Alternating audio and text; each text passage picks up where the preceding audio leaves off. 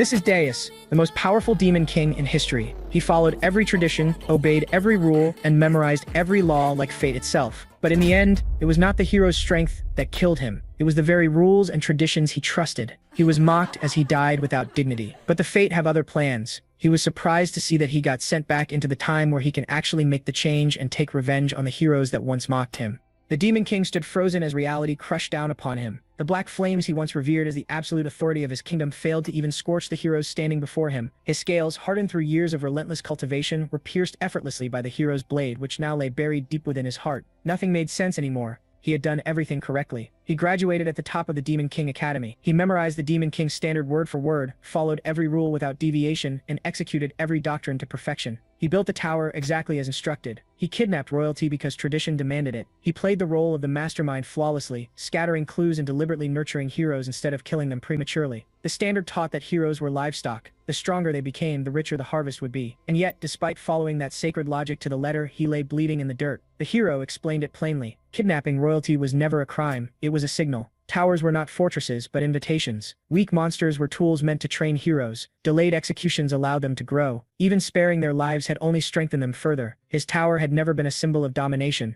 It was a training ground, a farming zone. The heroes laughed openly, expressing their gratitude for raising their levels and providing excellent loot. Even the fallen heroes were dismissed as insignificant sacrifices made in pursuit of fame. The mockery cut deeper than death itself. Consumed by rage, the Demon King attempted to unleash his final power. Before it could even take shape, his head was severed cleanly from his body. As his consciousness faded, he sacrificed everything he had left to trigger one final explosion, swallowing the battlefield whole. Then came darkness. A voice called his name. Deus opened his eyes to thunderous applause. He found himself standing once again in the Demon King Academy, 15 years in the past, his graduation badge resting in his hand. Before him, the glowing laws of the Demon King standard materialized as they once had. This time, he understood everything. When asked to swear the oath, Deus refused. He openly denounced the standard, declaring it trash, a cruel joke designed to enslave demon kings and fatten heroes for slaughter. His words stunned the entire academy. In that instant, the greatest genius of the era became something far more dangerous. The madman of the century. Archduke Arcane Blair was the first to completely lose his composure. He slammed his hand down with such force it seemed as though he intended to split the table in half, roaring about immediate execution for what he deemed an unforgivable affront to their sacred standards. The sheer rage in his voice reverberated through the hall, making everyone feel as though the academy itself was caught in a violent earthquake. Then he paused. The Archduke reconsidered. That child had always been a shining star, possessing absurd discipline, overwhelming talent, and an academic record bordering on perfection. Executing him on the spot would be an irreversible waste. With a flicker of reluctant mercy, the Archduke issued a final ultimatum. Deus was to either retract his words and apologize to the entire demon realm, or be exiled to the hellhole known as the Aryan region. The moment Aryan was mentioned, the hall erupted into hushed gasps and frantic whispers. Aryan was infamous. A graveyard for demon kings, a dimension where dozens perished every year without leaving a trace. No one could understand why someone who had committed such blasphemy was even being offered a second chance. In their eyes, no apology could ever atone for that level of sacrilege. The Archduke reminded them that Aryan was the most hostile place in existence, a void that had devoured countless demon kings without even leaving behind an echo. Before the murmurs could settle, Deus responded with icy resolve. He demanded the assignment immediately, accepting it as though it were a reward rather than a punishment. The Archduke was left speechless. His composure crumbled entirely. The realization that Deus intended to use Aryan to expose the standards as a farce shattered what little patience he had left. Orders thundered through the hall. Deus was to be transferred to Aryan at once. Every privilege granted to top-tier demon kings was stripped away. No minions. No preparation time. Nothing. The portal flared open. The command was final. Deus was banned from returning until he conquered that hellhole. As Deus tumbled through the portal, he understood that this outcome was inevitable. Reality struck hard as he fell. Aryan was the very place where the heroes who killed him in his previous life had risen to prominence. Back then, he had chosen Aryan out of arrogance, believing the strongest should face the toughest challenges. That pride had led him straight into a trap. Those heroes had exploited his blind obedience to the standards and annihilated him. But this time was different. As he spread his wings and landed safely within the icy grip of the Urgus Mountains on the northern continent, he welcomed the biting cold. This life would not repeat the last. He resolved to twist the standards to his advantage instead of letting them devour him again. Meanwhile, back at the academy, chaos brewed on the morning of the graduation ceremony. Gordon Derrick prepared with meticulous care, polishing every detail with a precision that would impress a drill sergeant. In the demon world, the highest-ranking demon was assigned to serve the top demon king, a position that sparked envy hotter than dragon fire among the graduates ranked just below. Gordon viewed all demon kings as extraordinary, but Deus stood above them all, a once-in-a-millennium existence, a descendant of demonic dragons, a figure destined to carve his name into history. Graduating alongside him felt like a divine blessing. Gordon imagined conquering dimensions together, statues immortalizing them as king and loyal assistant. Then came the moment when Deus publicly rejected the sacred standards. That memory struck Gordon like a freight train. The image he had idolized shattered instantly. He could barely comprehend that the figure he revered had cast aside the sacred teachings as if they were worthless trash. Now, deep within the frozen expanse of the Urgus Mountains, Gordon trudged through relentless snow, weighed down by packs that felt impossibly heavy. Confusion and despair twisted his face into an expression of disbelief. He could not understand how everything had spiraled out of control so quickly. When Deus finally noticed him, his expression shifted to genuine astonishment. He had been told no demon would follow him. Yet there Gordon stood. Gordon's composure finally collapsed. He unleashed a torrent of questions, demanding to know why Deus had caused such catastrophic upheaval, why he dared to insult the sacred standards, and why they were both stranded in the most dangerous region on the continent. Deus responded with infuriating calm, brushing off the questions as though unaware of the chaos surrounding them. That indifference only fueled Gordon's frustration. He reminded Deus of the single moment that condemned them both to this frozen purgatory. Deus attempted to lighten the mood with humor, but Gordon had no tolerance for jokes while panic gnawed at his core. As Deus watched Gordon unravel, memories of the man he once knew resurfaced, the confident warrior who once charged eagerly toward Arian. Now fear had seized control. Revealing the truth about time reversal would only worsen the situation, so Deus chose silence. Eventually, Gordon managed to steady himself. He apologized stiffly, reaffirming his duty despite the doubt still lingering in his mind. Relying on the teachings he still believed in, he insisted that the first rule remained unchanged. They needed to build a tower, but not just any tower.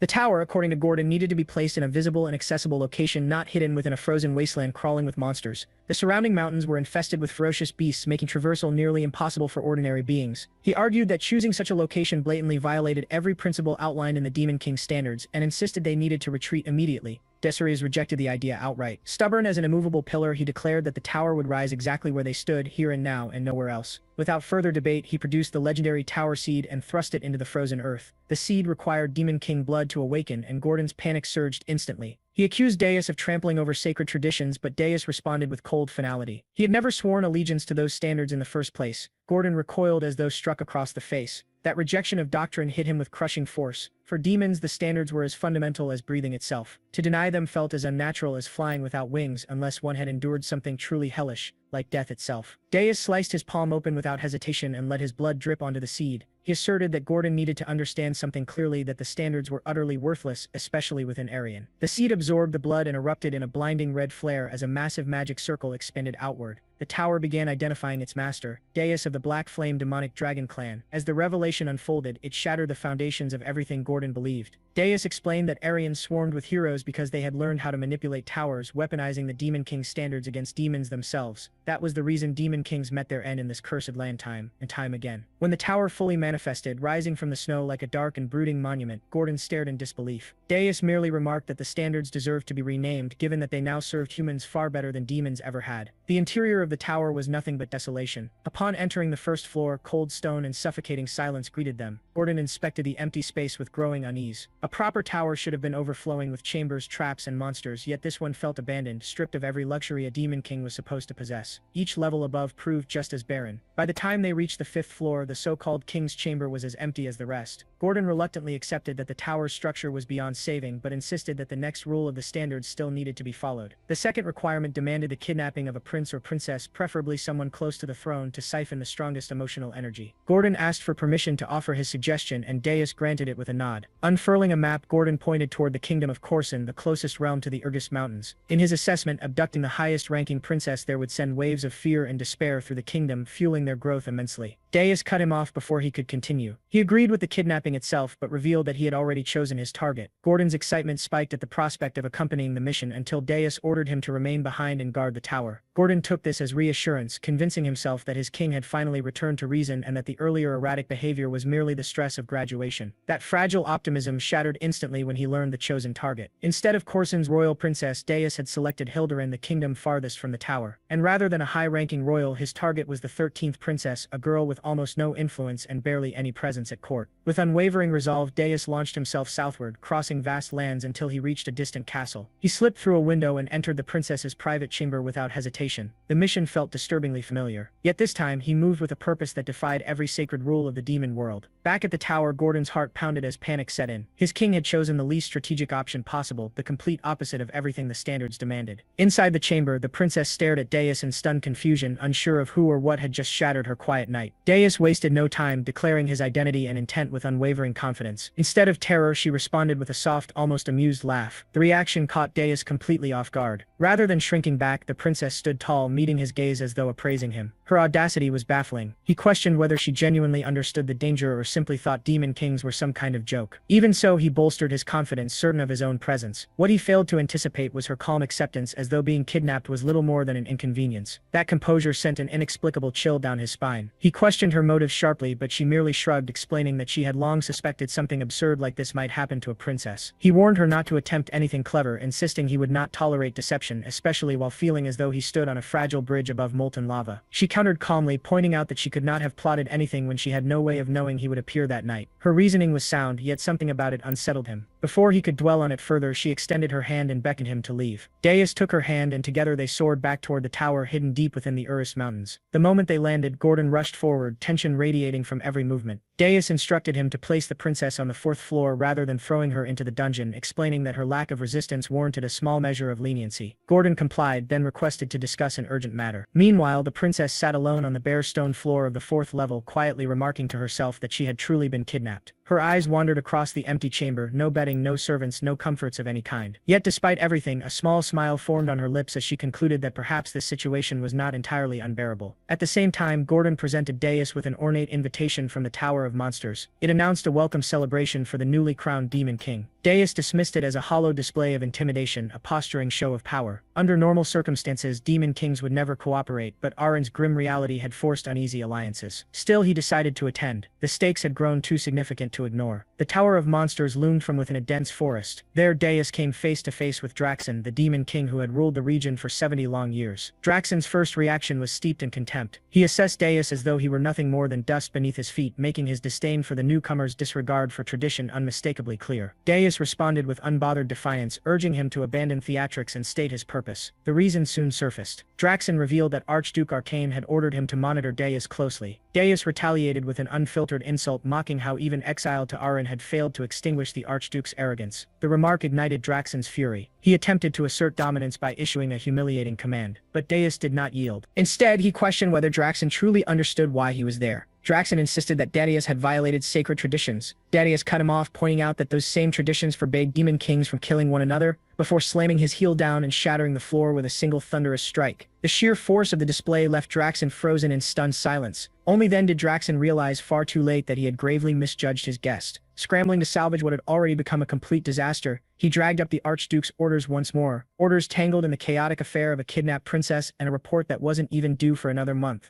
Deus responded casually, mentioning that he had already taken a princess for himself, and with a wicked grin added that she was exactly his type. Draxon was left utterly baffled as Deus strutted out of the tower as if he owned the damn place. Back in his own tower, Gordon was practically bouncing off the walls, showering Deus with praise for his overwhelming, unfiltered display of power. Deus waved it off like it was nothing, firmly convinced that Draxon wouldn't dare escalate things now. Still, he warned Gordon to stay alert. He instructed him to check on the princess and see how she might be turned into a valuable asset. Despite his outward confidence, unease churned deep inside him. He couldn't stop worrying about the other demon kings. If they decided to unite, they could become an overwhelming threat. Mocking tradition carried consequences far heavier than he had anticipated. Even so, he knew he would make the same choice 1,000 times over. Facing death was preferable to bowing before those he despised. He had plans to rebuild everything from the ground up. In his mind, expending a measly amount of energy to kidnap a low-ranking princess had been an absolute steal. That confidence shattered the moment he opened his system panel and saw the numbers staring back at him, over 13,000 points. The shock hit him instantly. Before he could process it, a video message arrived from the Tower of Monsters. Draxon appeared on the screen, suddenly cheerful and overly cordial, congratulating him and offering a gift. He claimed admiration for Deus's accomplishments and hinted that mocking tradition might have served some hidden purpose. The abrupt shift in tone was deeply unsettling. Before Deus could unravel the meaning behind that twisted message, Gordon burst into the room, pale as a ghost and shaking uncontrollably. He reported that something was seriously wrong on the 4th floor. Deus rushed over and stopped dead in his tracks. The spare room had transformed into a lush, living garden. Flowers bloomed in vibrant colors, butterflies drifted lazily through the air, and an entire ecosystem flourished inside the tower. Elemental spirits swirled around the princess, who stood at the center like a sovereign of nature itself. Only a master of all four elements could create something so extraordinary, and there was only one spirit elementalist of that caliber on the entire continent. In that instant, Darius realized the truth: she was not the 13th princess. She confirmed his suspicion with a sly smile, revealing that her true name was Ernan, the first princess of the kingdom, a kingdom now poised to erupt in fury. Within hours, news of her kidnapping spread through the royal palace like wildfire. The king erupted in rage, swearing vengeance against the demon king who had dared touch his precious daughter. He rallied the mightiest heroes and ordered the full mobilization of the army to ensure her triumphant return. The situation had spiraled into absolute chaos. The princess appeared once more, her presence shimmering with regal authority, reminding Darius of the question she had posed earlier, whether he could truly handle her. She made it unmistakably clear that this was the core issue. Ever the keen observer, Darius made it known that her enchanting appearance fooled him not in the slightest. He had heard tales of a genius elemental witch whose mana overflowed like a raging volcano. Power of that magnitude was impossible to ignore. What truly intrigued him was how she had managed to suppress such an overwhelming presence so completely. With dramatic flair, Ernan revealed a magnificent ring on her finger, explaining that it was a royal heirloom capable of concealing her magical energy. She then fixed Darius with a piercing gaze, questioning whether he intended to send her back now that he knew the truth. Darius scoffed at the idea. Returning a princess would turn him into the kingdom's greatest joke, shatter his fearsome reputation, and destroy his ability to harvest demonic energy from the terror he inspired. Letting her go was never an option. At that precise moment, the system detected an explosive surge of fury directed squarely at him. His demonic energy skyrocketed to 19,000 points. The realization hit him immediately: the kingdom had discovered her disappearance and identified him as the culprit. Whether she was the first princess or the 13th made no difference. To them, she was his hostage. Back at the royal palace, the king roared orders to annihilate the demon king and rescue his daughter. His advisors, however, remained confused, still uncertain of the true perpetrator. Reconnaissance units pleaded for patience, but his fury erupted uncontrollably. He berated them for their incompetence while his daughter remained trapped in an unknown hell. A seasoned advisor recalled a recent scandal in a neighboring realm where a prince had been kidnapped by the demon king of lust, an incident that united the world and ended with the demon king's public execution at the hands of heroes. The idea that another demon king would repeat such a mistake sent chills through the chamber. The king concluded with grim certainty that a new demon king had emerged. At that moment, a soldier burst into the hall, reporting the detection of teleportation magic moving north toward the Urgis Mountains. Shock rippled through the room. Those mountains lay far to the north, while the kingdom rested in the far south. The implications were deeply troubling. Within the tower, Gordon voiced concern over the impending arrival of the kingdom's forces. Darius, however, remained calm and confident. He knew their army would never reach him. The journey crossed multiple hostile nations, natural barriers, and political minefields. None of those kingdoms would welcome Hilderan's soldiers. That left only one option: hiring a heroes guild. The king reluctantly issued the order, but fear swept through the guild headquarters the moment the Urgis Mountains were mentioned. The heroes refused outright, treating the request like being asked to fix live electrical wiring. To them, it was suicide. Just as Darius had predicted, mercenaries driven by profit and self-preservation would never march towards certain death. That was precisely why he had chosen that location. Gordon found himself increasingly impressed by Darius's strategic brilliance and uncanny understanding of the world of Aran. It felt as though his master had lived there before, despite that being impossible. Back at the palace, the king erupted once more upon learning that no heroes had accepted the mission. An advisor explained that heroes in Aran treated battles like job listings. If the risk was too high or the pay too low, they simply ignored it. Inside the tower, Darius browsed the system store. Skeletal soldiers cost 10,000 points each, and weakening dimensional interference required even more. Building a proper army would demand time he didn't have. Sitting heavily on his throne, he admitted that his current demonic energy was insufficient to face a united hero force. Memories of his past life's fear crept back in. To overcome this, he ordered Gordon to contact Draxon. He intended to sell demonic energy in exchange for human currency. Gordon reacted in horror, knowing demonic energy was essential for breaking racial limits and unlocking powerful features. But Darius was confident Draxon would pay dearly. Disguised as a mercenary, Darius arrived alone at the fortress city of Holton. The guards mocked the idea of a lone mercenary heading toward the Urgis Mountains until he tossed them a gold coin. Their attitude shifted instantly, and they allowed him entry. Inside, he realized he needed a guide. That led him to the Scarlet Hawk Mercenary Guild, where members lounged and drank. They discussed rumors of a new demon king, dismissing them as nonsense meant to extort gold from the kingdom. When Darius appeared behind their leader, panic erupted. They demanded to know who he was. Darius merely smiled, noting how well informed they were and deciding they would serve as suitable guides. When they attacked instead, a brutal fight broke out. Darius moved with ruthless precision. One mercenary attempted a sneak attack from behind, only for Darius to block it as effortlessly as swatting away a mosquito. When another swung a massive hammer toward him, Darius caught it midair, stunning the attacker in the same way martial arts movie characters freeze when their strongest punch is stopped barehanded. Within moments, crossbows were aimed at him from every direction. Even then, he continued fighting without hesitation. He seized one large mercenary and hurled him into the others, scattering them like bowling pins crashing across the floor. The leader watched in absolute terror, no longer seeing a man, but a monster torn straight from a dark fantasy series. Outside the building, several mercenaries muttered in despair, questioning why the battle still hadn't ended and why exhaustion never seemed to touch their opponent. It felt as though they were trapped in a boss fight against an enemy who simply refused to obey stamina rules. When the rest finally collapsed, Daius approached the trembling leader, his eyes faintly glowing in the shadows. He assured the man that he would survive on the condition that he answered truthfully. Faced with a presence that felt like a final boss looming over him, the leader agreed instantly, begging for mercy without hesitation. Daius demanded the location of the slave market. Shaking uncontrollably, the leader guided him to a massive structure sealed behind a heavy iron gate. Daius quickly noticed that the market dealt exclusively in human slaves. The leader hesitated, uncertain whether this displeased him. Daius asked if there was anything rarer and casually tossed him a heavy bag of gold. Fear vanished in an instant, replaced entirely by greed. The leader's demeanor shifted immediately, like a shopkeeper adjusting his attitude for a wealthy customer, and he led Daius toward a hidden section of the market. As they walked, Daius couldn't help but notice how quickly the man recovered after witnessing his comrades' deaths. In that instant, he realized humans and demons were not so different. One chased money, the other chased energy. It descended into underground dungeons where the leader finally revealed what Daius had come for. Gordon's earlier question now made sense. Daius had come to buy slaves, not humans but members of other races captured by mankind. His goal was to acquire an elf known for unwavering loyalty, someone capable of acting as a spy to destabilize the heroes. Meanwhile, back in the kingdom, Helen Cardinal arrived. The king welcomed him with visible relief, and Helen accepted the mission without hesitation, vowing to rescue the princess and take the Demon King's head with the confidence of a shonen hero beginning a new arc. Back at the slave market, the traitorous leader asked what kind of slave Daius desired. Daius pointed toward a captured elf and calmly stated that the mercenary accompanying him would handle the payment. The mercenary exploded in shock, protesting like someone watching a friend order the most expensive dish on the menu using their wallet. One cold glance from Daius silenced him instantly, forcing his agreement into stiff, terrified compliance. Daius then ordered his companions to wait outside, explaining that he needed to inspect something alone. The merchant issued a warning, cautioning that the elf could be dangerous, the same way shopkeepers warned customers not to handle fragile merchandise. Daius dismissed the concern, assuring him he would cover any losses if something went wrong. He examined the bound elf carefully, observing how humans had reduced a once proud race to chained commodities. A spark of anger stirred within the elf as he sensed the demonic aura surrounding Daius, unable to understand why such a being would take interest in him. Daius offered him the chance to seek vengeance against mankind. The idea tempted the elf, but he made it clear that demons were no more trustworthy than humans.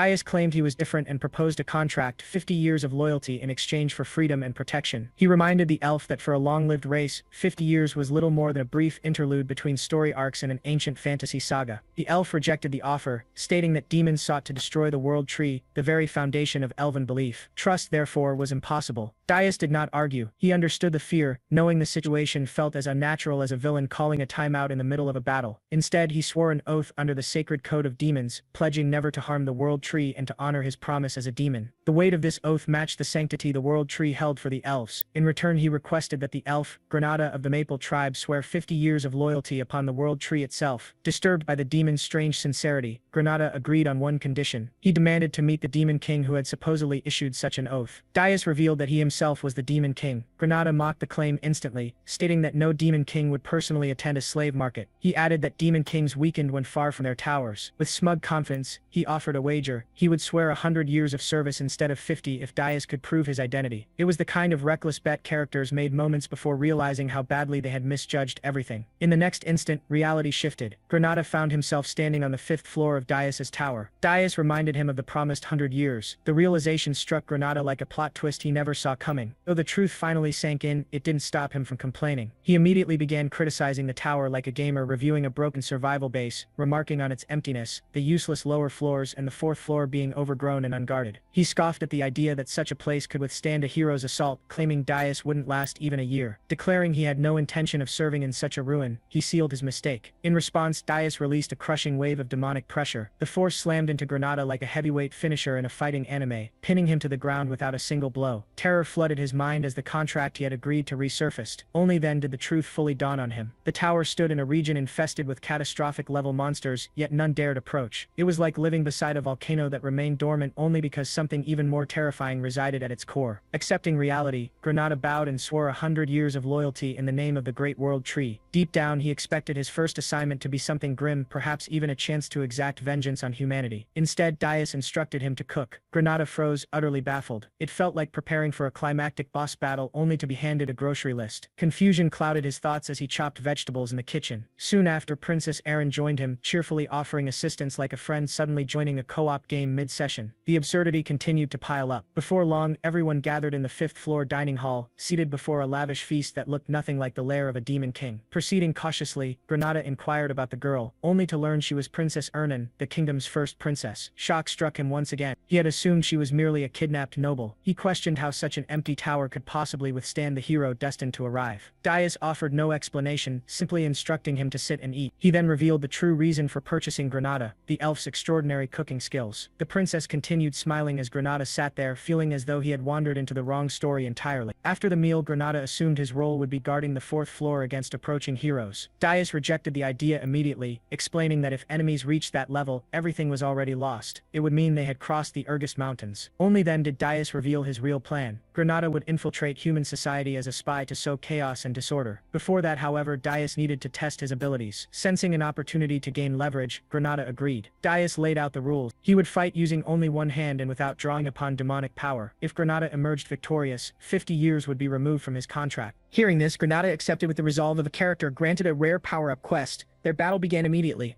Movements sharp and deliberate. Darius quickly observed that Granada's technique remained refined and precise, untouched by years of enslavement. He even suspected that prolonged exposure to the tower's fourth floor had naturally strengthened the elf's body and magic. Granada unleashed powerful spells, revealing strength far beyond that of ordinary elves. His magic surged with confidence as he warned Darius not to underestimate him. Magically summoned roots erupted from the ground, wrapping tightly around Darius's leg. For a brief moment, Granada believed victory was finally within reach. Then a crushing presence descended, an overwhelming pressure slammed into Granada, a brutal reminder of the being standing before him. His body froze, instincts screaming danger. Darius maintained his promise to restrain his strength, yet the pressure alone made it difficult for Granada to breathe. Before he could respond, the fight ended in an instant. A single decisive strike from Darius dropped him to the ground, ending the battle and proving that the gap between them was far greater than Granada had ever imagined. From there, the story shifted to the city of Horton Walk, home to the Red Hawk mercenaries' headquarters. This time, the mercenaries welcomed Darius with warmth and respect, behaving like employees greeting a once strict boss who had returned with a rare smile. Darius informed them that he intended to hire their services for an entire year.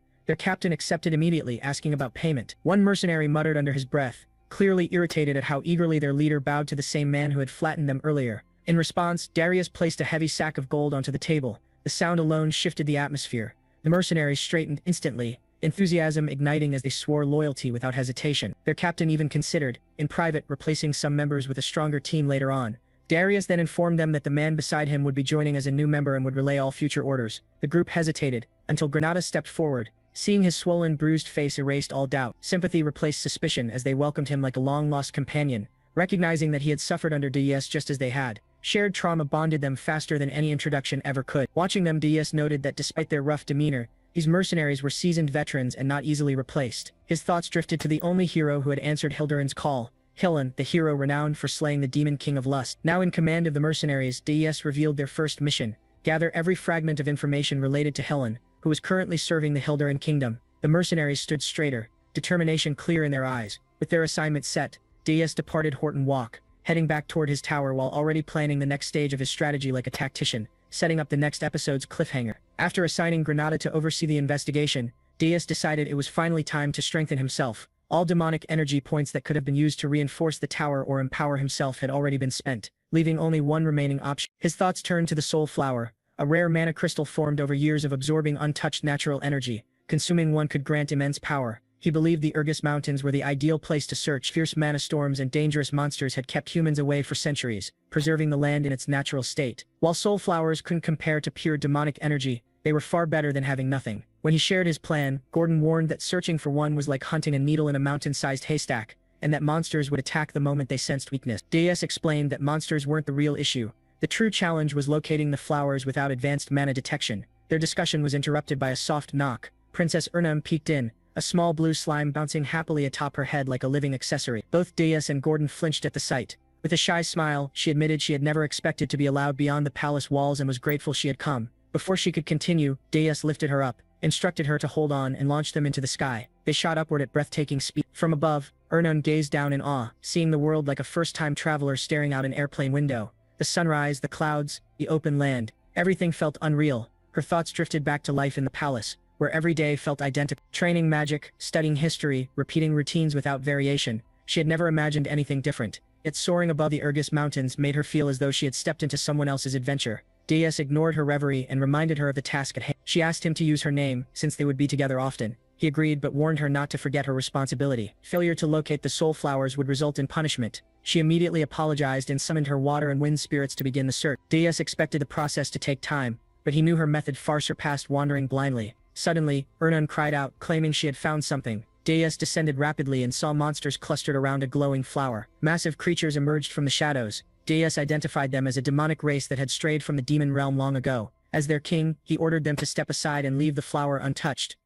Their hatred for humankind burned intensely, and they declared their intent to kill him instead. Dais released a cold laugh. Gordon had been right. Expecting reason for monsters was pointless. He incinerated them without hesitation. The creatures fought back with desperate ferocity, defending what they believed was theirs. Their screams blended with the roar of spreading flames. When one commanded the others to attack the weakest and pointed toward Ernan, they charged in a frenzy. Dais annihilated them with a single burst of fire. Ernan remained calm, recalling how even ogres could fall through coordination. Yet these monsters never even reached her. Dais unleashed a massive surge of demonic energy that erased everything around them. When the smoke cleared, only Dais remained standing. Ernan stared at him in open amazement, eyes shining with excitement. He remarked dryly that humans only understood power once they witnessed it firsthand. That was when she noticed a ruby-colored spiritual flower buried in the snow, radiating pure ice and water mana. He warned her not to grow greedy. If she found more, she would be rewarded. She searched until exhaustion claimed her, but found nothing else. Back at the tower, Darius reflected on her true identity as Hildurin's first princess. Saving her once had felt like a mistake, yet now she seemed far more useful than he had originally expected. Gordon soon arrived with news from Granada. Hillen and 32 heroes had already left the capital. However, rather than heading toward the Urgus Mountains, they were following the standard route, gathering allies, accepting village quests, and steadily leveling up. Gordon presented several strategies, urging Darius to examine them carefully. Darius casually tossed the proposals aside, leaving Gordon stunned. He made it clear that he had no intention of placing even a single monster or barrier in the hero's path. Weak challenges, in his view, only forged stronger heroes. He then instructed Gordon to send word to Granada and have the mercenaries accompany the heroes, allowing them to earn the heroes' trust. Gordon complained inwardly that his master never followed common sense and voiced his concern about how the tower could possibly be defended in its current condition. Darius reassured him that the tower would be reinforced, but when he mentioned doing so with the help of a dwarf, Gordon immediately protested. Housing a dwarf alongside a human and an elf, he argued, would turn them into a laughingstock. Darius ignored the complaint and explained that the true prize was not the dwarf himself, but the advanced magical weapons that only dwarves were capable of forging. His next move was both simple and ruthless. Heroes always expected weak monsters on the first floor of a demon king's tower. This time, they would instead be greeted by rows of cannons. Gordon immediately grasped the implications, realizing that such an ambush would be impossible for the heroes to anticipate. Shaking his head, he remarked that the plan shattered every established rule. Suddenly, he froze before shouting that another kidnapping had occurred. The view shifted to the underground dwarf city of Wolfner. There, Lager Friedrich, the greatest blacksmith among the dwarves, worked quietly at his forge, completely unaware that he had just become the Demon King's next target. The scene lingered on Wolfner, the bustling city of dwarves, as Darius entered in disguise. He recalled having fought countless dwarves before his regression, yet this marked his first time setting foot in their city. Darius stepped into a shop known as the Midnight Inn. Upon arrival, he handed money to a man and explained that he had come to commission a weapon, though he did not know where to begin. He asked to be directed to the most outstanding blacksmith in the city. The man accepted the money and laughed, commenting that for a human, Darius certainly understood how to conduct business. Darius replied by remarking that he had heard dwarves loved money just as much as heroes did. The man smiled and explained that Darius should head deeper into the city. He described a massive hole that would be impossible to miss and instructed him to board the lift there. Once inside, his identification would be checked and he would be taken to the desired floor. The man further explained that this was a two-step security system designed to identify intruders. He then instructed Darius to go to the lowest floor in the deepest room where he would find the city's finest blacksmith, Lager Friedrich. Following those directions, Darius took the same route and eventually arrived at Lager's domain. As he observed the forge, Darius thought that the display of metallurgy made it seem as though the metal itself was dancing. He questioned whether Lager truly was the best blacksmith, then considered how much easier things would be if he simply abducted him quietly. Reaching out, Darius attempted to place a hand on Lager's shoulder. At that moment, Lager sensed his presence and forcefully raised his hammer. A powerful aura erupted, overwhelming Darius and hurling him backward under the sheer pressure. Darius realized that Lager had detected even the faint trace of demonic energy and wondered if if this dwarf might be more formidable than expected. Logger charged at him, hammer raised. Darius caught the weapon mid-swing and declared that Logger was a hero. Logger loudly affirmed this, identifying himself as Logger Friedrich, the blacksmith who carried the power of heroes. He condemned Darius for daring to enter dwarven land as a demon. Darius responded with a smirk, stating that Logger would not leave the city alive and remarking that despite all the bravado, Logger was surprisingly weak. He then clarified that he was not merely a demon, but a demon king. With that declaration, Darius seized Logger by the throat, causing him to groan in pain. Hearing the commotion, several soldiers rushed over and called out to Logger, apologizing for interrupting his work and asking about the noise they had heard. Moments later, they realized Logger was gone. Shouting that there was an intruder, they ordered all exits sealed and demanded a full search of the facility. The scene shifted again, revealing Darius holding Logger high above the city. Darius warned him that making a single sound would result in instant death. Logger wondered why a demon king had come and assumed it must be for their princess. Darius dismissed the assumption, stating that the princess did not interest him. Logger insisted that this was a lie. Darius countered by mentioning rumors that dwarven blacksmiths dug underground escape passages for emergencies. Grinding his teeth as tears streamed down his face, Logger convinced himself that the demon king truly had come for the princess. He cursed his own fate, thinking that the only reason he had lived quietly until now was his fear of confronting demon kings. He lamented that this misfortune had fallen upon him. It was then revealed that Logger was in truth weak. Darius noted that coaxing information from him would not be easy and proposed an alternative. He would kidnap the princess instead and allow Logger to live, provided that Logger guided him. Logger reacted in shock, struggling to understand Darius's intentions. He imagined the consequences of a rumor spreading that a selfish hero had sold out the princess to save his own life. Such a story, he realized, would forever change how the other dwarves viewed him. Crying out in despair, he cursed Darius as a vile and evil creature, believing that everyone already knew he was weak and that such a rumor would easily be believed. Darius then presented him with a choice: either sell out the princess or walk away under his own power. Internally, Darius knew Logger would choose betrayal, as he clearly wished to avoid torture. He promised that if Logger cooperated, his safety would be guaranteed, swearing this vow upon the Demon King's standards. Logger recalled that those standards were treated as sacred among demon kings and believed that a vow made upon them could never be broken. Coming to a decision, Logger suddenly forced a dramatic smile and agreed to lead Darius through the underground passage. Darius commented on the expression, remarking that it made him feel sick. Back at Logger's workshop, his status was listed as absent while knights searched the area. At the same time, Princess Louise Weft of the Dwarven Kingdom stood nearby, dressed in a strange outfit. She cried as she wondered where Logger had gone while crafting her weapon. One knight explained that they believed he had been kidnapped. Louise angrily ordered him to be silent, insisting that Logger was a hero and that it made no sense for a hero to be abducted. The knight carefully explained that while Logger was a hero, he was also a blacksmith, which explained his lack of combat ability. Louise again demanded silence and ordered the knights to find the kidnapper and bring him before her at once. The knight acknowledged her command. She then issued a dark warning, stating that if they failed, she would personally rip off their heads. The knight once again acknowledged her authority. The scene shifted to the secret passage. Logger led Darius through a narrow tunnel, walking ahead while Darius followed behind. Darius was forced to stare at Logger's large backside the entire time, which steadily irritated him. He complained about how long he had to endure the sight. Trembling, Logger explained that it could not be helped due to the tunnel's tight space and urged him to be patient, saying they were almost there. Darius ordered him to move faster despite his large build. Eventually, Logger emerged from the tunnel and led Darius to a castle. He declared that his role was finished, explaining that he had fulfilled his part by revealing the underground passage and that Darius was now on his own. His voice shook as he announced his departure. Darius's expression darkened as he called out the absurdity of Logger's claim. Trembling, Logger reminded him of the vow made upon the Demon King's standards, insisting that his safety had been guaranteed. Darius responded with a smirk, dismissing the vow as worthless and stating that he did not care in the slightest. Logger broke down in tears, questioning what kind of demon king Darius truly was. Darius casually wondered aloud what should be done with him now. Crying, Logger regretted not selling out the princess earlier. Lowering his head, he claimed that he was actually quite useful, boasting that no one could rival his metallurgy skills. He promised to forge any weapon Darius desired. Darius noted the irony of a hero willingly offering service to a demon king. Logger argued that there was nothing strange about such an arrangement and offered himself completely, even suggesting he could act as a spy. Darius stated that if Logger swore allegiance to him, he would be spared. Logger expressed his gratitude and praised the great demon king, though in his heart he mocked Darius as a fool, convinced he would never truly obey. The scene changed once more as Darius brought Logger to Burge's tower on the 4th floor. Logger froze completely, stiff as a statue. Gordon, terrified, exclaimed that the Demon King had brought back a dwarf, no, a hero dwarf. Darius ordered him to be silent. At that moment, Granada contacted them, stating that he had a report to deliver, only to react in shock upon seeing the dwarf. Darius instructed him to give the report later. The princess then addressed Logger, asking whether he had come to save her, quickly adding that he probably had not. Confused, Logger asked Darius why he had been brought there, reminding him that he had been promised freedom. Darius calmly stated that no such promise had been made. Logger insisted that mercy had clearly been guaranteed. Darius confirmed that mercy had indeed been granted.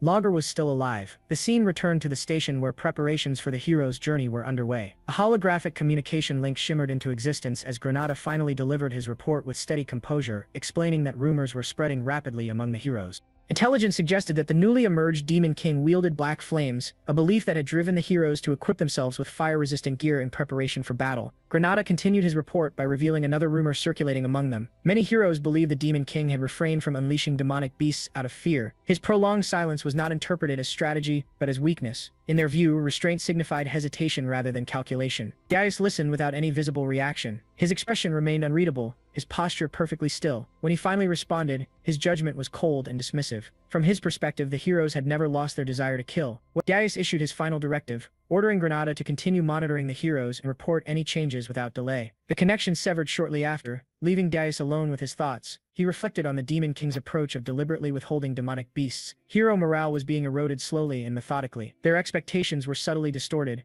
yet what unsettled him more was the realization that this Demon King possessed an unusually profound understanding of human psychology. Gaius wondered whether such a figure had ever existed before. The thought sent a rare chill through him, followed almost immediately by relief. This Demon King was not his enemy. The scene then shifted to Gaius's tower, its interior cold and oppressive. There he issued orders to the dwarf blacksmith, Lager Friedrich. Fire cannons were to be installed on the tower's first floor, but with one absolute restriction: mana stones were strictly forbidden. The command sent Lager into immediate panic. Constructing such weapons without mana stones bordered on impossibility, and even if completed, their effectiveness against heroes would be severely compromised. Gaius silenced any resistance instantly, declaring that discovering a solution was the blacksmith's responsibility alone. He explained his reasoning clearly. Heroes were favored by the dimension itself, granting them exceptionally sharp sensitivity to energy. Any trap powered by mana stones would be detected long before activation. That was precisely why mana stones could not be used. When Lager attempted to object again, Gaius's demeanor darkened. A sphere of black magic formed calmly in his hand as he reminded the dwarf of the reason he had been brought there. Lager was known as the greatest blacksmith. If he failed, replacements were plentiful. Crushed emotionally, Lager hastily revealed an alternative method. Lager explained that he had once developed a device capable of completely erasing mana traces. The research had taken 3 years, and the finished prototype remained in his workshop within the dwarf kingdom of Wolfner. Suspicion hardened Gaius's expression as he demanded confirmation that this was not another desperate fabrication. Trembling and in tears, Lager swore his honesty. After brief consideration, Gaius chose to believe him, though not without precautions. A purple rune-etched collar was secured around Lager's neck. Gaius explained its function with disturbing casualness. The restraint could sever the wearer's head instantly with a single gesture and also distorted perception, preventing others from clearly recognizing Lager's face. Any attempt to remove it would be interpreted as escape and result in immediate death. Fully grasping his situation, Lager collapsed and swore absolute obedience. After issuing further instructions, Gaius departed with Lager. Together they traveled across multiple kingdoms in search of rare materials and compatible components. The journey lasted nearly a month, during which Gaius stored every item within a spatial pocket, preserving each carefully. Their final destination was Wolfner, the dwarf kingdom. By the time they arrived, chaos had already taken hold. A massive boulder crashed down near a group of dwarves, shattering stone and scattering debris. At its center stood Princess Louise Weft, radiating fury. More than a month and a half had passed without any sign of Lager's capture. An elderly dwarf nervously attempted to explain that Lager had constructed countless underground tunnels over the years, and that despite extensive efforts, he had likely escaped. Louise dismissed the explanation outright, concluding instead that Lager must have been kidnapped. In a violent outburst, she seized the old dwarf and issued a deadline of 2 weeks. Failure would result in total extermination. Orders were immediately given to collapse every tunnel Lager had ever created, and the dwarves rushed to comply. As the soldiers dispersed, a concealed section of the wall behind Louise shifted silently. One of Lager's secret tunnels opened. She sensed the disturbance instantly and turned. Although the interference mask prevented facial recognition, the tunnel itself was unmistakable. Only Lager could have known of it. Frozen in fear, Lager revealed himself unintentionally. Louise's rage erupted. A golden aura burst violently around her as she accused him of fleeing to avoid forging her weapon. Lager's frantic attempts to explain only fueled her fury. Declaring absolute authority, she claimed ownership over him and condemned him to lifelong servitude. As she prepared to strike, a violent force detonated between them. Louise was hurled backward, crashing into the ground before regaining her stance effortlessly. Dust filled the chamber, and when it cleared, Gaius stepped forward calmly, ordering Lager to retrieve the equipment at once. Unable to identify him due to the interference, Louise demanded his identity. Gaius introduced himself simply as the master of the blacksmith she had been abusing. Enraged, Louise launched herself into the air. Their fists collided at terrifying speed, shockwaves tearing through the chamber. The exchange resembled a clash between monsters rather than mortals. Louise caught one of Darius's strikes midair with sheer strength and countered with a brutal blow that sent him crashing into the ceiling. She turned back toward Lager, only for Darius to reappear instantly and slam her into the ground. The battle escalated rapidly. Darius recognized her without hesitation. Louise was the second daughter of Princess Weft, a being of exceptional power even before her growth had fully matured. Allowing her to develop further would turn her into a severe threat. Eliminating her now was the logical choice, but doing so would require releasing his full demonic power. As the battle raged on, Lager frantically dismantled a massive mana phantom machine designed to erase and conceal mana traces. Darius pressed him relentlessly, warning that his survival depended on completing the task within a minute. Louise's power surged even higher. Darius calculated how long he could continue without revealing his true strength. Lager finally shouted that the dismantling was complete. Seizing the opening, Darius delivered a devastating kick to Louise's chest, smashing her into the ground in a massive explosion. Without hesitation, he opened his subspace pocket and ordered Lager to move. Louise rose from the dust, initially dismissive, until she realized that Darius, Lager, and the machine had vanished. Her soldiers arrived moments later. She mocked their slowness before issuing orders for immediate pursuit. Then she stopped. Every tunnel had collapsed. Grinding her teeth, Louise finally understood the truth. Lager had never intended to return. Within the first floor of Burge's tower, the Demon King Darius stood before a colossal magical apparatus. Behind him, Princess Ernan of the Hilderan Kingdom stared in disbelief. Nearby, Lager, now acting as his devoted subordinate, examined the reinforced framework. Darius acknowledged the report and ordered activation. Demonic energy surged from his body as the device roared to life. A translucent system interface appeared before him, requesting synchronization. Without hesitation, Darius authorized it. The process completed instantly.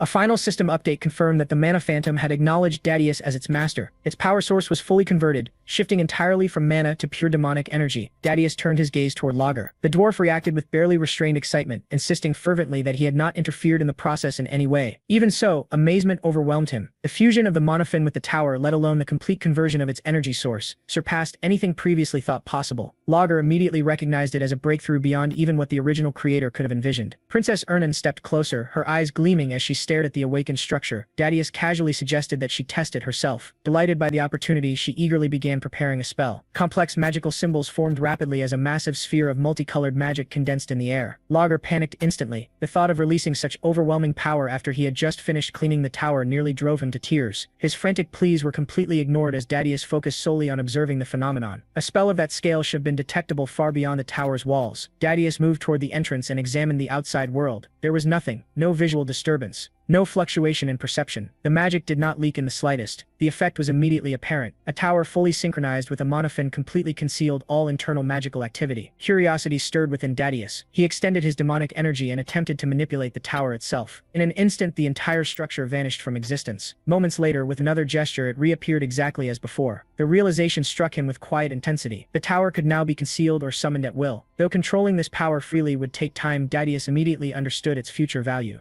A restrained smile formed as demonic light flickered within his eyes. Outside the inner chamber, Lager finally lost all restraint. His excitement burst forth as he begged for permission to examine the device further, nearly requesting permission to dismantle both the magical apparatus and the tower itself before hastily correcting his words. He declared the discovery unprecedented in all recorded history, his behavior bordering on obsession. Darius studied him carefully, noting how completely Lager had lost control. After brief consideration, permission was granted under one condition. If Lager annihilated the heroes trapped on the first floor, he would be free to do as he wished afterward. Crimson energy surged around Lager as he immediately began chanting, fully immersing himself in what he now considered sacred research. Darius then turned to Princess Ernan and calmly proposed that she confront the heroes who had reached the fourth floor. She hesitated, momentarily taken aback, though her protest carried a playful tone. Darius reminded her that she was also a gifted spirit and that she had no intention of returning to her former royal life. Even as he spoke, Darius recognized the weight of his decision. She remained an innocent princess, unfamiliar with the cruelty of the world, and asking her to oppose her own kind carried undeniable gravity. Ernan fell silent, uncertainty flickering through her thoughts as she considered what powers she could even use. Before she could settle on an answer, Darius stopped her. Combat would not be necessary. All she needed to do was disrupt the heroes and openly reveal herself as their enemy. Success would be rewarded with another wish. She met his gaze, nodded slowly, and agreed on one condition. She wished to be introduced not as a princess but as his subordinate. Darius accepted without hesitation. Her face lit up with unmistakable joy, her excitement barely contained. Even so, Darius instructed her to follow his orders precisely. Some time later, Darius sat in silence, studying the system screen floating before him. The plan unfolded clearly in his mind. The first floor would thin the heroes' numbers through overwhelming monarch cannon fire. On the fourth floor, Princess Ernan would serve as bait, drawing in survivors to be eliminated. Even so, the strategy was insufficient. With more than 200 heroes advancing, it would not erase even half of them. Only one option remained, strengthening himself further. His gaze shifted to a radiant treasure resting in his hand. Dense demonic energy coiled around it as it shimmered faintly.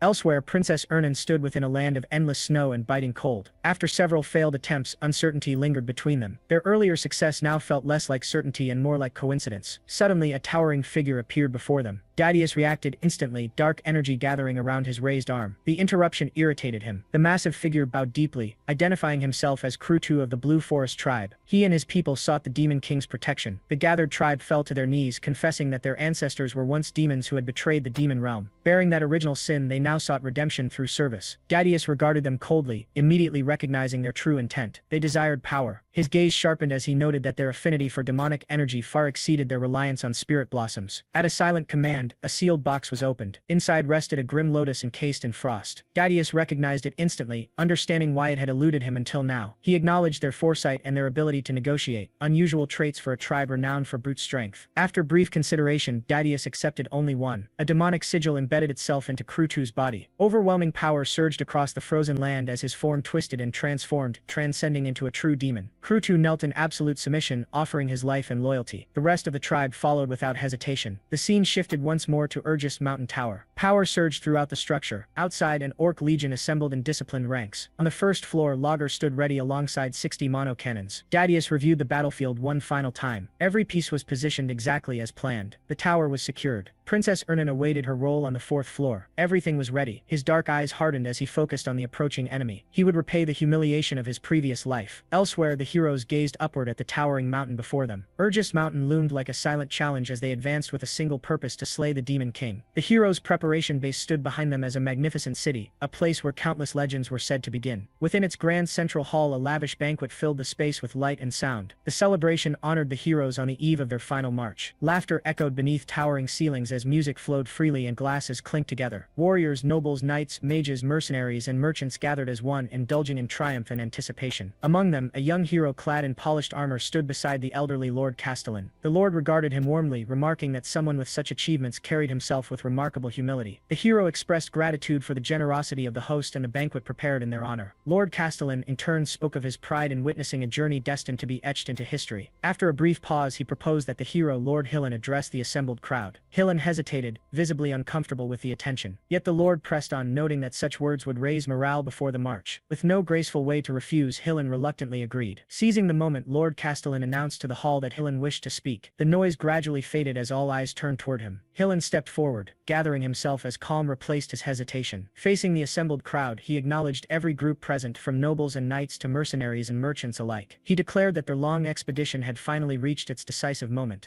With unwavering confidence, Hillen spoke of their march for justice, boasting that it had frightened the Demon King so thoroughly that not a single monster had dared obstruct their path. Laughter erupted throughout the hall as confidence surged among the attendees. Yet Hillen tempered their enthusiasm, reminding them not to lower their guard. Every possible preparation, he assured them, had already been made. His resolve sharpened as he proclaimed that the following day would mark the end of the foolish Demon King. Raising his glass, righteous fervor blazing in his eyes, he invoked the kidnapping of the Hilderan Kingdom's crown princess, Princess Ernan, declaring it time for the world to remember who truly held power. The speech ended in a fiery declaration of dominance, and the hall exploded into thunderous cheers. Amid the chaos, Granada the elf observed everything from a distance. Calm and analytical, he noted that the size of the expedition had neither grown nor diminished, exactly as the Demon King had predicted. Reflecting on the speech, Granada acknowledged that Hillen's charisma was the true driving force behind the expedition's success. Hillen had secured funding from the guilds and retained the loyalty of even the most unreliable mercenaries. Yet unease lingered. Granada's thoughts returned to the last tower he had investigated, entirely empty. That unsettling memory made him question whether the final confrontation would truly be as straightforward as it appeared. A dark, treacherous thought briefly surfaced: whether now would be the perfect moment to betray the heroes. Panic seized him instantly. He chastised himself for even entertaining such an idea. Subjugating the Demon King would finally free him from his curse, a future that undeniably benefited him. Shaking off the thought, Granada decided to clear his mind. He stepped outside for fresh air, intending to send a report. Later that night, beneath the glow of a full moon, Granada stood alone on a high balcony. A faintly glowing device rested in his hand as he communicated quietly. From the other side came a calm report confirming arrival at Holton Walk and stating that the climb would begin the following day, this time unmistakably belonging to the Demon King Deus. His tone carried cold authority as he issued final warnings. Granada was told to beware of the snow during the climb, to remain vigilant at night, and to heed one final cryptic instruction. When the tower door opened, he was never to be near it. The connection ended abruptly. Granada stood frozen, unable to grasp the meaning of the warning. Confusion weighed heavily on his mind. Suddenly, a presence emerged behind him. Startled, Granada turned to find Helen standing there, relaxed and observant. Quickly noticing Granada's tension, Helen offered him a drink, an elven fruit wine known for its calming warmth. Granada accepted, and as he drank, his nerves gradually settled. Helen casually remarked that Granada seemed troubled and asked whether he truly believed they could succeed against the Demon King. The tone was light, almost teasing, but the question lingered heavily. Granada hesitated before responding. As he did, Helen stared into his own cup, his reflection wavering. The cheerful expression he had worn earlier slowly faded, replaced by quiet honesty. He admitted uncertainty. Granada was caught off guard by the sudden candor. Helen continued, explaining that although people trusted him and followed his lead, attacking a Demon King's tower had always been hell. It had never once been an easy victory. Attempting reassurance, Granada mentioned Helen's past achievement defeating the Demon King of Lust, implying that a newly emerged Demon King should not be as dangerous. As the words left his mouth, Granada realized something unsettling. Very little was actually known about how Helen had killed the Demon King of Lust. Growing curious, he asked about that battle. Helen avoided the subject. His expression shifted once more, returning to the familiar heroic facade. He credited his past victory to the brave comrades who had always stood at the front, facing monsters head-on. Turning to Granada, he placed a firm hand on his shoulder and reaffirmed his trust in him. With renewed confidence, Helen declared that he would lead the coming battle and asked Granada to guard his flank. Granada nodded in agreement. Satisfied, Helen wrapped an arm around him and guided him back toward the banquet hall. The two walked side by side, Helen leading his elven companion, his expression calm and unreadable, concealing the true nature of their alliance. Later, alone with his thoughts, Helen reflected on the conversation. A cynical smirk crossed his face as his gaze drifted to a ring set with a red gemstone. In that moment, the heroic mask vanished, revealing something far darker beneath. His true thoughts surfaced clearly as he silently placed his expectations upon Granada once again. The following morning, the preparation base buzzed with activity. As the massive expedition finally departed, citizens lined the streets, cheering loudly. Words of encouragement filled the air as the heroes marched forward. Cries praising Lord Granada and Lord Wharton echoed throughout the city. At the head of the procession, Granada marched with calm focus, his gaze fixed straight ahead. Beside him, Helen walked proudly, basking in the admiration of the crowd. Soon the city disappeared behind them, and the noise faded into silence. The expedition entered the harsh Urgest Mountain Canyon. Endless snow-covered cliffs surrounded them as biting winds cut through the air. The massive force wound its way through the desolate landscape, the cold their constant companion. Casual conversations emerged. Earlier worries slowly faded. Some remarked on the surprisingly mild weather, noting the clear sky and lack of snowfall. Confidence grew as others claimed that reaching the tower would be easy at this pace. Laughter followed, along with jokes about the absence of rumored disaster-class monsters and claims that any such creatures were likely too frightened to appear with Helen leading the expedition. That confidence shattered abruptly. A warrior felt a tap on his shoulder. When he pulled his hand back, it was coated in sticky purple slime. Confusion turned to horror as he turned around. Towering over them stood a massive ghoul. Panic erupted instantly as screams tore through the canyon. More ghouls poured in from all sides. Helen's presence cut through the chaos as he raised his sword, his resolve unshaken. Orders were issued swiftly, placing the expedition on full alert. The narrow canyon became a battlefield. Knights shielded the mages and pushed forward, steel clashing against undead flesh as magic lit up the frozen terrain. Suddenly, a new warning echoed through the ranks. A colossal skeletal frost giant emerged from the canyon wall, its massive body formed entirely of ice. Shock rippled through the expedition. Helen immediately ordered a retreat, declaring his intent to face the monster alone. As the expedition fled the canyon, Helen charged forward. Blue energy crashed against the frost giant, yet the creature remained unmoved. Undeterred, Helen pressed the assault. The frost giant's crimson eyes glowed as it swung its massive arm downward. Helen met it with a powerful upward slash, shattering the icy limb and sending shockwaves through the canyon. Without pause, he destroyed the creature's remaining arm and carved through its massive frame, overwhelming it with relentless force. Seizing the perfect moment, Helen unleashed a final flurry of devastating attacks and signaled the expedition to escape. The heroes did not hesitate. They surged past him as explosions erupted behind them. Helen continued to hold the frost giant at bay until the last moment. Enraged and denied its prey, the monster released a final furious roar before collapsing inward and self-destructing in a colossal explosion that shook the canyon. The survivors stumbled into a nearby snowy forest, collapsing from exhaustion and shock. Conversations quickly turned grim as they reflected on the horrors they had endured. Yet casualties were low. Many credited their survival to Helen's overwhelming strength. Speculation spread rapidly. Rumors claimed that Helen had absorbed the power of the Demon King of Lust, placing him on par with the Demon King himself. Confidence returned as faith in Helen solidified. Granada listened in silence, wondering if Hillen truly could defeat the Demon King. That hope was short-lived. Ahead of them stood another threat, a tribe of massive blue-skinned orcs led by a towering chieftain with curved horns. There was no time to rest. Granada immediately recognized them as pole beings infused with demonic energy, servants of the Demon King. As the chieftain stepped forward, the ground beneath the heroes began to tremble. A deep rumble echoed through the mountains. Deus's warning resurfaced in Granada's mind. Terror spread across his face as understanding dawned. The snow began to shift. Cracks spread across the mountainside as ice groaned under its own weight. The sound of an avalanche filled the air. Panic consumed Granada as the disaster struck. A massive avalanche tore down the mountainside, burying the entire expedition in an instant. Snow and ice swallowed warriors, mages, and heroes alike, dragging them into frozen chaos. Granada's final scream was crushed beneath the overwhelming weight. Far away, within his towering fortress, Demon King Deus sat calmly upon his throne. Holographic screens displayed the unfolding catastrophe. One by one, the images of the heroes vanished. A sinister smirk spread across his face as he watched their final moments. Leaning back, his eyes gleamed with cold satisfaction. His plan had succeeded perfectly. This time, none of them would escape. Still seated upon his throne, Deus remained utterly composed. His posture showed no tension, and his expression betrayed nothing. When he spoke, there was no emotion in his voice,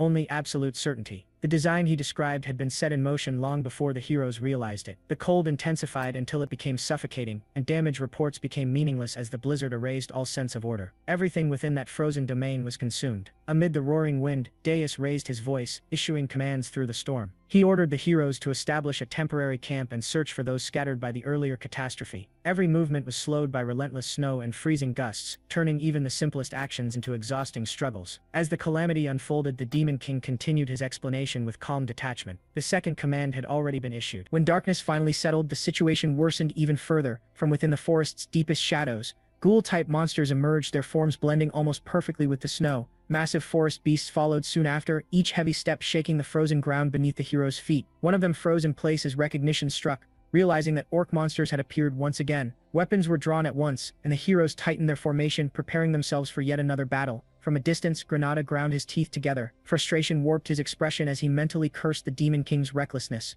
Events were escalating far faster than anticipated, spiraling well beyond the limits of calculated warfare. At last, the Demon King himself acted. A grim smile spread across his face as he advanced without hesitation. Avalanche by day and monsters by night, the cycle was merciless and unending. Long before the heroes could fully comprehend the true nature of the trap, exhaustion would begin to eat away at both their bodies and their minds. Their collapse was no longer a possibility. It was inevitable. 3 days passed in what felt like a never-ending nightmare. A constant struggle balanced precariously between survival and death. By the time the heroes reached the highest summit of the Urgis Mountains, the toll was undeniable. Their movements had slowed, their breathing had grown heavy, and their strength was visibly depleted. One night, confusion spread when someone quietly pointed out that the Demon King's tower was nowhere to be seen. The realization rippled through the group like a shockwave, freezing them in disbelief. Deus raised his voice, disbelief cutting sharply through his words as he emphasized that a tower was supposed to stand at the summit. Before the heroes could move, a commander stepped forward and halted him. With a firm stance and a restrained but resolute tone, the commander declared the mission a failure, stating that continuing any further would only lead to meaningless loss of life. From that point onward, survival had to take precedence over victory. Deus froze. He turned slowly, shock plainly visible on his face. The response he received was unwavering, tinged with apology yet unchanged. Grinding his teeth, Deus remained silent. 6 days after entering the Urgis Mountains, the Demon King's tower was finally discovered. The moment it appeared, fury erupted among the heroes. When the tower gates were forced open, confidence surged once more through the heroes' ranks. One knight laughed dismissively, declaring the first floor nothing more than a nest of weak enemies and urging everyone to advance without hesitation. That was when the Demon King spoke. His voice echoed coldly throughout the tower, reverberating from every direction at once. A chilling smile spread across his face as his mere presence became suffocating. The moment the tower doors opened, those who stepped inside were cast directly into hell. Magical cannon constructs materialized across the battlefield, rising into position and completely encircling the heroes. Lightning tore violently through the air, its roar deafening. Deus stared ahead in disbelief as the sheer scale of the threat revealed itself. Any lingering confidence shattered instantly. From within the control chamber, the Demon King observed calmly. This had only been the opening strike. Below, Deus struggled to steady himself. He tightened his grip on his sword and forced his body upright, his breathing uneven. Confusion and rage churned violently within him as nothing he had just witnessed aligned with logic, strategy, or any battle experience he possessed. Through the drifting smoke, Granada emerged. Though visibly shaken, he remained unharmed and reported that he had narrowly avoided the cannon strike. Relief briefly crossed Deus's face. Without hesitation, he pushed for advancing to the next floor. Granada hesitated. carefully studying him now that only the two of them remained. The danger was undeniable. Deus responded firmly, reminding him of his past victory over the Demon King of Lust and the power gained from that battle. Compared to that ordeal, this enemy was not beyond reach. As long as they stood together, victory was still possible. After a moment of silence, Granada agreed, and the two advanced side by side. The second floor was empty. The third floor was no different. Slowly, anger crept across Deus's expression. The absence of enemies felt deeply unnatural. A tower of such scale should have been crawling with monsters, yet there was nothing, no movement, no hostility, not even lingering mana. As Hillen voiced his frustration aloud, Granada remained silent, sensing deliberate intent behind the emptiness. If both floors were completely vacant, then the battlefield itself was being rearranged by a powerful hand. His thoughts inevitably turned to Princess Ernan. Even so, Deus refused to lower his guard. He warned that danger could emerge at any moment and continued forward with measured steps, prepared for hidden traps. When they reached the fourth floor, both stopped in disbelief. Before them stretched a lush forest, vibrant with greenery and arranged like a tranquil garden rather than a battlefield. Granada released a slow breath and confirmed the truth, identifying it as a curse, a spatial distortion created through advanced magic. Doubt crept into Hillen's thoughts as he questioned whether they were even inside the Demon King's tower anymore. Before any answer formed, he noticed a figure standing quietly ahead. His breath caught. A young woman stood there, clad in demonic attire and radiating dark mana. Her appearance was delicate, almost fragile, yet profoundly unsettling. She identified herself as one of the four heavenly kings who served and guarded the Demon King, the Dark Spirit Master. Her demeanor was light and playful, as though the situation amused her. Hillen had come to rescue a princess, yet she now stood before him as an enemy. Silence fell over the forest, then realization struck him like a blade. Recognition widened his eyes as despair flickered across Granada's face. The young woman rejected the title of princess and asserted her identity as the Dark Spirit Master.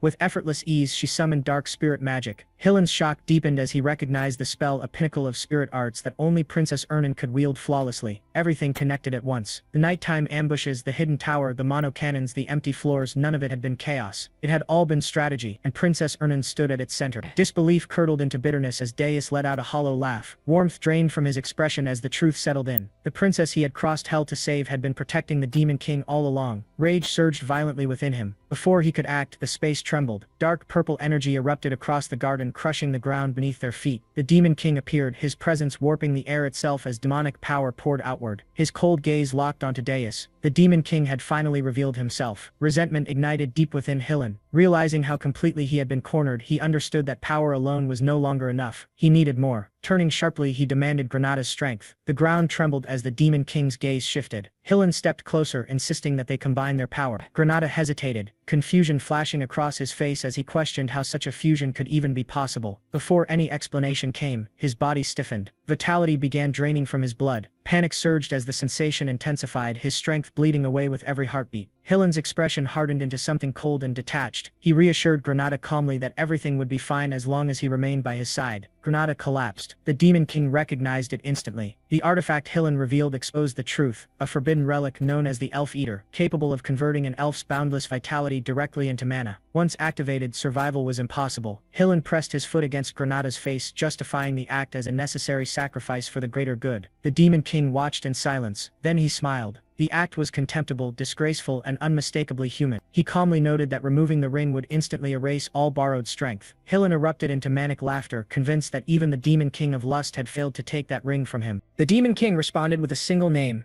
Gordon. In the next instant, Deus's expression twisted in shock as searing pain tore through his body and blood sprayed into the air. He had sensed nothing, no presence, no mana fluctuation, no warning whatsoever. His hand went slack, strength draining away instantly. Standing behind him was Gordon, the Demon King's loyal servant. His blade was already lowered, as though the strike had been nothing more than a trivial inconvenience. Before Deus could recover, Gordon struck again, sending him crashing violently across the ground. He lay there staring upward in disbelief. In that moment, Deus fully understood the threat before him. Gordon was a high-ranking demon. Even with the artifact's power coursing through him, Deus had been utterly overwhelmed. Then pressure descended. The Demon King appeared behind him, gripping his shoulder with effortless strength. Crimson light burned within his eyes as a faint, amused laugh escaped him. Escape was impossible. Deus attempted to move, but his body refused to respond. Only then did the truth become clear to him. Space itself had become a cage. Before him loomed a massive wolf-shaped presence, an ancient ruler whose authority had once dominated the entire continent. Understanding settled into Deus's eyes. There was nowhere left to flee. Dark energy gathered around the Demon King, swirling violently as the ground cracked beneath its weight. His voice carried a chilling calm as he declared that the moment had come to reveal what a true demon king truly was. The rumbling intensified. Deus's eyes widened in pure shock as oppressive energy spread across the battlefield, whispering destruction into every corner of the world. After Deus landed a devastating strike, Hillen remained sprawled on the ground, half dead yet still alive. Even after defeating him, Deus acknowledged that Hillen's power and strength were remarkable, as surviving such a brutal attack was no small feat. Deus then issued a cold order for Gordon to bind Hillen's hands and throw him into prison. He further instructed that the other humans who had collapsed outside the door be locked up as well. Gordon accepted the commands without hesitation and moved immediately to carry them out. Granada, by contrast, was in terrible condition. His body resembled a white skeleton, and he groaned in pain, claiming that he could already see the afterlife. Deus praised his efforts and mockingly rewarded him before using Spirit Blossom on him. In an instant, Granada was completely healed. He stood frozen in shock, stunned by the sudden recovery. Deus then applied Spirit Blossom to the princess as well. Watching this unfold, Granada quietly wondered whether Deus had healed him in the exact same manner. Soon after, the dwarf cried out in excitement. Deus acknowledged his hard work and granted him permission to dismantle the tower. The dwarf reacted with overwhelming joy, celebrating loudly and expressing boundless gratitude toward the Demon King. With everything settled, Deus instructed everyone to return to their duties and restore and maintain the floors they had been assigned. After delivering his final orders, he departed the area. As the situation calmed, Granada reflected on everything he had witnessed. Even after such a fierce battle, the Demon King appeared completely unharmed, a sight that only reinforced his fearsome reputation. The princess, however, seemed lost in thought. When Granada asked what troubled her, she brushed it aside, claiming it was nothing. Still, she quietly remarked that the Demon King appeared tired. The scene shifted to Deus alone. Away from everyone's eyes, he lay exhausted on the floor, teeth clenched as he admitted to himself how close the battle had truly been. He reminded himself that a Demon King could never afford to show weakness. Inwardly, he cursed Hillen, acknowledging just how dangerous that human truly was. Deus reflected on what it meant to face one of the 10 stars, the 10 strongest heroes on the continent. He recognized that while Hillen was among them, he was considered one of the weaker members. He admitted that he had barely used any demonic energy points to strengthen himself in this life, partly because he lacked sufficient resources. He knew with certainty that if Hillen had been in perfect condition, victory would not have been possible. Instead, his plan had gradually worn Hillen down, provoked him, and pushed him into a state of panic. As events unfolded, Hillen's field of view narrowed, exposing a clear opening. That single mistake allowed Deus's all-out strike to land successfully. For now, Deus considered it a perfect victory, even if it fell short of the usual standards expected of a Demon King. He realized that something unprecedented had occurred. He had successfully altered fate itself. That realization filled him with resolve. He believed that he could change the future and finally take revenge on the heroes who had once destroyed him. As the tension faded from the battlefield, the scene transitioned to the Holton Walk press conference hall. Chaos reigned as people argued loudly among themselves. Reporters accused officials of spreading nonsense, openly mocking the claim that the heroes had simply given up because they could not find the tower. Investors raged with fury, demanding accountability and pressing to know who was responsible for the failure. Amid the uproar, one man insisted that the mission had not yet failed. He claimed there was still hope, emphasizing that Sir Hillen Cargill and the great heroes had not given up. According to him, they were still searching for the Demon King's tower and needed only a little more time. The king erupted in anger, cursing Hillen Cargill for his arrogance and failure. He raged that Hillen had spoken boldly yet delivered nothing. He declared that if Hillen failed to rescue his princess, execution would follow without mercy. The princess, burning with frustration, attempted to speak about the hero's journey, but the king cut her off completely. He showed no interest in explanations and ordered that Lodger be found immediately. Around them, whispers spread rapidly. Some claimed that Sir Hillen had never returned. Others insisted that he was already dead. As these rumors spread, news of the new Demon King traveled swiftly across the continent. The story became twisted and exaggerated with each retelling. The world sank into deep sorrow. Because of this widespread despair, the tower's demonic energy points accumulated at an alarming rate. The scene then shifted to the Heroes Guild headquarters, where a tense conference was underway. The other heroes questioned Hero Wharton relentlessly, demanding to know whether there was even the slightest falsehood in his report. Wharton swore on his name that everything he had said was the truth. An elder hero responded coldly, stating that the situation was extremely serious. However, since the identity of the new Demon King remained unknown, he insisted that caution was essential. He reminded everyone that Hillen Cargill was one of the 10 stars and could not be defeated easily. A decision was reached to wait 10 more days for any news of Hillen. If nothing was heard after that period, then all heroes across the continent, 4,728 in total, would launch a full-scale assault to eliminate the new Demon King. From there, the scene moved underground to Burgess Tower Prison, where Hillen was being held captive. Deus arrived and observed him, noting that Hillen was already awake and remarking on his exceptional recovery speed. Hillen immediately stated that if he was being kept alive, Deus must want something from him and demanded that he get straight to the point. Deus responded with a smirk, clearly pleased by Hillen's willingness to talk. He made his offer clear, instructing Hillen to become his vassal. Hillen was stunned, completely caught off guard by the proposal. Darius then placed a bag filled with gold coins in front of him. He explained that a hero's journey required an enormous amount of money covering food for hundreds, security, lodging, membership fees, armor, weapons, and even top-grade consumables. Normally, these expenses were paid through investments from merchant groups and nobles. He explained that when a demon king was defeated, heroes' lives were transformed, but when they failed, they were buried under crushing debt. That was the fate of heroes who relied on investments. This time, all investments had been focused on a single individual, the captain of the hero party, Hillen Cargill himself. Hillen silently acknowledged the truth. Even if he escaped, he would be branded a failed hero and forced to live in hiding for the rest of his life, endlessly hunted by debt. He questioned how Darius knew all of this. At that moment, Granada stepped forward and revealed that he had been the one who told him. Hillen shouted Granada's name in rage, accusing him of betrayal. Granada fired back just as fiercely, calling Hillen a scammer and reminding him of what had been done to him. He declared that he had been on Darius's side from the very beginning. Darius then revealed the real reason for Hillen's failure. He stated calmly that there had never been a demon king like him before. Still, something about Darius's confidence unsettled him deeply. Darius laughed and revealed Armani's orb in his hand. He pointed out that if one of the strongest heroes secretly interfered with human plans, the question became whether humanity could truly succeed at all. He explained that the orb was a magical tool used to monitor his subordinates. Once it entered the body, it would instantly attach itself to the brain.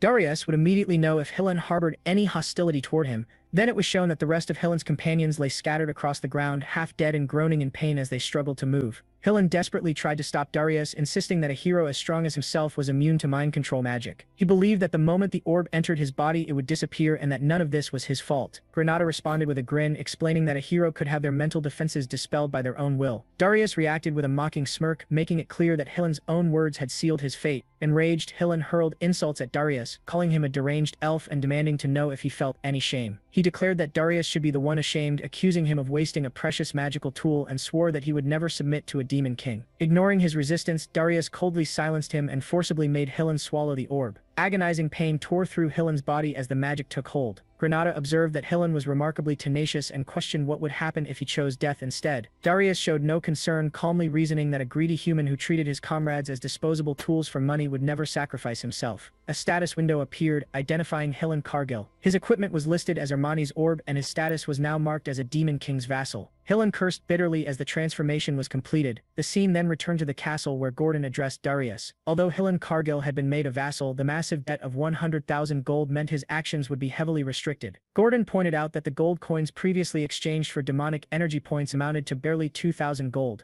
a sum comparable to a small nation's annual budget, and questioned how more would be gathered. Darius responded with a confident smirk, stating that it was about time he received a message. When Gordon expressed confusion, Darius clarified that he was referring to the annual gathering of demon kings known as the Unison of Towers. In his thoughts, Darius reflected on his previous life, remembering how he had never attended such gatherings because he found the idea of demon kings banding together repulsive. Yet now he reasoned that the other demon kings had survived in Aryan for a long time and must have accumulated vast amounts of gold and treasure. Gordon reacted in shock, believing that Darius intended to exchange demonic energy points for money once again. In the past, Gordon would have protested strongly, but after confronting the heroes directly, he understood the necessity of Darius's methods. He realized that if they had followed the old standards, they would never have been able to stop the heroes. With no other choice, he accepted this truth and resolved to believe in his demon king. At that moment, news arrived that an invitation to the Unison of Towers had been delivered. Gordon immediately informed Darius. Darius responded with a sly smile, declaring that they would go. He resolved that they would swindle his senior demon kings. Gordon acknowledged the order and pledged his obedience. The scene shifted to the Tower of Lies, specifically the demon king's room on the 13th floor. Darius entered with a faint grin, noting that he hoped he was not late for the appointment. He observed that everyone had gathered early and wondered if there had really been that much to discuss without him. Draxon Doldov, the Beast King of the Wolf Beastmen race, stepped forward and welcomed Darius. Reyna Soldan, the Demon Lord of the Winters and a Frost Demon, remarked that Darius was the one everyone had been talking about. Ugur Belvek, the Demon King of Indestructibility from the Titan race, stated that the fool who had insulted Jason Kochman had already been taken away. Jason Kochman, known as the Devil of Lies from an unknown tribe, also happily welcomed Darius. Darius responded with a smile, internally labeling them as pathetic. He commented on Harmony and questioned whether a Demon King should feel ashamed. In his thoughts, he admitted that he knew this was the right path for Aryan, yet something still lingered in his mind. Belvek suddenly erupted in anger and cursed at Darius, demanding what a newcomer like him could possibly know about Aryan.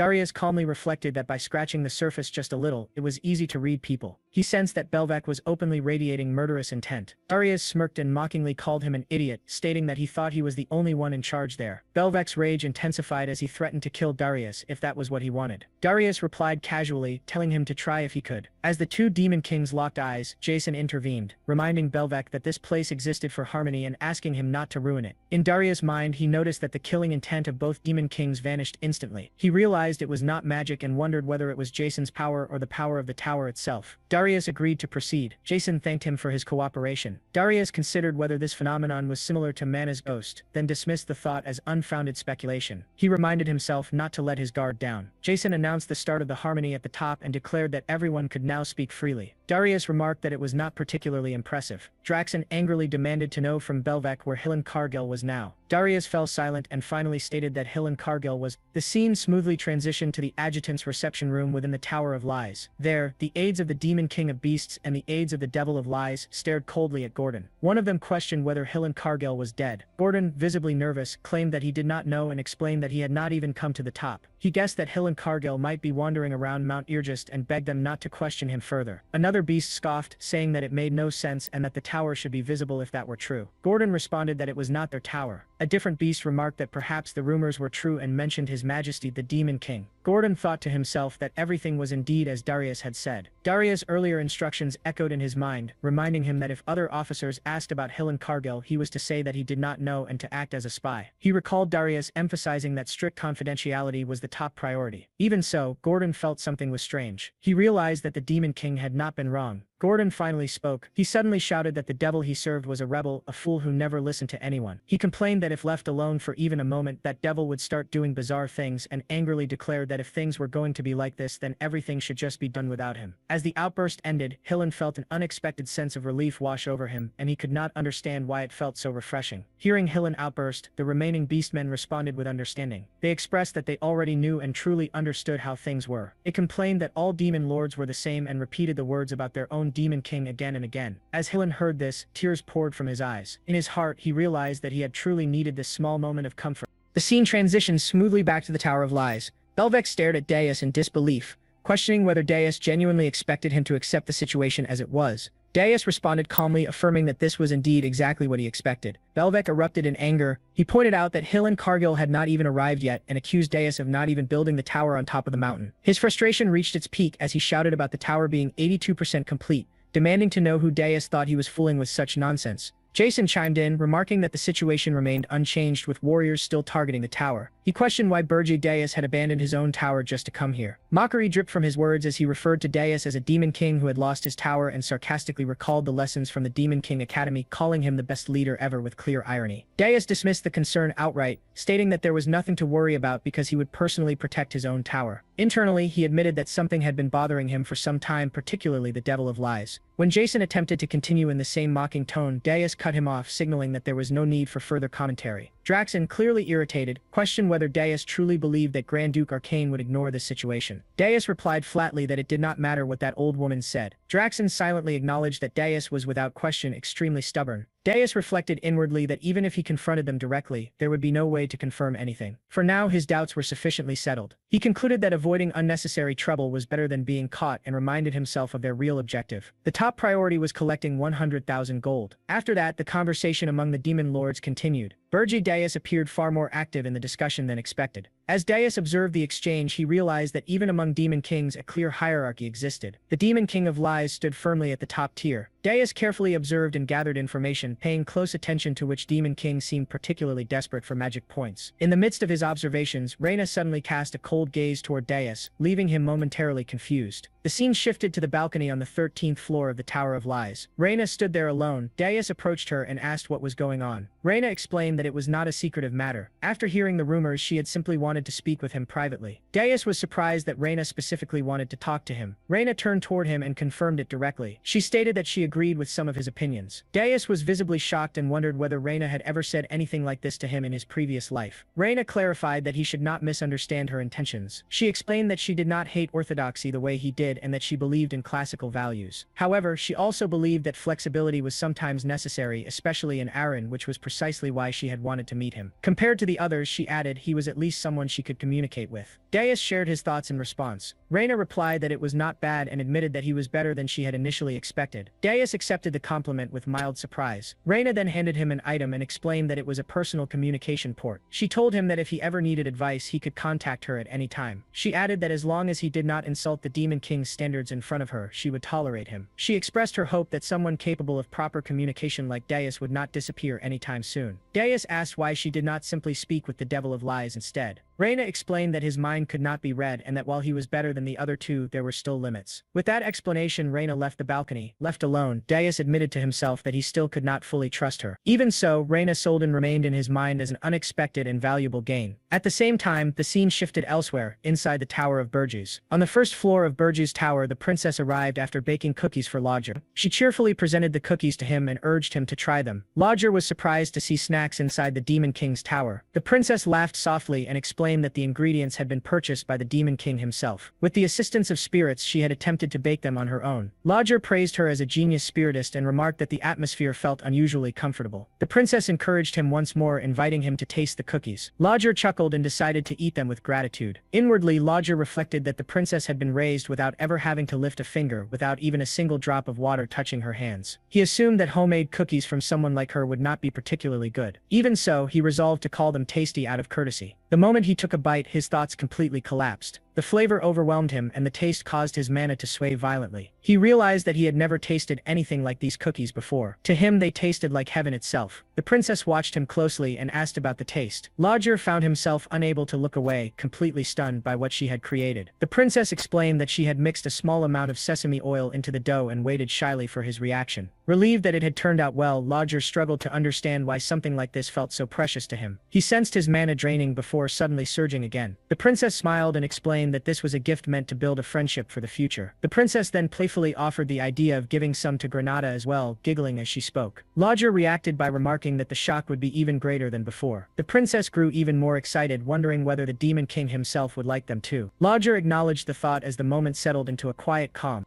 The scene then transitioned smoothly back to Darius, who had just finished his private conversation with Reina and made his way back to the meeting hall. Upon returning, he immediately noticed that the area was completely empty. Darius observed that everyone had already left. Jason confirmed that the Harmony meeting of the tower had officially ended. Darius remarked that it had ended far too quickly. Sensing his tone, Jason offered him a cup of tea, suggesting that he might be feeling some regret. Darius dismissed the notion entirely, making it clear that he felt no sadness over it. Maintaining a calm demeanor, Jason insisted that Darius, as a human, was in desperate need of something essential, and that thing was money. The statement left Darius visibly shocked. Internally, he questioned what Jason truly meant and wondered how he could possibly know something like that. Jason made it clear that pretending was meaningless. He stated that Draxon had already told him everything. The tension in that moment sharply intensified, but Jason dismissed it entirely, stating that there was no need to waste time on meaningless psychological warfare. He immediately moved to the main point and proposed a deal involving demonic energy points in exchange for human currency. Dishers reacted cautiously, demanding to know Jason's true intentions. In response, Jason let out a quiet chuckle and revealed his plan. Aligning himself with Burgess, he expressed his hope that they would maintain a good relationship moving forward, reinforcing his willingness to cooperate and support their mutual interests. With that, the scene smoothly shifted to the first floor of Burgess Tower. Large sacks filled with gold were revealed, sent by Jason as part of their agreement. Dishers immediately gave instructions to take 100,000 worth of gold and move it without delay. Helen stood frozen in shock, realizing that Jason had truly fulfilled his promise. Dishers carefully analyzed the situation, suspecting that Jason might possess the means to track the flow of money. He realized that the worst possible outcome would be becoming nothing more than Jason's puppet. Turning his attention to those present, Dishers explained that everyone who remained had already been transformed into dark knights and dark magicians. He pointed out the individual standing at the center, stating that his name was Ammon, a member of the Golden Moon Merchant Guild, and revealed that he had already been aware of this when the contract was first established. Helen listened silently as Dishers continued speaking. Dishers instructed that the Dark Knights and Dark Magicians of Burgess Tower would be responsible for managing the funds, emphasizing that they would obey his commands with absolute loyalty and without hesitation. At the same time, the Dark Knights and Dark Magicians who had been forced into binding contracts by Dishers were filled with deep resentment. Within their hearts, they silently pleaded for Helen to save them from their current fate. Dishers then stated that the situation was not a complete failure, since everyone was still alive and a debt could still be repaid. From this, the implication arose that they might be able to return to their roles as heroes in the near future. Helen responded with a smirk, suggesting that they should make it work as partners. Desher's expression immediately darkened. In the next instant, he pressed the orb in his hand, activating the linked orb embedded within Helen's brain. A wave of unbearable agony surged through Helen's body, forcing him to collapse onto the ground. Desher coldly corrected him, declaring that their relationship was not one of partnership but one of master and slave. The Dark Knights and Dark Magicians felt a grim sense of satisfaction, believing that Helen deserved such treatment. Still trembling in pain, Helen forced out a weak remark, attempting to mask his suffering by saying that he had not realized Desher took pleasure in such cruel games. Desher showed no reaction to his words and emotionlessly ordered everyone to disperse and carry out their assigned tasks. As the scene progressed, the princess appeared and handed Helen a letter. She instructed him to deliver it to her sister. Helen realized that she was referring to Elena, the 13th princess of Hilderin, and responded by acknowledging her request and accepting the task. Later on, Gordon voiced his concern to Deus. He clarified that it was not a matter of distrusting the Demon King, but rather doubt about whether the hero would truly follow orders properly. Deus responded by explaining that Helen Cargill was not a simple materialist who only sought money. He noted that although it might not seem obvious at first glance, the vulgar greed typical of humans who only chase wealth was not present in Helen. At the same time, Deus admitted that Helen was not especially noble either. He concluded that Helen Cargill did not seek honor, but popularity. Deus observed that Helen was aggressive in everything he did because he wanted to stand out.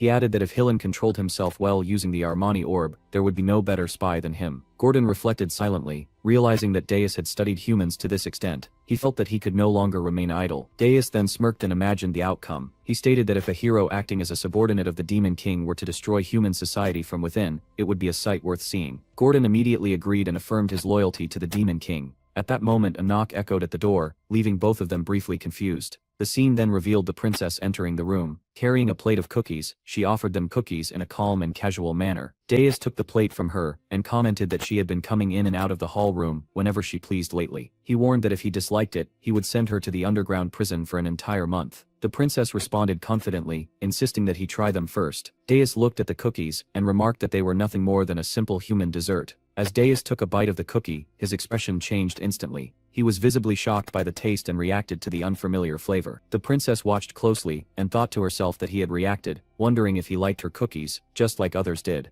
A faint sweat appeared on Deus's face, as he smirked and acknowledged it. He remarked that for a human dessert, it was decent. The princess was stunned internally, realizing that he had withstood it. Deus then pointed out that medicinal herbs had been mixed into the cookie. He noted that the flavor was dangerous. The princess openly admitted it, saying she knew he would notice immediately. Deus connected her action to the reward he had previously given her, and concluded that she clearly wanted something specific in return. The princess chuckled and confirmed that this was indeed the case. Deus remained silent, his confusion obvious. The narration then shifted forward in time. After arriving at Molten Walk, they immediately departed for Hilderin through the teleport circle, and Granada restored discipline soon after. The scene moved to the Scarlet Hawk mercenaries' headquarters, where all of Granada's subordinates returned beaten and battered. Granada, burning with anger, questioned how they had all fled during the first avalanche, and left their captain behind. He accused them of abandoning him over something they did not even bother to face. One mercenary, his face swollen and tearful, tried to explain. He insisted it was not like that, and begged Granada to listen. He described Era Ergust as a place where even heroes had fallen and questioned how mid-rank mercenaries like them were supposed to endure it. He claimed they had no other choice if they wanted to survive. Granada responded with fury, beating the man as he shouted that survival did not justify abandoning their captain. Just then someone called out to Granada, causing him to turn around. Standing before him was a blonde-haired female knight. She introduced herself as Kaid, declaring that she was a hero. She explained that due to unavoidable circumstances, she had been unable to join the hero's expedition from the beginning, but had now come to seize the opportunity to participate. Despite her late arrival, she asked for permission to join the hero's expedition. Granada responded with visible confusion, questioning her reason for coming, and expressing his disbelief at seeing a hero appear in that place. At the same time, some of Granada's subordinates, already intoxicated and enjoying themselves, began joking around. They pointed out that Kaid had been the one who paid for their drinks, while their captain was absent, and casually suggested continuing to drink more. Granada immediately silenced them by striking them again, and ordering them to be quiet. He then acknowledged Kaid's generosity in paying for their drinks, but informed her that the hero's expedition had already ended. Hearing this, Kaid was left visibly stunned. Granada continued explaining, stating that Helen Cargill and the others had already departed from Holton Walk. Kaid reacted with shock and disbelief. Unable to accept the situation, she apologized for her bold request, and asked him to tell her everything that had happened, expressing her desire to hear about the expedition's failure. Internally, Granada resolved that he would only reveal the information that the Demon King had permitted him to share. The scene then shifted to the two of them sitting together inside a restaurant. Granada began recounting the events in detail, explaining everything that had transpired. After listening carefully, Caid handed him several gold coins, while showing clear disbelief. She realized that the Demon King's tower had not actually been located at the summit. With that realization, she concluded that there was no longer any reason for her to remain there. She expressed her gratitude to Granada for taking the time to share the information with her, and stated that the gold was a gift in appreciation of his help. After conveying her thanks, she stood up and left. After her departure, Granada's subordinates spoke dismissively, describing her as an inexperienced hero who lacked understanding of the world. They remarked that it would not be surprising if she were eventually betrayed.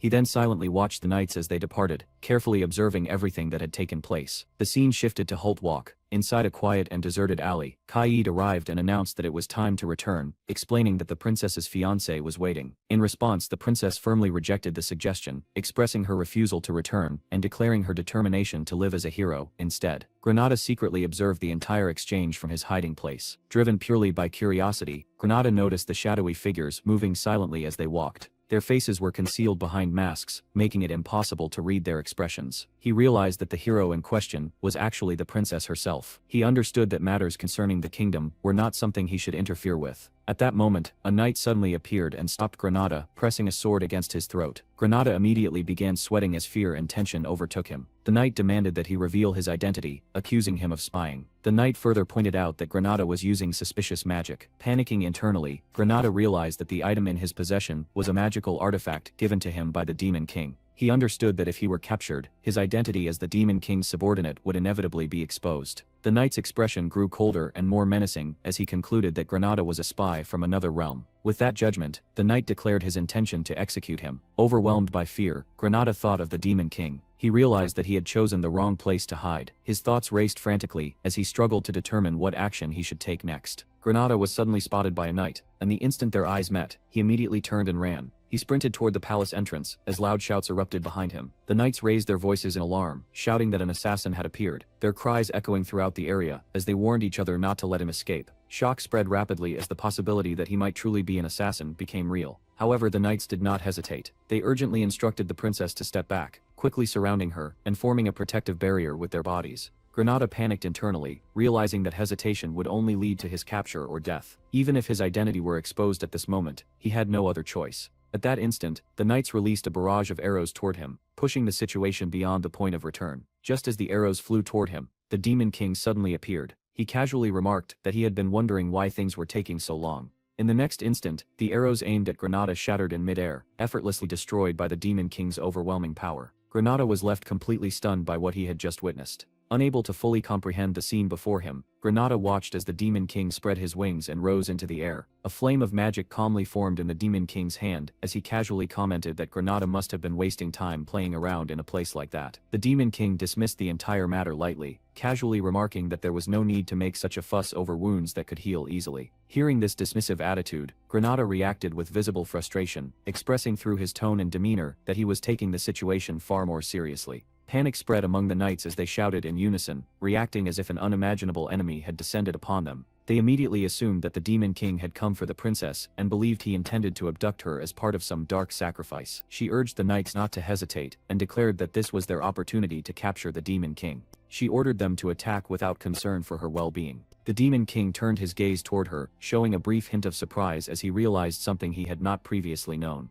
The knights reacted with disbelief, shouting angrily as they rejected what they were seeing. Confusion spread among them as they questioned why the Demon King would appear in such a place. The Demon King remained calm, explaining that his presence there was merely coincidental, as he had been running an errand nearby. Transitioning smoothly to an earlier point in time. Inside a quiet tower, the Demon King was shown sitting calmly while listening to the princess. She expressed her request, stating her desire to obtain senile powder. The Demon King immediately understood the meaning behind her request. He recognized that senile powder was a substance used to assist in forming contracts with spirits. The princess confirmed this understanding with a gentle smile, making her intentions clear. She then began recounting a story from hundreds of years ago. Long ago, an elf named Sel had returned to the human kingdom, where the king gave her a specific command. He had wished for humans to be able to form contracts with spirits more easily, and so Sel was ordered to develop a substance that could aid in that process. Through long years of effort and research, the substance later known as senile powder was eventually created. The Demon King shifted his focus back to the princess herself, calmly pointing out that based on her natural talent alone, she did not actually require senile powder. The princess responded with a faintly saddened expression, conveying that he was overestimating her abilities. She explained that, as he already knew, the tower contained very little mana, and without senile powder, her spirits would struggle to function properly. The Demon King continued, revealing that he himself had been considering forming a contract with a new spirit, specifically one of a higher level. Hearing this, the princess became visibly flustered. She turned her face away and pouted slightly in embarrassment. Her fire spirit and water spirit mimicked her reaction perfectly, reflecting her emotions.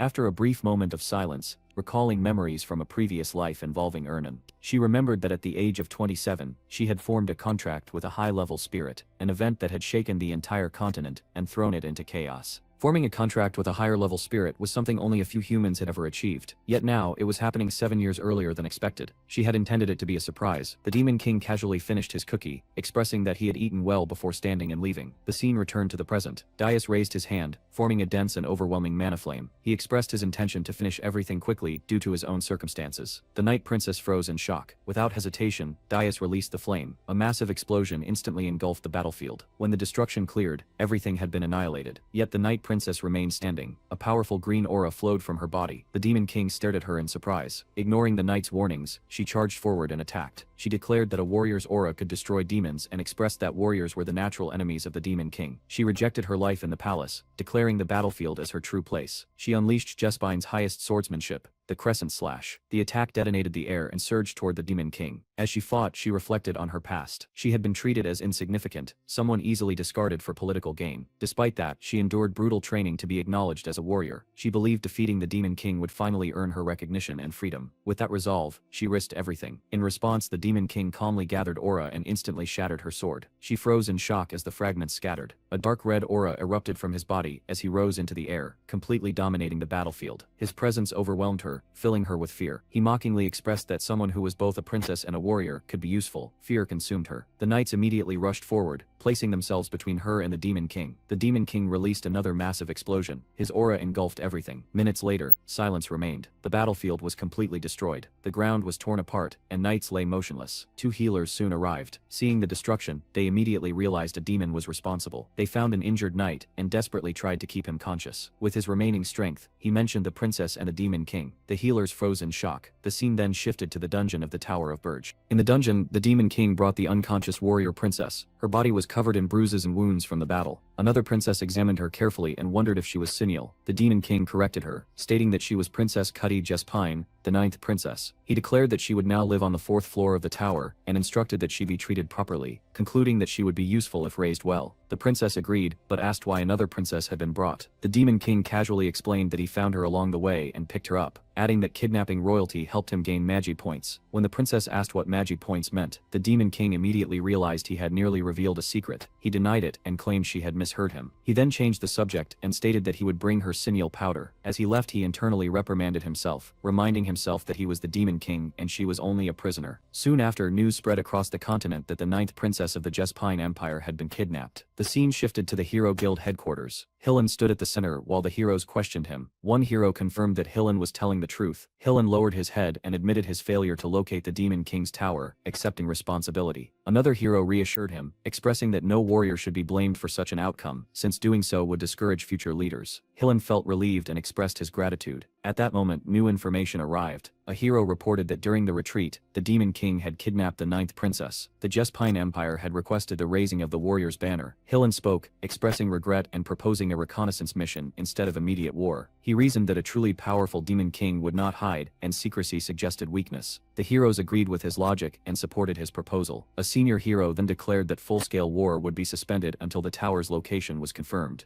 Hillen bowed and silently wondered if this outcome had been part of the Demon King's plan, realizing he had successfully bought time. The scene returned to the Demon King, who reviewed Hillen's report and instructed him to continue observing. He admitted to himself that without Hillen's actions, the warriors would have already launched an attack. He considered recruiting them one of his best decisions. Outside, Hillen and Granada used their influence to delay the warriors further. Meanwhile, the Demon King continued his plans, focusing on accumulating demonic points through kidnapping royalty. His resources steadily increased. He also prepared to use the powerful Armanis beads as an energy source. The dwarves reinforced the tower, making it nearly impenetrable. Krutu's power grew through contracts with high-level spirits, including Princess Ernan. The Demon King concluded that even elite warriors would not be able to defeat him. With the tower nearing completion, his thoughts turned to revenge. He aimed to take revenge on the warriors who had killed him before. His target was Amur, the city of magic and engineering. His goal was to seize it without being detected. The scene then shifted to the kingdom of Akan, to the great city of magic and engineering, Amur. On the outskirts of the world's largest magic market stood a small and unremarkable shop known as Jettison's Paradise. Inside, the shopkeeper sat lazily behind the counter, casually flipping through a newspaper. His expression gradually grew dull as boredom overtook him, and he released a weary sigh. While reading, his mind wandered to the latest rumors spreading across the continent. He recalled reading that the 9th Princess of Jespine had been kidnapped immediately after the hero expedition ended. He also reflected on the growing anger directed toward the Hero Guild and their continued inaction. The newspaper further reported that a hero named Logir was now being hunted. After absorbing all of this information, the shopkeeper quietly muttered to himself, expressing that these events truly made it feel like the end times were approaching. Suddenly, the bell above the door rang, announcing the arrival of a new customer. The Demon King stepped inside. The seller immediately set aside his newspaper, straightened his posture, and greeted the Demon King with an overly bright and friendly smile. He welcomed him enthusiastically, and asked if there was anything specific he was searching for. The Demon King, however, paid little attention to the seller's exaggerated enthusiasm. His gaze swept across the dusty and run-down shop with clear disinterest. He finally spoke, stating that he was looking for some powder and asking whether it was available. In his thoughts, he recalled that the princess had personally asked him to bring this powder for her. Upon hearing the request, the shopkeeper's mood shifted instantly to excitement. His eyes sparkled as he proudly declared that they absolutely had it in stock. He began speaking with excessive cheer. The narration then further explained the setting. The kingdom of Akan was known as the sacred land of magic engineering, attracting heroes, mages, and alchemists from all across the world. Because of this, famous shops were constantly filled with powerful individuals. Even when demonic energy was carefully concealed, the risk of being detected in such crowded places remained high. This was precisely why Demeus had deliberately chosen this quiet and isolated shop with almost no customers. The shopkeeper then eagerly held up 2 glass vials filled with sin powder. Laughing loudly, he cheerfully declared that the Demon King was extremely fortunate today. He then picked up one of the vials and examined it carefully. He observed that sin powder was normally green, and questioned why this one was purple instead. The shopkeeper laughed and explained that this was a newly developed version. Lowering his voice, he revealed that it had been secretly created inside the Mage Tower, and had not yet been officially released. The seller continued his excited explanation, emphasizing that this new sin powder had not yet entered the public market.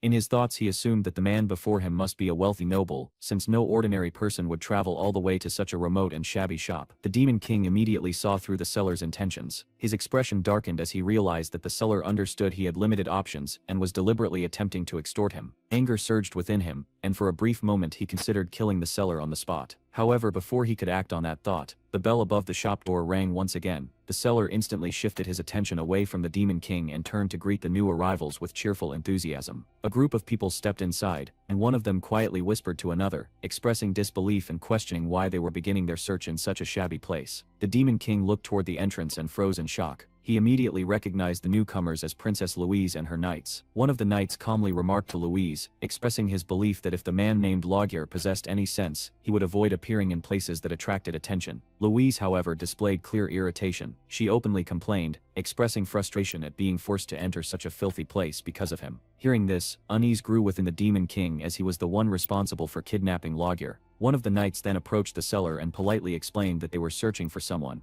Meanwhile, the Demon King carefully observed Louise. He studied her sharp temperament, her rough tone, and most notably, her distinctive twin tails. He became certain that she was Louise Werft. At the same time, he reassured himself internally, reminding himself that she would not recognize him since he had used a magic item to conceal his identity during their previous encounter. The seller laughed awkwardly, and told the knight that he understood they were searching for someone. Then, in a strange and absurd claim, he stated that he suffered from a peculiar condition, explaining that his memory would fail him if he did not sell anything first. The knight reacted with visible confusion and shock at such a bizarre statement. Louise immediately responded with fury, expressing her anger through harsh insults directed at the seller. In the next instant, she stepped forward and pressed her sword dangerously close to his neck. He screamed in panic, reminding them that murder was forbidden in the royal capital and begging desperately for his life. Trembling uncontrollably, he pleaded that if they were going to threaten him, they should at least buy something first. Staring at him in disbelief and expressing that he had completely lost his sanity, he expressed his willingness to accept any punishment they chose, as long as they agreed to buy something first. Hearing this, the Demon King remained stunned in silence. Even Louise herself appeared momentarily surprised. She stared at the seller briefly, visibly taken aback by his boldness. Then, unexpectedly, she burst into laughter. Rather than remaining angry, she expressed amusement and commented that the man was surprisingly interesting. Deciding that she was willing to see what he had to offer. Seizing this unexpected opportunity, the seller quickly changed his approach. He immediately renamed the sin powder and presented it proudly as arch powder. He confidently claimed that it was an extremely valuable item, particularly useful for dwarven masters. Without hesitation, he declared that its price was 3 gold coins. Watching this unfold, the Demon King felt his anger intensify. His teeth clenched tightly as he silently cursed the seller in his thoughts, realizing that the man had attempted to scam him and was now shamelessly deceiving Louise as well. Yet to his surprise, Louise appeared completely satisfied. She accepted the arch powder without hesitation, expressed her thanks to the seller with a smile, and even offered blessings toward him, before shifting her focus back to her true objective. She then calmly asked whether a dwarf named Logir had recently passed through the shop. The seller shook his head and expressed that it was the first time he had ever heard that name. However, he quickly added that there was a well-known gathering place in Aachen where blacksmiths typically met whenever they visited the kingdom, suggesting that they might find useful information there. She then signaled that it was time to leave, and her knight immediately acknowledged and followed her decision without hesitation. As she turned toward the door, she quietly expressed her disgust, remarking that the seller's behavior had been utterly shameful. Once Louise and her knights exited the shop, the tension finally dissipated. After the door closed, he raised an eyebrow and addressed the seller with a faint smirk, expressing his admiration for the seller's boldness in successfully selling worthless powder for 3 gold coins. The seller responded with a proud grin as he pocketed the coins, clearly satisfied with his success. He admits he stayed silent because Louise looked like a noble who would easily pay 3 gold and would not kill him over such a small amount. Smirking, he adds that for 10 gold, he could even share a secret. The Demon King internally calls him a scammer, but finds his boldness amusing. Leaning closer, he tells him to go to the Golden Moon Merchant Guild and say he was sent by the mountain, assuring he will be accepted. The seller is confused and questions why someone would associate with a nearly bankrupt guild. The Demon King smirks and reveals the truth.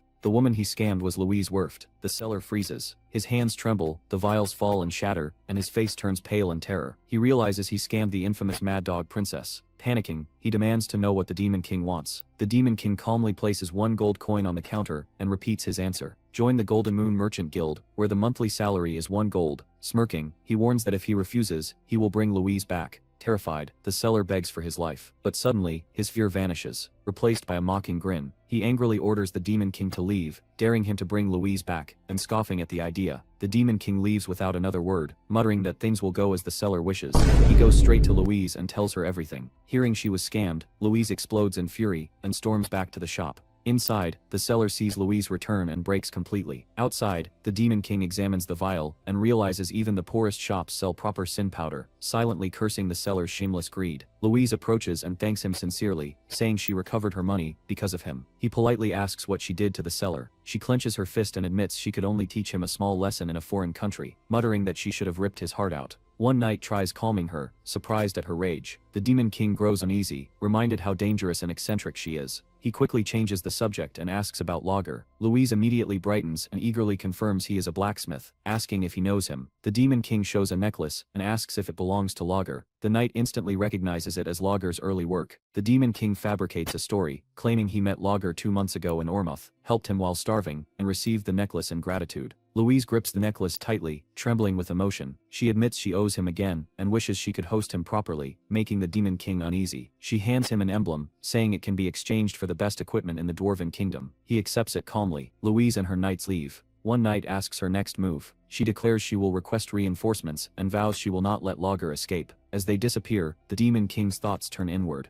One word echoes in his mind: the heart. Memories resurface. After regression, he realizes he forgot a crucial event. Draxon discovered the heart of a mystic beast. After absorbing it, Draxon gained overwhelming power. A realization settles in. That power was the only thing Demon King truly desired. Now reborn as a new Demon King, Demon King understands his current limitations. Dimensional interference is still heavily affecting him, restricting his true strength. If he were to fight Louise one-on-one under these conditions, especially with Louise being fully equipped with high gear, Demon King knows the outcome would be uncertain. At best, he would barely manage to win. that would not be enough to take revenge on the heroes, and to survive in this dimension. Demon Kings comes to a decisive conclusion. He will send Louise to Ormuth, to the place where the Tower of Beasts stands. Their two monsters will inevitably clash. The Mad Dog Louise and the Demon King of Beast Draxon. While those to tear each other apart in brutal conflict, Demon Kings will remain in the shadows, waiting for the perfect moment, and when the battle ends he will claim the prize for himself. Deep within the Rainforest Kingdom, the scene shifts once again. The dwarf princess pushes through the dense jungle as her armor brushes against thick vines while her companions follow closely behind. One of the dwarves rushes toward her urgently and reports that airborne officers have delivered an ultimatum. An anonymous source demands that they withdraw immediately. Yet she does not slow down, and her eyes burn with determination as she answers firmly that she still has not found him. Continuing deeper into the dark forest without any intention of turning back, cold sweat rolls down the dwarf princess's face while her subordinate urges her again, warning that they must inspect only the areas permitted by the anonymous order. Yet she clenches her teeth as anger overpowers her hesitation, and she declares that there are still places she has not searched. Then her gaze suddenly locks onto Beast Mountain standing in the distance, and she freezes for a moment in disbelief. Even the domain of the Beast King is considered forbidden and dangerously beyond reason. A dwarf calls out desperately to stop her, but she continues walking forward without hesitation, confidently declaring that it will be fine because no one can touch her. Sweat soaks through her armor, yet excitement burns brightly in her eyes as she laughs sharply and declares that someone dared to challenge her,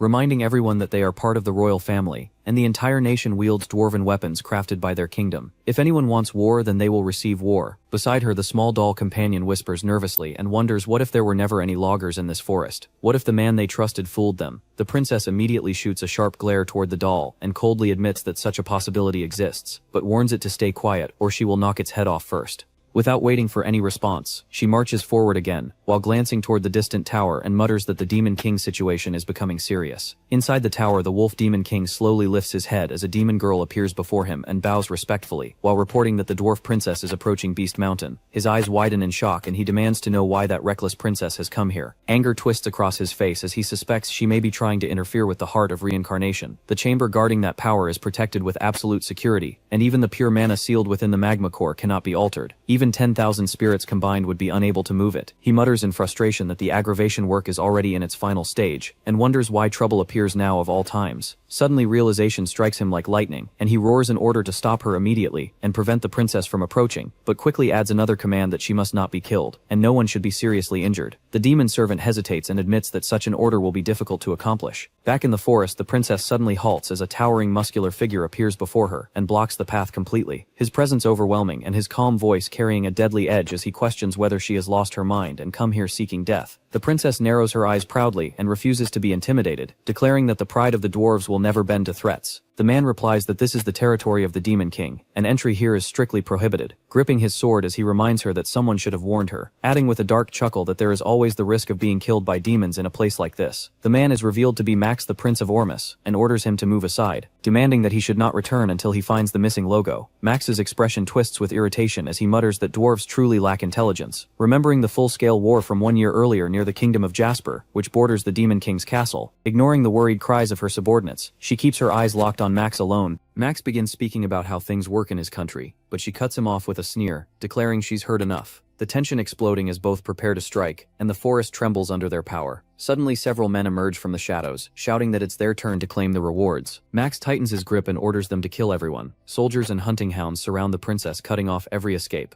while Max declares they will all die for the prosperity of Ormus. Rage surges from the princess as she raises her massive axe and shouts at them for daring to challenge her. In the distance, thunderous demonic gallops echo. Inside the tower, the Wolf Demon King roars in disbelief, realizing Ormus' forces intend to kill the princess and frame him, triggering a full-scale offensive like 200 years ago. Monstrous demons are dispatched instantly, as he grimly resolves the princess must survive. Back in the forest, blood and violent mana stain the battlefield, as Max's allies cut down dwarves with precision, chaos reigning until a golden shield flares around the princess. She shouts for her soldiers to be released while a wounded dwarf pleads that the enemy advantage is overwhelming, and they cannot win head-on, urging her to escape while they clear a path. Her teeth clench, fury burning as she declares she'll smash everything herself, ignoring the doll's plea to calm down. Max raises his weapon, mana blazing, sneering that she hides behind a shield like a turtle. Suddenly violent purple energy explodes before him, blinding and overwhelming. He freezes in shock, wondering if the Beast King's subordinate has arrived. A dark purple aura intensifies above them, and a cold voice echoes declaring the Ormus attack was never part of the plan, and humans are unpredictable. Max's eyes widen as he realizes the being before him is no mere beast or demon. At the same moment, both Max and the princess tremble under the Demon King's suffocating presence. Pierce Doss appears with a mocking smile and coldly orders the Princess of Ormus to die, activating his equipment magic tool with an unyielding expression. Someone shouts that high-level demons have appeared. At the same time, the Demon King releases a monstrous aura, the suffocating energy pressing down like a physical force, wrapping around Max and binding him completely. He struggles in shock, shouting in confusion as the crushing pressure freezes him in place. In that exact moment, Princess Louise Vert flashes forward with unstoppable speed, closing the distance in the blink of an eye, ready to strike.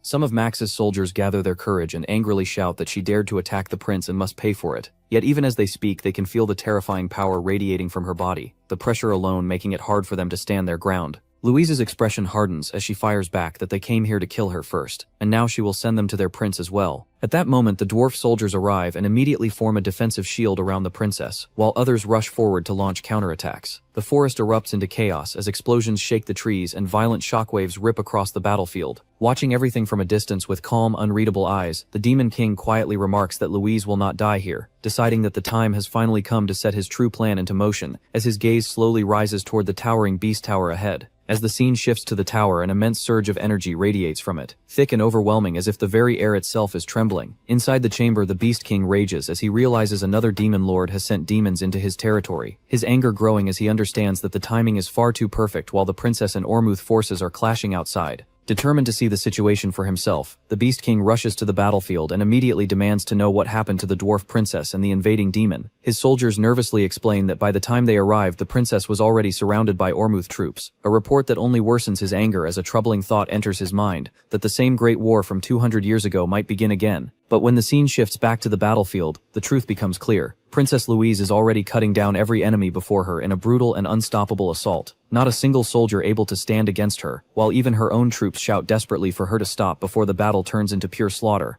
Back with the Beast King, the soldier lowers his head and finishes the report saying the princess solved everything herself, and they were unable to help. Hearing this, the Beast King snaps in irritation and tells them not to confuse him like idiots. In his anger, the Beast King strikes the soldier. The man instantly drops to his knees and bows repeatedly, while apologizing again and again, his entire body trembling beneath the overwhelming fury. Soon more soldiers arrive accompanied by several powerful beasts. One of them hesitates before nervously reporting that Prince Max was killed by the dwarf princess. Another soldier quickly asks what should be done with the remaining Ormus warriors, clearly waiting for the Beast King's permission before taking any action. The Beast King remains silent for a moment, his expression dark and calculating, as he carefully considers the situation in his mind. Finally, the Beast King turns toward his soldiers and gives a firm order to send them alive, explaining that these men must provide their statements properly, so he will not be falsely accused. Then he looks toward the rest of his troops and sharply asks whether they have found the demon who invaded his territory. The soldiers hesitate before answering that they are still searching, their voices trailing off awkwardly. Hearing this, the Beast King grabs his head in frustration and calls them pathetic, saying that not only their heads but even their noses are useless. His anger burns fiercely, but soon his expression shifts into deeper thought. If it is a high demon that specializes in stealth, then it is no surprise these fools cannot detect it. He narrows his eyes and mutters that it has been a long time since he has faced a situation like this. Then he activates a technique known as sensory super-maximization, a powerful method that heightens the senses by concentrating magic directly into the sensory organs. By mastering this technique, even the faintest traces of stealth magic can be detected.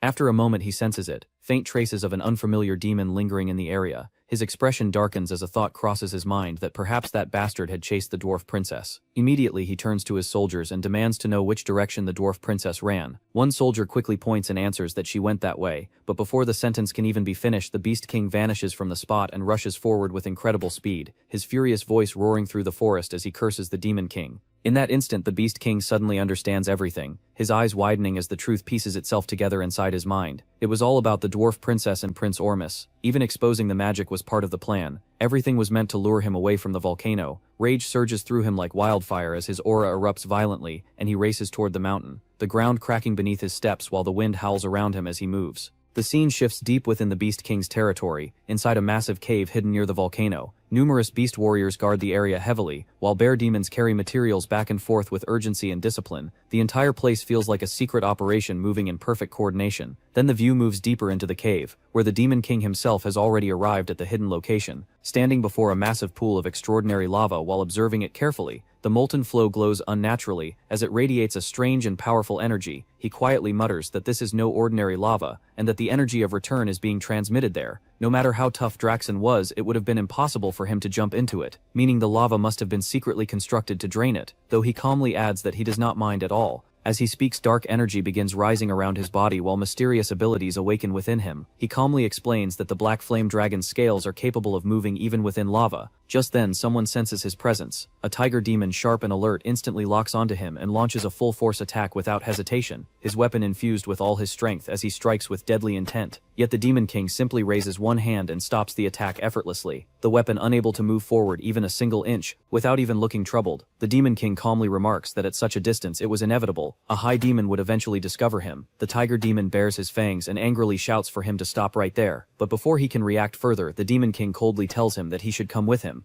With those words, he drags the tiger demon along and leaps straight into the massive pool of lava. As they plunge into the burning molten depths, the tiger demon's screams echo throughout the cavern, while his body is instantly destroyed by the intense heat without leaving a single trace behind. Yet the Demon King remains completely unaffected, as the black dragon scales covering his body protect him from the devastating heat, the molten fire sliding across his body as though it were nothing, while he continues descending deeper into the blazing depths. He often wondered what kind of recovery ability he had truly obtained, a faint smile appearing on his face as the memory returns. Then far below within the depths, something finally appears, a phoenix whose presence radiates immense power even within the lava itself. The Demon King recalls that during his time as a Demon King cadet, the existence of the phoenix had been confirmed across multiple dimensions. The phoenix capable of transcending dimensions ranging from divine beings to entities that rule their own realms as ultimate destroyers, the scale of its power differing greatly depending on its form. However, there was one thing all records shared in common. Every demon lord who completely absorbed a phoenix became powerful enough to have their name engraved in the history of the demon world. A quiet satisfaction appears on the Demon King's face, as he softly thanks Draxon in his mind, saying that because Draxon absorbed the phoenix in the previous life, he is now able to stand here. The one power he always envied finally within reach, and in this life he will make sure to write his own legend with it. The Demon King slowly stretches his hand forward, and an overwhelmingly powerful light bursts from his palm. The radiance so intense that it illuminates the sky and the surrounding mountains even from far away. Seeing the blinding light in the distance, the Beast King's expression twists with shock and rage, as he roars in fury while demanding to know who discovered his phoenix. His mind racing through possibilities as he briefly considers Deus, but quickly rejects the thought because that man would never move without a clear benefit. In the next instant he arrives at the entrance of the cave, where the guards stammer nervously as they try to report the appearance of a demon. But the Beast King pushes past them without hesitation and orders everyone to stay back while he strides deeper inside, muttering to himself that Ugar lacks the intelligence to plan something like this, and Rena from the Snow Demon tribe could not approach the phoenix because of its fire attribute. Leaving only one possible explanation, he suddenly turns toward his soldiers and sharply demands whether they are safe. One soldier hurriedly explains that earlier the tiger demon suddenly jumped into the lava. The Beast King immediately snaps in disbelief, saying that such a thing is impossible, yet the trembling soldier continues and explains that the tiger claimed he was going to steal it. At that moment someone shouts that the Demon King is inside, and that it is dangerous, an immense light pouring outward from deep within the cave, growing brighter with every passing second, as its glow spreads far beyond the cavern, and becomes visible even from great distances. From afar several figures witness the astonishing sight: Princess Louise, Merchant Granada, Cargill, and Princess Elena, standing beside their soldiers as they watch the radiant eruption in stunned silence. Meanwhile, the Beast King's fury reaches its absolute peak as he clenches his fist and his aura explodes violently around him, roaring with uncontrollable rage that he will kill the intruder. And within the blazing depths the phoenix finally reveals itself. Deep within a dense forest, a sharp, unnatural sound echoed briefly before fading, leaving silence. On the forest floor lay Deus, motionless, abandoned by life. Minutes passed before his eyelids trembled and opened, confusion clouding his gaze as he stared at the tangled canopy above, unsure where he was or how he had arrived. Around him, animals had gathered, wolves in the shadows, small creatures peeking from bushes, birds perched above. None attacked, they simply watched the stranger in their territory. Ignoring them, Deus slowly pushed himself up, heavy and disoriented, searching his memory. Then it hit him, the phoenix. His plan had been simple: kill it, store it in his subspace, and return to his tower. But the volcano erupted, its force hurling him across the sky before he crashed in this forest. Walking through the trees, he reached a narrow stream and froze at his reflection. His appearance had completely changed. The face staring back was unfamiliar. Far away in Ormus, Princess Louise reported to the king about the battle. Ormus warriors had intervened bravely, but the king's son had died. Consumed by grief and rage, the king immediately ordered a massive expedition. The beast demon king must be defeated. Back in the forest, Deus received a holographic call from Hillen. Shock crossed Hillen's face at Deus's new appearance, but Deus calmly confirmed his identity. Hillen reported that nearly 500 participants, including 200 recognized heroes, would attack the Tower of Beast, led by the 10-star battle mage Rosal Charnt and Vice Commander Balaf Dislord.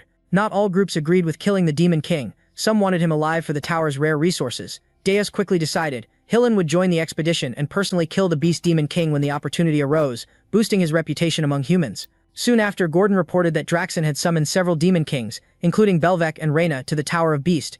Recognizing the urgency, Deus transformed into his demon form and took to the sky. The Phoenix's mana flared violently, igniting his wings. He shot through the sky like a burning comet, crashing into the barrier surrounding his tower but stabilizing safely. As Deus confirmed his safety, Gordon prepared a portal to the Tower of Beast. Heroes gathered from across regions. Rosal drew admiration as she boldly declared she would defeat the Beast Demon King, while Hillen internally resolved the victory would ultimately belong to him. Deus, Gordon, and Jason arrived at the tower's top level, where Draxon awaited. Calmly acknowledging them, Draxon led them into the meeting chamber. Deus noted that arriving late would have been unwise. Once everyone gathered, Belvec questioned the urgency. Jason casually remarked on the assembling hero forces, and Draxon revealed the truth. One Demon King had secretly sent an acetate demon into his territory. That intruder had stolen the corpse of the Phoenix that Draxon had been preparing to absorb. Even worse, the same culprit had caused the death of the second Prince of Ormus, which had triggered the current hero expedition. The other Demon Kings silently considered his words. Some wondered whether Draxon had been secretly hiding a phoenix all along. Others believed stealing such a powerful spirit beast was reckless. However, provoking the Kingdom of Ormus into launching such a massive expedition clearly suggested that someone intended to destroy Draxon. Continuing his explanation, Draxon suggested that the same mysterious enemy might also be responsible for the death of the dwarf princes. If that were true, the real objective might be to ignite a massive war across the entire continent. Looking around the chamber, Draxon declared that someone present might be trying to eliminate him. But if that was the plan, he warned that he would not fall alone. Filled with anger, he swore that he would uncover the traitor responsible. To achieve that, he announced that he would purchase the Black Box key. The Black Box installed inside the tower was a special device capable of recording the movements and actions of Demon Kings. It had originally been created to analyze past operations and help plan future invasions more effectively. However, many Demon Kings who followed strict demonic traditions believed such devices were unnecessary. Using the system required an enormous number of demon energy points, and because the device would disappear if the tower collapsed, most Demon Kings had stopped paying attention to it entirely. But Draxon intended to use it. When Deus heard this announcement, a troubling thought crossed his mind. The Black Box was something he had never considered before. If Draxon opened the Black Box inside his tower, the truth would be impossible to hide. Draxon continued explaining that activating the device was not something he could do alone. The system required the approval of the Demon King who controlled the tower where it was installed. Without that authorization, the Black Box would remain sealed. He looked around at the other rulers and asked each Demon King present to grant him permission to open the Black Box in his domain. His reasoning was simple. If the one responsible for the chaos was hiding among them, that person would likely refuse the request. For a moment, the chamber fell silent. Deus listened carefully, feeling a growing sense of unease. The situation had suddenly become far more dangerous than he had expected. If the recordings inside the Black Box were revealed, the truth might come to light, but the tension in the room quickly dissolved. One by one, the Demon Kings granted their approval. Even the Demon Queen gave her authorization without hesitation. None of them opposed the request. Satisfied, Draxon nodded. With everyone's approval secured, the process could begin whenever he decided to activate the device. He announced that once the results were obtained, he would inform them. For now, the meeting was finished. Later, more details about the Black Box key became known. It was an extremely rare consumable item that could only be used once. Its price was staggering 9,999 demon power points. Only rulers with immense reserves of demonic energy could even consider purchasing it. Because of that overwhelming cost, most Demon Kings avoided using it altogether. Draxon himself had no intention of buying the key immediately. With the hero expedition preparing to attack his tower, spending such an enormous amount of power right now would be reckless. If he weakened himself before facing the heroes, the consequences could be disastrous. However, he had already decided what he would do afterward. If the hero expedition failed, and the situation returned to normal, he would immediately purchase the Black Box key. Once he obtained it, he planned to open the Black Boxes belonging to Deus and Jason. Only then would the traitor's identity be revealed. Meanwhile, after leaving the meeting, Deus and Gordon returned to their own tower. As soon as they arrived, Deus began carefully analyzing the situation. The possibility of the Black Box being activated weighed heavily on his mind. There was only one solution. Before that moment arrived, Draxon had to be eliminated. With that decision forming in his thoughts, Deus decided to inspect the tower before planning his next move. Gordon informed him that most of the preparations inside the tower had already been completed. Hearing that, Deus suggested they begin their inspection from the lowest level. Together they descended to the first floor of Berg Tower. The sight that greeted them was impossible to ignore. A gigantic magical weapon dominated the entire floor. The structure resembled a colossal cannon, towering like a siege machine built for pure destruction. Standing proudly on top of the massive device was Lager. The moment he saw Deus arrive, his excitement exploded. He began enthusiastically explaining his newest creation. This, he announced proudly, was the weapon forged in the Hell Forge, Hell's Catapult Mark I. His voice overflowed with admiration for his own masterpiece. According to him, the design was both magnificent and elegant. It was without question the greatest creation he had ever produced. As Deus and Gordon turned to leave, Lager continued shouting excitedly behind them, thanking the Demon King repeatedly and promising that the next weapon he created would be even bigger, stronger, and more extraordinary. Leaving the loud inventor behind, Deus and Gordon moved up to the second floor of the tower. There they found Kate Turde standing alone in the training area, practicing her swordsmanship with focused determination. The moment she noticed Deus entering the room, she did not hesitate for even a second. She lunged forward and launched an attack immediately. Her blade moved with impressive speed, cutting through the air toward him. Deus calmly raised his weapon and blocked the strike with almost no effort at all. "Nothing has changed," he remarked quietly, observing her technique. Kate Turde narrowed her eyes as determination filled her gaze. "The real battle begins now," she replied firmly. Without wasting another moment, she activated the Qin combat technique and unleashed a modified attack known as Waxing Moon, breaking the waning moon. The power behind the strike was clearly greater than before, refined through careful practice. Yet even this improved attack failed to trouble Deus. He stopped it just as effortlessly as the first. A faint smirk appeared on his face as he spoke again. "You've improved a little," he admitted, "but you still have a long way to go." Kate Turde stared at him in disbelief. She could not understand how her carefully refined technique had been neutralized so easily. Before she could gather herself for another attempt, Deus launched a swift counterattack. His strike landed with controlled precision, hitting just hard enough to nearly knock her unconscious. The brief exchange ended as quickly as it had begun. Deus then turned his attention toward Gordon, curiosity appearing in his voice. He asked why Princess Kater had been placed on the second floor. Gordon explained that Princess Ernan was currently conducting a summoning ritual on the fourth floor. To prevent any interference during such a delicate process, he had temporarily moved Kater to another level of the tower. Hearing this explanation caused Deus to raise an eyebrow slightly in mild surprise.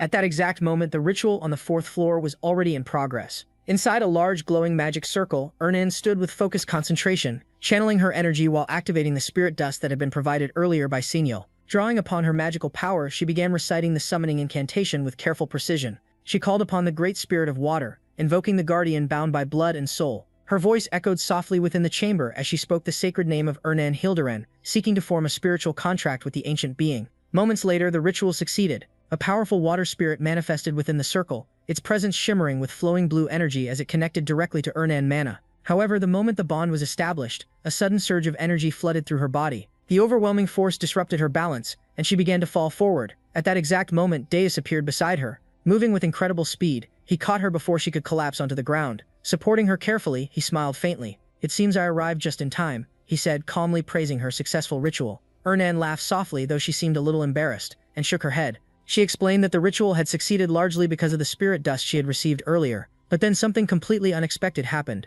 In a quiet voice, Ernan suddenly said that she loved the Demon King. The words left her lips before she could stop them. Deus froze in surprise. Ernan immediately panicked. She insisted that she had not meant to say those words, even though the voice had clearly come from her mouth. She claimed she had no control over it at all. After a brief moment of confusion, the truth revealed itself. Those words had not actually been spoken by Ernan. They had come from the newly summoned water spirit. Ernan sighed lightly and remarked that she seemed to have summoned a particularly troublesome spirit. Hearing this, the spirit burst into laughter. Soon afterward, she introduced herself properly. Her name was Nairuniel, a high-ranking water spirit. Her personality quickly became obvious. She loved reading romance novels, especially dramatic stories involving forbidden love. With cheerful enthusiasm, Nairuniel declared that she truly adored the Demon King. She even pointed out that he had clearly noticed Ernan's feelings already, and immediately began asking when the two of them planned to officially become boyfriend and girlfriend. Hearing such outrageous claims left Ernan completely flustered. Her face turned bright red as she demanded to know what kind of nonsense the spirit was talking about. Meanwhile, Nairuniel appeared thoroughly entertained by the entire situation. With a playful smile, she continued teasing Ernan relentlessly. She urged the princess to admit the rumors that were apparently spreading throughout the spirit realm. According to those whispers, the innocent demon princess had already entered a romantic relationship.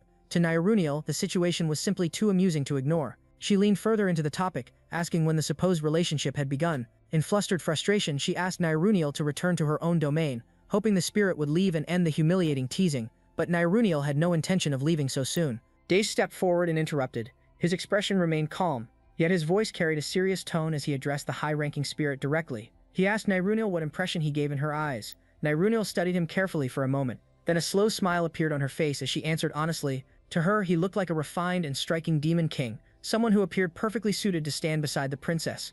Maintaining his steady composure, he repeated the question once more. Then, without any warning, he activated his magic. His appearance began to change instantly. His hair shifted into a vivid shade of red, and the energy surrounding him transformed dramatically. Ernan and Niruniel were both stunned by the sudden shift. The transformation had been so intense that neither of them had expected it. Niruniel attempted to analyze the sensation carefully. Just moments earlier, his power had felt like a dense cluster of magical energy typical of a demon king, but now it felt entirely different. What she sensed now resembled pure monosign, refined and unlike the aura of any demon lord. Instead, it carried the unmistakable essence of a spirit. At the same time, a blazing aura surrounded Deus as flames of energy radiated outward. Calmly, he explained the purpose behind his transformation. Even a superior spirit like Nenruniel had been deceived by his disguise. If she could be fooled so easily, then the other demon lords and warriors would likely never detect the difference either. A confident smile formed on his face as he reasoned aloud that the Beast Demon King could probably handle matters independently. For the moment, Ernan remained confused, struggling to process everything she had just witnessed. The conversation had shifted so quickly that she could barely follow its meaning when she heard the idea of one demon king eliminating another. The thought unsettled her deeply. Not long after, the scene shifted again. Deus moved swiftly through the sky, flying at tremendous speed with clear determination. While he traveled, a system notification suddenly appeared before him. Gordon's face appeared on the screen. His expression was filled with stress and urgency. He looked completely overwhelmed, even grabbing his own hair in frustration as he shouted loudly. Deus remained calm and asked what had happened. Gordon immediately responded that the situation involved the Demon King. The news surprised Deus briefly, though he quickly regained his composure. Gordon continued speaking in disbelief. He could not understand why a Demon King would attempt to eliminate another. Deus answered without hesitation. He reminded Gordon that he had already stated his intention clearly before. He planned to remove Draxon. That response only increased Gordon's panic. He protested loudly, explaining that such actions violated the long-standing rules among Demon Kings. If the others discovered that rule had been broken, the consequences could become uncontrollable. Deus tightened his jaw slightly as he considered the urgency of the situation. He explained that the matter had to be resolved quickly if Draxon succeeded in opening the black box first. The entire situation would turn against him. In that case, Deus himself would be the one to suffer the consequences. Gordon admitted that he understood the reasoning, but understanding the logic did not make the plan any less dangerous. He emphasized the risks involved. The Demon King had not yet obtained Orion dimensional energy, and Deus still lacked the ability to fully control such power. Dimensional energy was a fundamental force that existed between worlds. Without mastering it, the margin for error remained extremely small. Every realm naturally resisted intruders from another dimension. When a being crossed into a foreign world, that world reacted defensively. It pushed back with overwhelming pressure, using dimensional energy as a barrier. The force alone was enough to suppress the abilities of the invader. Because of this natural rule, demons who entered the devil experienced extreme weakening. Their original strength was heavily restricted. A demon whose power ranked at the terrifying level of 666 in their own realm would be reduced to something closer to level 1 after arriving in another world compared to their original power. They became almost insignificant. In that weakened state, they would have to face warriors chosen by the dimension itself, guardians who existed to preserve the balance of that world to overcome this natural suppression. The demon race had created a specialized invasion system. That system was known as the Demon King's Tower, sometimes called the Devil's Tower. The tower functioned as a magical conduit that linked the demon world, the Demon King, and the flow of magical energy. By investing accumulated magic points into the structure, the Demon King could gradually draw stronger power from their home realm. As the tower expanded upward, the connection became stronger, slowly restoring their original strength. In many ways, the tower's growth directly reflected the ruler's true power. However, the system came with an important limitation. The farther the Demon King traveled away from the tower, the weaker the magical connection became. With distance, the energy supply thinned and their strength declined accordingly. Gordon reminded Deus of another crucial detail. The Beast King's tower had already reached 13 levels. In comparison, their own tower had only grown to the 5th floor. Reluctantly, Gordon admitted something uncomfortable. Even if Deus truly held the title of Demon King, victory inside the Beast King's territory could not be guaranteed. Deus acknowledged the situation calmly. Although he had absorbed the Phoenix Heart, he had not yet fully integrated its power. The energy inside him remained unstable, which meant he could not completely dominate the other demon lords in his current state. But that limitation existed only if he fought alone. Slowly, a confident expression appeared on his face. The moment Gordon saw that look, he immediately understood what Deus was planning next. Panic returned to him. He tried to object before anything irreversible happened. Yet Deus had already decided once again. He altered his appearance through magic. His body shifted, reshaping into an entirely different persona. With a playful smile, he introduced himself under a new identity. From that moment on, he would go by the name Pale in disguise. He declared that he would personally join the upcoming Brave expedition. Gordon froze in disbelief. The scene transitioned. In the distant region of Ormus, intense combat raged across the land. The Knights of Hillen were engaged in a fierce confrontation with invading demons. Though the knights managed to eliminate several enemies, they were not unscathed. Many bore injuries. The battlefield was chaotic, filled with exhaustion and destruction. Both sides had sustained losses. Hillen surveyed the situation with concern. The enemy had pursued them to this location, yet now the remaining demons appeared noticeably weakened. Recognizing the shift in momentum, Hillen moved quickly between fallen comrade, kneeling beside injured knights to assess their conditions. He provided healing potion, urging them to drink and regain strength. One soldier groaned in pain, struggling even to sit upright. Amid this aftermath, Views arrived, now appearing as pale. His presence was composed and unfamiliar, his demeanor calm yet commanding. After observing the wounded and the disorder around him, he asked Hillen how the situation had escalated to this point. Hillen instinctively began to address him formally, but Deus interrupted gently, instructing him to use the name Pale instead. Hillen nodded and complied. He then began explaining the events.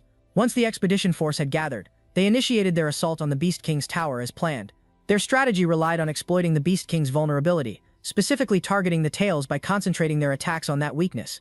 They succeeded in inflicting meaningful damage during the confrontation. However, the battle had not unfolded as smoothly as expected. The memory of the encounter resurfaced. Draxen had unleashed overwhelming force, turning the battlefield into turmoil. Hillen had retreated under pressure, urgently calling for Rosal to execute their plan. But when he looked back, his expression shifted to horror. Rosal had collapsed. She lay severely wounded, blood visible across her face as she struggled to remain conscious. Hillen was shaken. Then he noticed something far worse. Draxen stood directly behind Rosal. Realizing the immediate danger, Hillen reacted without hesitation. Rushing forward to protect her, he supported Rosal firmly, helping her back onto her feet, keeping one arm around her for stability. He turned and fled the battlefield, shielding her from any further attack as they withdrew from the Beast King. The recollection dissolved. Back in the present, Hillen completed his account. His tone carried both frustration and regret as he described how the mission had ended. Because Rosal had sustained serious injuries, continuing the assault was impossible. The retreat had been the only option. The brave expedition had ultimately failed. Deus remained quiet after hearing everything. A subtle smile briefly touched his lips as he processed the details. Then suddenly his expression stiffened. Something clicked in his mind. The pieces aligned with unsettling clarity. In short, everything had fallen apart. Hillen continued, explaining that despite their withdrawal, they had successfully dealt a heavy blow to the Beast King. Still, many knights were severely wounded and required urgent treatment. Their forces were exhausted. On top of that, they had eliminated a significant number of demons during the clash. As Deus listened, calculations formed rapidly in his thoughts. Rosal observed him closely. The more she looked, the more curious she became. She asked who he truly was and why he was assisting them. There was also something else she couldn't ignore, a faint warmth radiating from him. The energy felt unusually pure, unlike anything she had sensed before. Before responding fully, Deus glanced at the injured knights scattered across the field. Their bodies had healed, but their spirits remained broken. Simply fixing physical wounds would not be enough. Without restored morale, they would not fight effectively, and he needed them to defeat Draxen. Unity and resolve were essential. After a brief pause, he decided it was time to reveal part of his strength. A small fiery presence hidden within him stirred. He instructed everyone to follow him quietly. Then he began, rising into the air. The knights stared in shock. Rosal immediately recognized the energy forming around him. A golden flammable-like aura expanded outward. Behind him, a massive silhouette resembling a phoenix unfolded its blazing wings, dominating the sky with radiant power. The atmosphere transformed completely. Deor spoke clearly. He revealed that he was the wielder of the phoenix. His name was Pale and his objective was simple: to defeat the Beast King. Rosal's eyes widened. The phoenix was a legendary existence. The overwhelming surge of energy she had sensed earlier now made sense. That immense presence had likely been his. Judging purely by mono output, his strength was comparable to that of elite 10-star warriors. She felt a surge of hope. If she fought alongside him, victory against the Beast King might truly be achievable. The display quickly revitalized the battlefield. Knights who had been emotionally drained began regaining confidence. One by one, they straightened their posture and rose to their feet. Hillen felt his determination returning as well. Though Diaz was operating under a new identity, his leadership and strategy naturally guided the group forward. None of them realized that the mysterious warrior known as Pale was in truth the very Demon King himself. Draxen stands before his companions declaring his intent to reclaim the tower. He reveals that he used far more demonic energy than expected. Because of this, he was only able to obtain a single black box key. Deciding to leave the other for later, he grips the black key tightly, preparing to open the box. His focus sharp and unwavering, he calls out toward his unseen opponent as he begins opening the black box of a consenting Demon King. A dark and powerful aura erupts outward, filling the space with an ominous presence. Draxen demands to witness everything, seeking to uncover all hidden truths, but as the process continues, something feels wrong. He realizes the black box is not being manipulated. Instead, he himself is being affected. Shock overtakes him as he struggles to accept it. The truth becomes undeniable. The black box cannot be controlled at all. The cryptic indicator confirms it with 96% certainty. Frustration surges as he recalls past actions. Finally understanding the reason behind them, urgency fills his mind as he decides to inform the other Demon Kings. At that moment, his servant rushes in, bringing alarming news.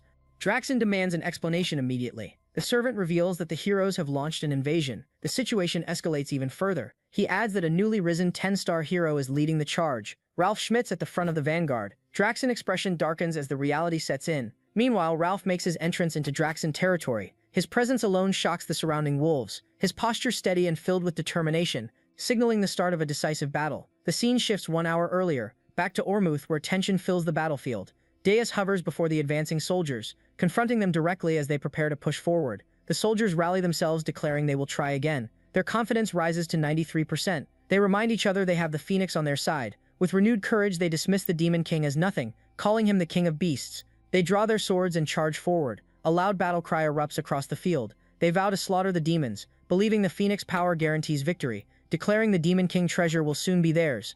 Observing this, Days notes their morale has recovered, yet he remains uncertain about one thing, whether they can fully control the Phoenix mana. As events continue, the scene shifts again. Days speaks calmly with Helene and Roselle. He acknowledges that 10-star heroes alone are not enough, expressing the need for reinforcements. Roselle smirks confidently at this, revealing that luck is on their side. A powerful hero has just requested to join. At that moment, a new presence arrives. Days immediately recognizes him. It is Ralph, a 10-star hero, known as the strongest among shield masters, serving as the vanguard of this mission. His arrival shifts the balance instantly, adding weight to the conflict ahead. The scene returns to the present, inside Draxon Kingdom where Ralph is already fighting. He moves effortlessly through the battlefield, slaughtering wolves while blocking attacks with ease. His shield radiates overwhelming spiritual power. Each roar from it spreads fear among enemies, driving them into panic and destruction. Watching this, Deus reflects deeply, recognizing Ralph as the second strongest tank. He understands the nature of his shield, a weapon capable of reflecting any impact. Deus knows how dangerous he truly is, because in a past life Ralph helped defeat him, and even mocked him afterward. Anger rises within Deus at the memory. He wants to tear Ralph apart immediately, but he restrains himself, knowing Draxon is the true priority. Rosal then informs him of something. Ralph only arrived after the expedition ended. Frustration fills her voice. She clenches her teeth in anger. If he had come earlier, things would be different. Together they could have won without losses. Meanwhile, the troops continue advancing. They announce the first floor has been cleared. Confidence continues to rise among them. They push forward, eager to face the Demon King, determined to end everything. But Deus warns Rosal seriously. Confidence is fine, but underestimating a Demon King is fatal. Rosal questions his warning. Deus explains that every Demon King holds a trump card, something revealed only at the brink of death. A final instinctive move capable of changing everything. As he thinks further, he considers a possibility. If Draxon reclaimed the tower and used his energy, then he would not have enough left to stop them. In that case, a rare opportunity appears. For the first time, Deus might witness the hidden trump card. The scene shifts to the Beast Tower. Reaching the 13th floor of the Demon King chamber, an eerie silence fills the space. Draxon sits alone upon his throne, his presence dominating the entire room, his eyes glowing deep blood red. At that moment, Ralph and his knights arrive. They step inside cautiously, sensing that Draxon has been waiting. They scan the area in confusion. No demons are present at all. Even though this is the final floor, they question why only the Demon King remains, recalling how it was once filled with enemies. Without warning, Draxon raises his hand. A sphere of demonic energy forms instantly. He speaks with contempt, calling them insects. He shows no surprise at their return, though he did not expect them so soon. He reveals he has been preparing for this moment. Rosal is shocked by the dense energy, realizing all demons are gone for a reason. Draxon opens his mouth, releasing a beam of aura. He confirms he gathered all his vassals into himself, planning to eliminate them in a single strike. Deus analyzes the situation carefully. This breaks standard dungeon strategy. Instead of placing strong enemies on upper floors, Draxon absorbed everything into himself. His red eyes glow even brighter. He declares he will erase them completely, ensuring they never return again. Helen, Rosal, and Deus are visibly shaken, while Ralph remains calm and focused. Deus senses something critical approaching. The moment is coming. Suddenly, Draxon unleashes a deafening roar. Dark red energy explodes from his body. Two knights rush forward to attack.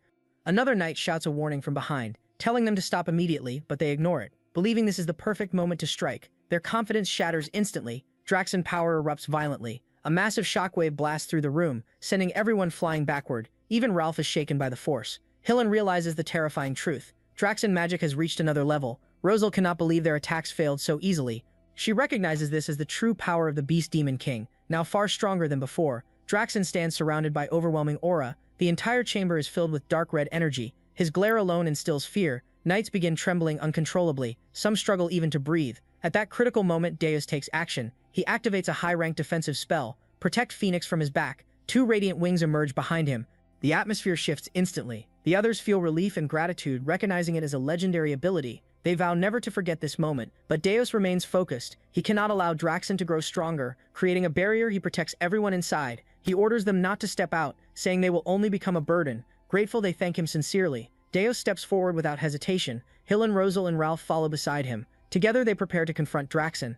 Observing them, Draxen notes only 4 can still move. His attention locks onto one figure. The red-haired individual irritates him greatly. It becomes clear he does not recognize Deus. Under his new identity, Deus smirks quietly at this advantage. Knowing this ignorance gives him an edge. As the battle reaches its decisive moment, the final clash is about to begin. The battle reached a boiling point as Draxen finally recognized Deus. Rage exploded within him as he roared about the theft of the Phoenix. Enraged that Deus dared to step foot inside his tower, his fury shook the surroundings, but Deus remained completely unfazed. With calm authority, Deus silenced him, creating a domain and activating sound removal magic. A faint smirk appeared as he declared control over every sound. The battlefield shifted instantly. Roselle immediately understood the brilliance of the move. Draxen's roar was completely nullified. At the same time, enemies could not hear spell chants. The advantage had subtly shifted in their favor. Without hesitation, Deus unleashed high-rank binding magic. Sage's chains shot forward to restrain Draxen, but Draxen responded with overwhelming force, roaring in fury as he shattered the chains effortlessly. The gap in power became clear. Draxen declared it was not a fight but a hunt, promising to tear them apart piece by piece. Even then, Deus remained calm, mocking him by saying he could not hear the barking. The silence remained focused solely on Draxen. Rosal urged the others to focus on Pale. At that moment, Deus launched a direct assault. A massive explosion erupted on impact. The battlefield descended into chaos. Both sides exchanged relentless blows. Their movements became faster and unpredictable. Deus moved so fast Rosal could no longer track him. Hillen dismissed the concern, saying following orders was enough. Draxen continued roaring in disdain, calling their actions madness, yet he acknowledged they dared challenge him. The tension continued to rise. Deus suddenly shifted direction at incredible speed, attempting to reposition himself. Draxen reacted instantly, warning him he would not leave alive, calling his name with burning rage. At that moment, Deus locked eyes with him. A memory surfaced from before the battle. He had explained the strategy to his team. Speed was the key to defeating Draxen. Draxen's massive body was matched with terrifying reflexes. They needed to bind his feet and exploit his weakness. Hillen doubted himself, questioning if he could keep up. Deus reassured him confidently, promising to give a signal. Hillen was confused about what that signal meant. The memory faded. The present battle resumed instantly. Draxen lunged forward to crush Deus, believing he had finally caught him, but Deus dodged effortlessly. Then suddenly he stopped moving. Revealing Armani's orb with a smirk, Draxen mocked the attempt, calling the orb useless. Deus calmly clarified its purpose. It was meant to reveal a master's location to a vassal. Draxen scoffed, believing no vassals were present. At that exact moment, the signal was given. Hillen appeared instantly, leaping into the battlefield, activating Armani's orb. As he struck Draxen, immense pressure hit him. His head felt like it would explode, but he continued the attack regardless. Draxen erupted in anger. He was shocked that a hero had become a vassal. Deus responded with a calm smirk, saying the method was useful if one survived. His eyes remained sharp and calculating. Hillen delivered a full-force strike. The impact sent shockwaves across the battlefield. The ground cracked beneath them. Debris scattered everywhere. Yet Draxen barely staggered, mocking them once again. He called the attack pathetic. His durability made it seem insignificant. Then suddenly flames struck him, catching him off guard. For the first time he recoiled. The timing was too perfect. The plan from earlier came into play. Deus had instructed Roselle carefully. She would act once an opening appeared. He told her to pour everything into the attack to turn her pain into power. Roselle had listened in silence. Her resolve hardened completely. Back in the present, she unleashed her full power. Mana surged violently around her. The air distorted under the pressure. She targeted Draxen directly, preparing a top-tier spell. Satellite cannon gathered immense energy. The ground cracked beneath her feet. Heat became unbearable even from afar. Then the attack was released. A massive beam tore through the battlefield, blazing with blinding intensity. It struck Draxen with devastating force. The explosion swallowed everything. Fire and destruction filled the area. Then silence followed briefly. Even the wind seemed to stop as the smoke cleared slowly. Hillen, Ralph, and Roselle watched closely, their bodies tense with anticipation. But Draxen stood once again. Rage consumed him as he mocked them. His laughter echoed with madness, sending chills through them. Deus remained calm, acknowledging such an enemy would not fall easily. There was no panic in his expression, only calculation, as if everything was expected.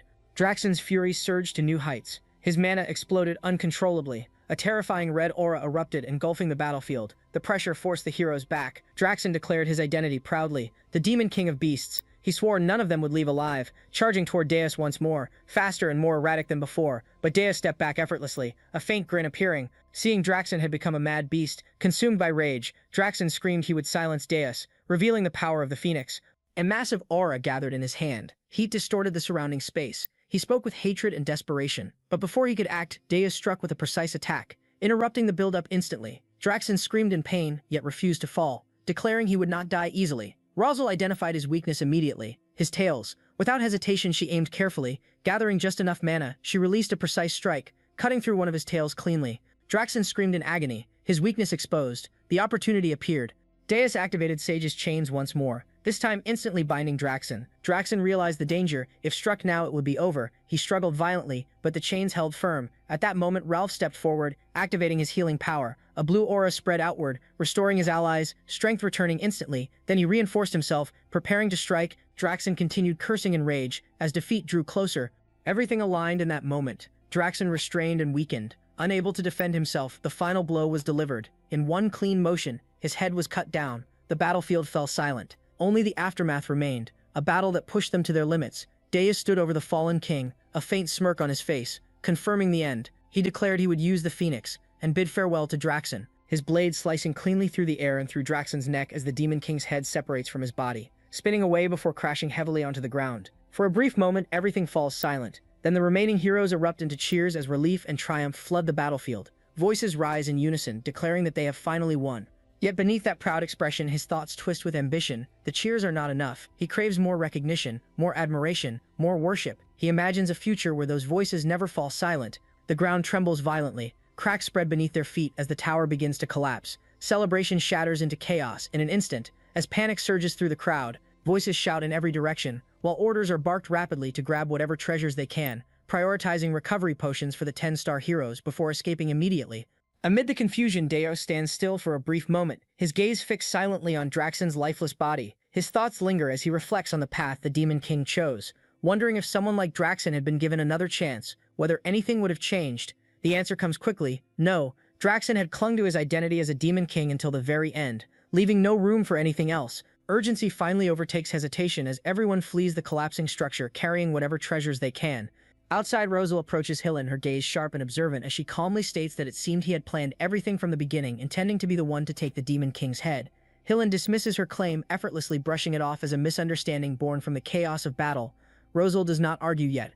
Her expression reveals she does not fully believe him, recalling the moment he chose to join the fight and how suspicious it had felt. Though the Demon King had not been as overwhelming as expected, the battle still pushed them to their limits, and she cannot deny Hillen's contribution. Changing the subject, she informs him that she has taken possession of the Demon King's corpse. Asking if he objects, Hillen replies that he does not. At that moment, urgent voices call out to Rosal, urging her to come quickly, as something unexpected has been discovered among the ruins. She rushes over, only to freeze at the sight before her. The kidnapped prince, and beside him the Akan Kingdom's third princess, Lavinia Akan. Lavinia lies unconscious at first, but slowly begins to stir. Shocked, Rosal demands to know why she is there. Lavinia responds in her usual fragmented manner, mentioning materials. Rosal quickly pieces it together, realizing the truth. Lavinia had entered the tower alone to gather materials for creating a chimera. The realization leaves her stunned as the recklessness of such an act defies belief. Lavinia adds scattered words about monsters, deepening Rosal's concern as she grasps the full situation. Others watch in confusion, unable to understand how Rosal can interpret her speech. Staying focused, Rosal asks if the Demon King harmed her. Lavinia replies with disjointed words about money and monsters. Rosal interprets it quickly, realizing she had been trading monsters for money. Lavinia confirms it without hesitation. Watching them leave, Deus reflects on her actions. Entering such a deadly place alone and negotiating with a Demon King for research is not just reckless, but dangerously unpredictable. The scene shifts to the Hero Guild, where elder heroes gather to discuss the aftermath. They note the loss of the Beast Tower, once a valuable hunting ground. Frustration evident as they speak of the effort invested coordinating sponsors and managing the 10-star heroes, only for an unknown figure to claim victory. This individual, known as the owner of the Phoenix, holds no affiliation with the guild. The elders question his identity, recognizing the importance of uncovering who he is. For the first time since a Demon King descended upon Urgist, the threat has been ended so decisively. Realizing the shift in power, they decide it is time to tighten their control over the heroes once more. The scene transitions to the Ormus Royal Banquet Hall, where the atmosphere is filled with conversation yet weighed down by exhaustion and grief. The king, overwhelmed with emotion, repeatedly expresses his gratitude, thanking the heroes for defeating the Demon King and rescuing the prince. Despite the lack of preparation, he urges everyone to enjoy the banquet while knights gently try to persuade him to rest. Among the guests, Rosal stands out, dressed elegantly as she sips a cocktail, observing the room quietly, noting that despite the somber mood, the drink is surprisingly good. Hillen approaches, offering a compliment on her appearance, remarking that the dress suits her well, while mentioning the princess has safely returned to the Akan Kingdom. Rosal responds with suspicion, questioning if he is trying to leave a good impression. Hillen laughs it off, claiming such efforts are meaningless before her. Shifting the topic, Rosal asks about Pale, expressing her desire to meet him, especially regarding the Phoenix. Others echo her curiosity, wanting to thank him. Then unexpectedly Ralph speaks his voice alone, shocking everyone as he praises the phoenix's owner. Hillen reveals that Pal has already left, deepening the surprise among the guests. The narrative shifts to the Urgus mountain range at Burgess Tower, where Gordon stares in disbelief, thanking Deus, asking if he truly killed the Demon King Draxon and returned. Deus confirms it calmly, leaving Gordon stunned. Struggling to process the reality, concern creeps into his thoughts as he wonders about the consequences and what comes next. Dismissing him, Demon Kings tells him to stop staring before taking his seat on the throne. He explains that with Draxon gone, the other Demon Kings will inevitably make contact and his absence would immediately raise suspicion. Gordon understands and accepts the reasoning. Reflecting on the battle, Demon Kings admits to himself that he is still not strong enough. Even Draxon's final attack had not been as devastating as expected, partly due to his weakened state. Relying solely on his current strength will not suffice. He needs to grow stronger, and so must the power of the Phoenix. At that moment, a message arrives from Jason requesting a meeting of the Demon Kings. The timing feels immediate, as if Jason already knows of Draxon's death. Internally, Demon King smirks, knowing the truth, while outwardly feigning shock. Then another revelation comes. A new Demon King has already descended. This genuinely surprises him, as the speed of replacement suggests preparation or foresight from higher powers, still with no evidence linking him to Draxon's death, and the tower now gone. He feels confident enough to attend. The scene shifts to the Tower of Lies on the 13th floor, where several Demon Kings gather, including the Demon Queen of Bitter Cold, Jason the Demon King of Lies, and Big Rock Belvec.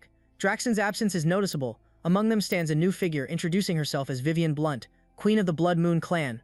Demon King shows little interest, correcting her on his name before taking his seat.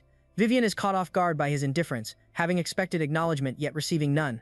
Recalling her orders, she reminds herself that Draxon's fall is suspicious and that Demon Kings is the likely suspect. Instructed to observe him, she instead finds his sharp, dismissive nature intriguing, perhaps even easier to manipulate. Deciding to test him, she rises, approaching him as the meeting begins, speaking casually about the strange cooperation among Demon Kings, before shifting focus entirely onto him. Admitting her interest, moving closer, she boldly sits before him. Demon Kings immediately questions her behavior, irritation clear. Vivian brushes it off, claiming curiosity about the kind of demon capable of disrupting the entire realm. With a confident smile, she compliments his appearance and makes a suggestive advance. Without hesitation, Demon Kings rejects her, pushing her hand away with a blunt insult. The reaction leaves her stunned, unable to process what just occurred. As a succubus queen, she is not someone easily dismissed. Yet here she stands facing a man who rejected her without a second thought. Raina, slightly irritated, told Vivian bluntly to return to her seat. Vivian stood there, stunned by the sharp tone. Raina continued, firmly explaining that the gathering was meant to welcome Vivian, but it also served a more serious purpose. It was a place to uncover the cause behind Draxon's senseless defeat. She emphasized that everyone present should maintain their dignity. Jason, observing the situation, found himself shocked that Lady Raina herself was presiding over the meeting. Meanwhile, Vivian responded with a grin, teasing Raina by implying that she too desired the same man. Raina, growing frustrated, dismissed Vivian, thinking as shallow and lame. Vivian brushed it off casually, saying that was enough for the day before taking her seat. Jason stepped in to restore order, calling for the meeting to resume. The discussion shifted to the 10-star heroes described as the main force behind the current hero expedition. From there, the meeting continued in a monotonous manner. As the Demon Kings began sharing the information each of them had gathered individually, as the exchange progressed, one topic rose above the rest as the most significant point of discussion. That topic was the emergence of a new powerhouse known as the Owner of the Phoenix. Despite the disagreements, the meeting concluded with a unified decision to investigate the Owner of the Phoenix more thoroughly while remaining cautious. Moving forward, Deus reflected internally, noting that since he had been in the middle of the hero expedition disguised as Pale, the demons could not have been spying on him. His thoughts shifted to Vivian, the Inquisitor sent by Archduke Arcane. At that moment, Vivian playfully blew him a flying kiss. Deus turned his face away, dismissing her presence and thinking goals over girls. The scene transitioned smoothly to the first floor of Burge Tower, where Kaida observed that the surveillance around her had become lax and cautiously noted that there did not seem to be any demons nearby, while Princess Ernan was nowhere in sight.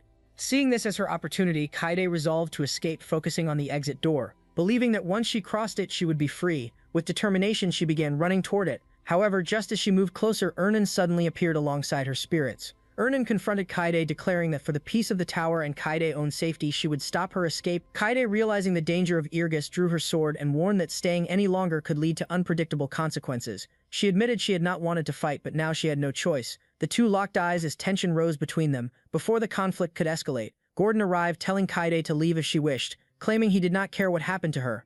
He added a dismissive remark about humans, leaving Kaide shocked and confused, unable to understand how they could kidnap her, and then suddenly act indifferent. Despite her confusion, she suspected a hidden scheme at play, yet decided to take advantage of the distraction. She planned to escape the tower, survive in the Irgus mountain range somehow, and then head straight to Holton Walk to request reinforcements. Acting quickly, Katie dashed toward the door at full speed, but the moment she touched it, an overwhelming aura burst forth from the door itself. The force hurled her back violently, sending her crashing to the ground. Everyone present was shocked by what had just happened. Gordon calmly explained that such a reaction was normal, meaning anyone not permitted by the Demon King could not leave the tower. Despite the warning, Ernan approached the door as Gordon cautioned her not to touch it carelessly or she might face consequences. However, to everyone's surprise, Ernan opened the door with ease, leaving Gordon stunned. Ernan herself seemed confused, awkwardly admitting that she simply felt like she could open it. Unsure of what to do, she attempted to close it again, but at that moment, Deus appeared from outside, pushing the door open with a smirk. He questioned whether Ernan was finally attempting an escape. Ernan was visibly shocked while Gordon acknowledged Deus' arrival, addressing him as the Demon King. Observing the scene, Deus asked what everyone had been doing before the setting shifted to the Demon King room within Burj Tower. Deus ordered Gordon to lock Princess Katie in the underground dungeon for attempting to escape, and Gordon accepted the command without hesitation. However, he raised a concern regarding Princess Ernan, asking what had happened with her, since only those recognized by the Demon King could leave the tower. Yet Ernan had opened the main gate. Deus explained that the tower had already recognized Ernan as one of its members. Shocking Gordon, Deus then observed her through a system window, reflecting that now that she had formed a contract with a high-ranking spirit, escaping the tower and crossing mountains alone would not be difficult for her. He wondered why she had not attempted to escape yet, and questioned her true intentions. The scene shifted to the underground dungeon of Burj Tower, where Kaede was imprisoned and Ernan came to visit her, reminding her that she had warned her not to attempt escape. Kaede responded with suspicion, stating that there was no kindness without motive, believing the Demon King had a hidden scheme and attempting to warn Ernan. At that moment, Ernan looked upward as if aware that Deus was watching through the system window and calmly stated that she had come to the tower of her own will. Kaede was shocked by this revelation, while Deus watching was equally surprised, realizing she had looked directly toward him as if she sensed his presence. Ernan then revealed her truth, explaining that she had run away because she hated the royal palace, the royal family, and even her own father. To be precise, she admitted she had been kidnapped at first, but afterward chose not to return. Kaede was left stunned by this confession, as Deus wondered if those words were directed at him. Kaede then recalled that among the many princes and princesses of Hilderin, Ernan alone possessed overwhelming talent, questioning why someone destined to become the future queen would abandon such a brilliant future to become a subordinate of the Demon King. Ernan responded by pointing out a strange truth, revealing that there were 62 princes and princesses in the Hilderin royal family, the largest number on the continent. Yet aside from her, not a single one of them was known by name, leaving Kaede confused as she insisted that the official number was 28. Ernan clarified that while the official count was 28, the full truth was different, and suggested that Kaede ask the emperor upon returning to the empire to learn the real answer. Kaede worried that if such a secret became public, it would damage the honor of the kingdom and the royal family. Ernan giggled, teasing Kaede by pointing out that a princess who ran away to avoid marriage should not be making such statements, causing Kaede to blush in embarrassment. As Ernan left, she casually said she was joking, and that they would meet again tomorrow. Deus, reflecting on everything, realized this was a secret known only to high-ranking royals, the hidden truth of the Hilderin royal family. He then ordered Gordon to prepare Ernan, stating that he would be going out to find spirit herbs, and Gordon acknowledged the command. The scene shifted to the Irgus mountain range, where a water spirit along with other spirits began searching for herbs enthusiastically. Ernan tried to restrain it from acting recklessly, noting that it seemed excited after being outside for so long, while also mentioning that Deus himself had been away from the tower frequently. At that moment, Deus called Ernan by her name, startling her instantly. With a dark expression, Deus formed an aura flame in his hand, demanding that she reveal what she had been hiding from him. Ernan stood frozen, shocked by the intensity of his presence, while from a distance someone observed Deus through a telescope. The observer finally recognized him as the Demon King of the Irgips. Deus' question immediately unsettled Ernan, causing her to grow anxious and hesitant. Her reaction was obvious, but Deus showed no patience. He made it clear that there was no other option, leaving no room for avoidance or delay. Without waiting, Deus moved Ernan aside and stepped forward. He extended his hand and unleashed a powerful attack. A surge of energetic purple flames erupted from his palm and shot forward with precision. The strike traveled a great distance and hit a man who had been secretly observing Deus through a telescope. The man was caught completely off guard. Shock and terror overtook him as the realization set in that his stealth had been detected from such an extreme range. It became even more alarming when it was revealed that the one struck was merely a clone. Deus regarded the situation with indifference, recognizing the enemy's reliance on cheap tricks. Ernan tried to make sense of what had just happened and questioned whether that individual had been a hero. Deus confirmed that it was indeed the case, and admitted that the presence of this figure had been bothering him for some time. Ernan continued analyzing the situation. She reflected on the unusual circumstances of a hero traveling all the way to Urgest under the guise of exploration. A hero who relied on stealth techniques could only be one person. She identified the individual as the 10-star hero, Daphne Filion, a mercenary known for expertise in information gathering and espionage. His abilities were widely recognized, particularly his mastery of invisibility and cloning techniques. Hearing the name triggered Deus's thoughts. He recalled Daphne Filion from his previous life, realizing that much of his own information had supposedly been exposed because of that individual. Despite knowing of him, this was the first time Deus had encountered him at such close proximity. Ernan then shifted her concern toward the tower, wondering whether it would remain safe. Deus reassured her that there was no problem. The scene then transitioned to the Burj Tower in the Urgis Mountains. Inside the tower, the same hero was analyzing the situation and confirming the existence of multiple clones. He speculated that if a demon king existed, there had to be a tower nearby. Despite his efforts, he was unable to detect anything around him. At that moment, Deus received a notification through his system window. The ability known as Mana Ghost Remote Control had been activated, rendering the tower invisible. However, this ability came at a cost, consuming 10 demon power points every second. Deus acknowledged the activation of the invisibility function. From the moment he detected the threat, he had already taken action. He recognized the usefulness of this ability, especially for avoiding encounters with heroes. As he monitored the system, he noticed his points steadily decreasing. The cost of maintaining invisibility was significant. With the immediate danger under control, Deus turned his attention back to Ernan. He instructed her to continue their conversation and demanded that she reveal everything she had been hiding. He made it clear that refusal would result in her never being allowed to enter the tower again. Ernan lowered her head and remained silent for a moment. After gathering her thoughts, she decided to reveal the truth about herself. She brought up the concept of the Child of the World tree, questioning whether Deus was familiar with that magic. Meanwhile, inside the tower, Deus's guards maintained surveillance on the spy attempting to infiltrate. They reported back that the hero had emerged from the Urgis Mountains without using any stealth techniques. As expected, it appeared to be another clone. Deus acknowledged their efficiency and ordered them to locate all remaining clones and track their movements. The guards accepted the command without hesitation. At the same time, the system window continued updating. The Mana Ghost ability remained active, and the demon power points kept decreasing. Deus reflected on how close the situation had come to exposing the tower's location. Although the tower was now more reinforced than before, it was still not ready to withstand a full-scale expedition of heroes. Eliminating Daphne fully had become a necessity. Ernan then revealed that Daphne had likely come in search of her, sent by her father, the king. Deus interpreted this as the royal family's unwillingness to give up on the first princess. He connected this to her earlier mention of the Children of the World tree, suspecting a deeper link. Ernan admitted that the story was long and complex, and Deus assured her that there was time to listen. She began recounting the past. The kingdom of Hilderan had once been a powerful empire. However, after enduring several wars, its national strength declined significantly, reducing it to a mere kingdom. Her father, the king, desired to restore it to its former imperial glory. To achieve that goal, he believed that instead of relying on tens of thousands of soldiers, what was truly needed was a single genius mage capable of dominating the battlefield. However, geniuses could not simply be created through education, nor were they easy to find naturally.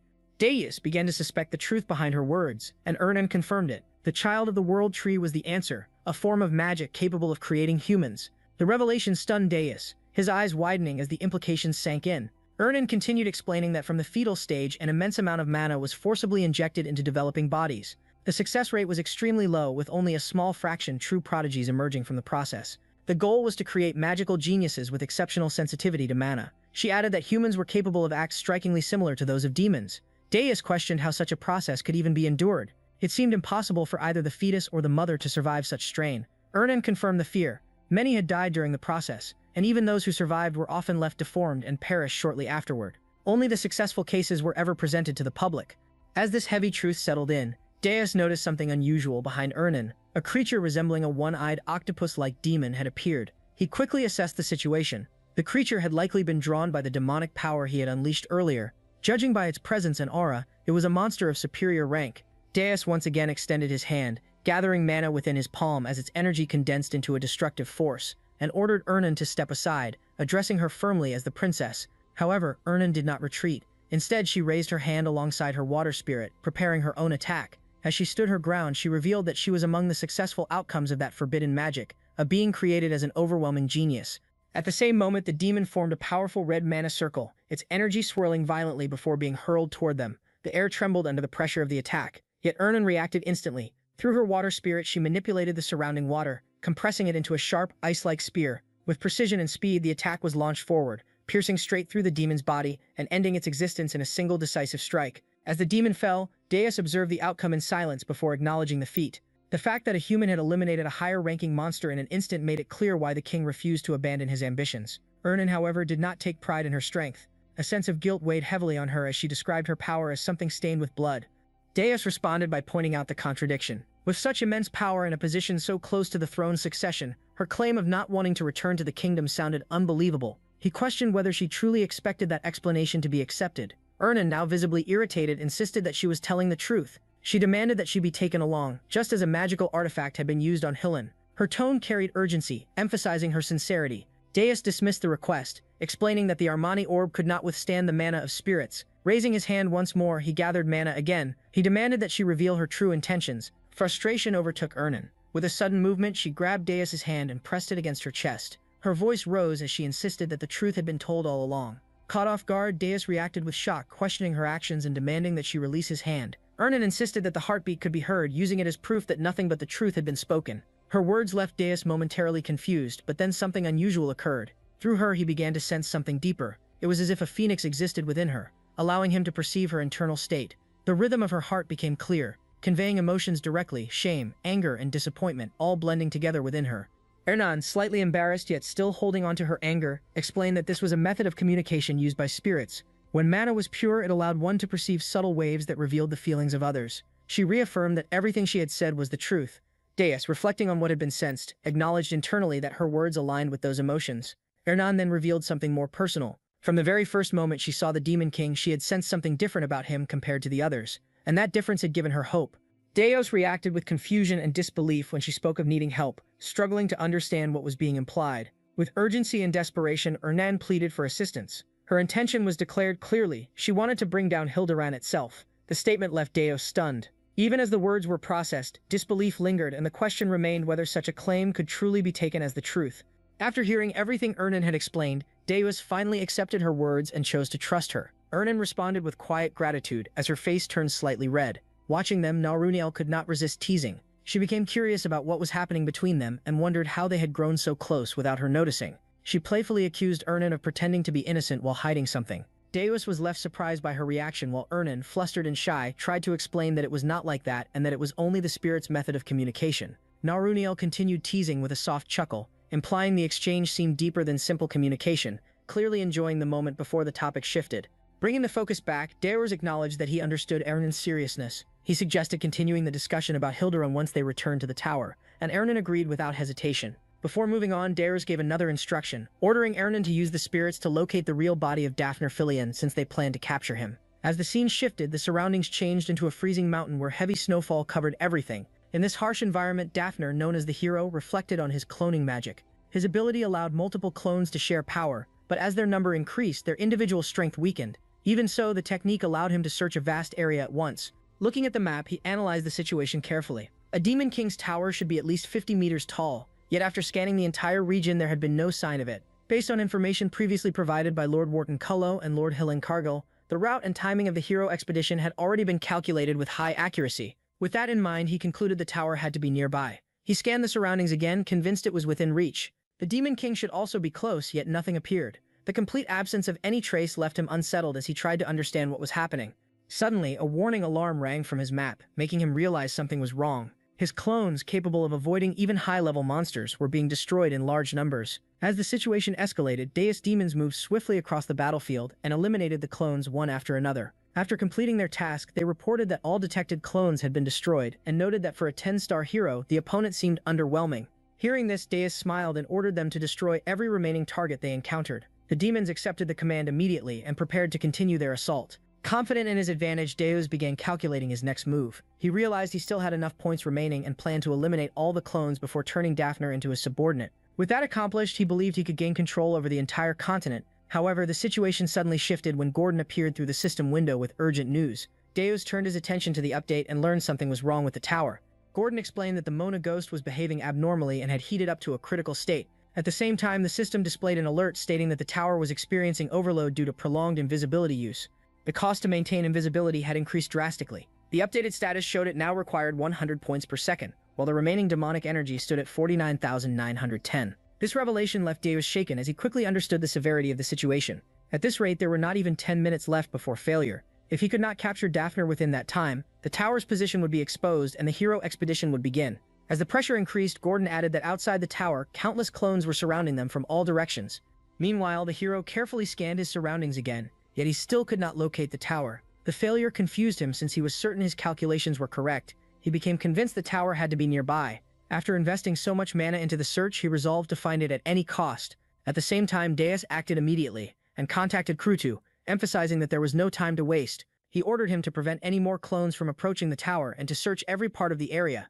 Krutu acknowledged the command and confirmed his understanding without delay.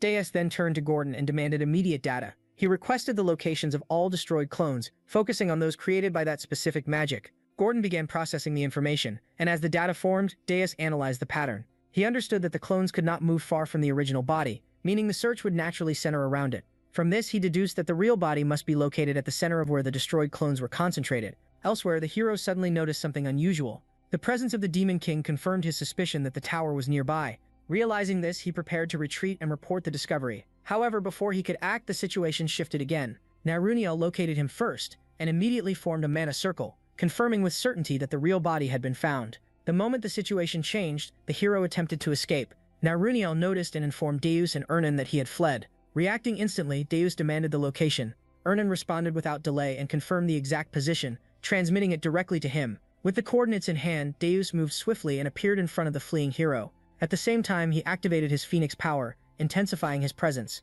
Facing him directly, Deus identified Daphner Filion and presented him with a choice, making it clear that survival depended on obedience. Daphner was overwhelmed with shock and confusion. He recognized the Demon King, but what unsettled him more was the presence of a phoenix. He began questioning the possibility of two phoenix owners. According to what he knew, the phoenix owner was Pale, someone connected to Lord Hillen. This led him to a disturbing conclusion. He began to suspect that Pale might actually be the Demon King, with Hillen acting as his subordinate. At the same time, he recalled that what he had witnessed earlier was clearly a spirit. The idea of a spirit assisting a Demon King felt impossible to him. As his thoughts spiraled, he became convinced that even the princess was helping the Demon King. Instead of submitting, he saw an opportunity. He believed that exposing a scandal of this scale could allow him to live comfortably, so he decided to escape and use the information later. But Deus instantly appeared in his path. With overwhelming presence, he made it clear that a choice had already been given. At that moment, the power gap became undeniable. Daphner, a 10-star hero, was completely stunned as he realized the strength of a Demon King who had not even ruled for a year. Regret began to consume him as he questioned why he had accepted the mission. He felt that if he had known the truth, he would have never come. Before he could react further, Deus unleashed a massive explosive attack that shook the entire area.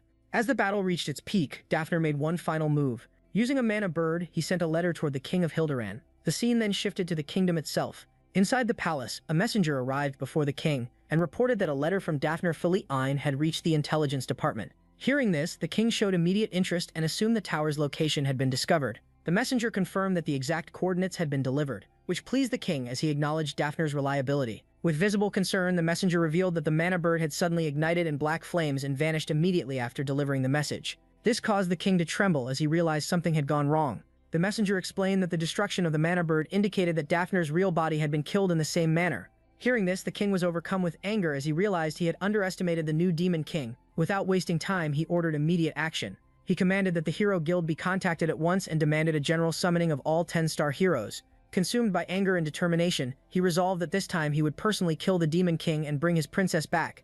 A massive explosion erupted with overwhelming force, powerful enough to drive Deus down to his knees before he collapsed onto the ground, completely consumed by its intensity. Even after combining the power of the Phoenix, he realized that the force released was far beyond what he had imagined. At the same time, the exhaustion crushing his body was also much worse than he expected. In that moment, Ernan quickly rushed over and supported him in her arms while checking his condition. She addressed him as the Demon King and expressed concern for his well-being. As Deus slowly steadied himself, he noticed that her knees were burning hot from the strain. "We finally got some romance in this goated manhwa." Anyways, worried, he pointed out her condition. Ernan responded with an awkward smile and explained that water spirits specialized in recovery, implying that she could endure the damage. Despite reassuring him, she still restrained herself from showing weakness. She remained aware that the Pule orcs could still be watching nearby, making it important to maintain composure. Understanding her reasoning, Deus accepted it. Ernan then decided to rest briefly to recover while Deus calmly reassured her not to worry as the situation finally settled into silence after the chaos.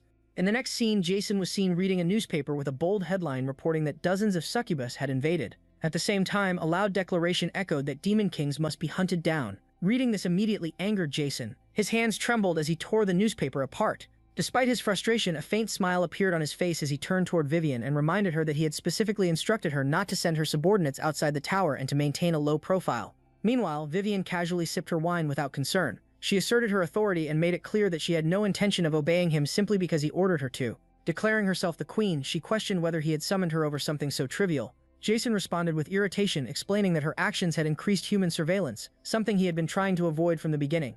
Vivian brushed off his concerns and claimed that he was worrying too much. She downplayed the threat by stating that they were only heroes. Her response left Jason confused. Vivian continued by explaining that heroes were nothing more than prey for demon kings. She treated the clash between her subordinates and a hero inside the palace as nothing but bad luck. Disappointed, Jason placed a hand on his forehead and questioned why the Archduke would send someone so reckless and lust-driven, even calling her an idiot. The remark instantly enraged Vivian. She climbed onto the table and demanded that he correct the way he addressed her. She proudly declared herself the succubus queen and insisted that she was far more than a simple lustful demon. Jason found her reaction amusing and let out a small chuckle before shifting the conversation. He reminded her that the dimension was already inhabited and asked her to consider how many heroes might actually exist there. Based on her past experience, Vivian recalled that the dimension she conquered only had around 10 heroes.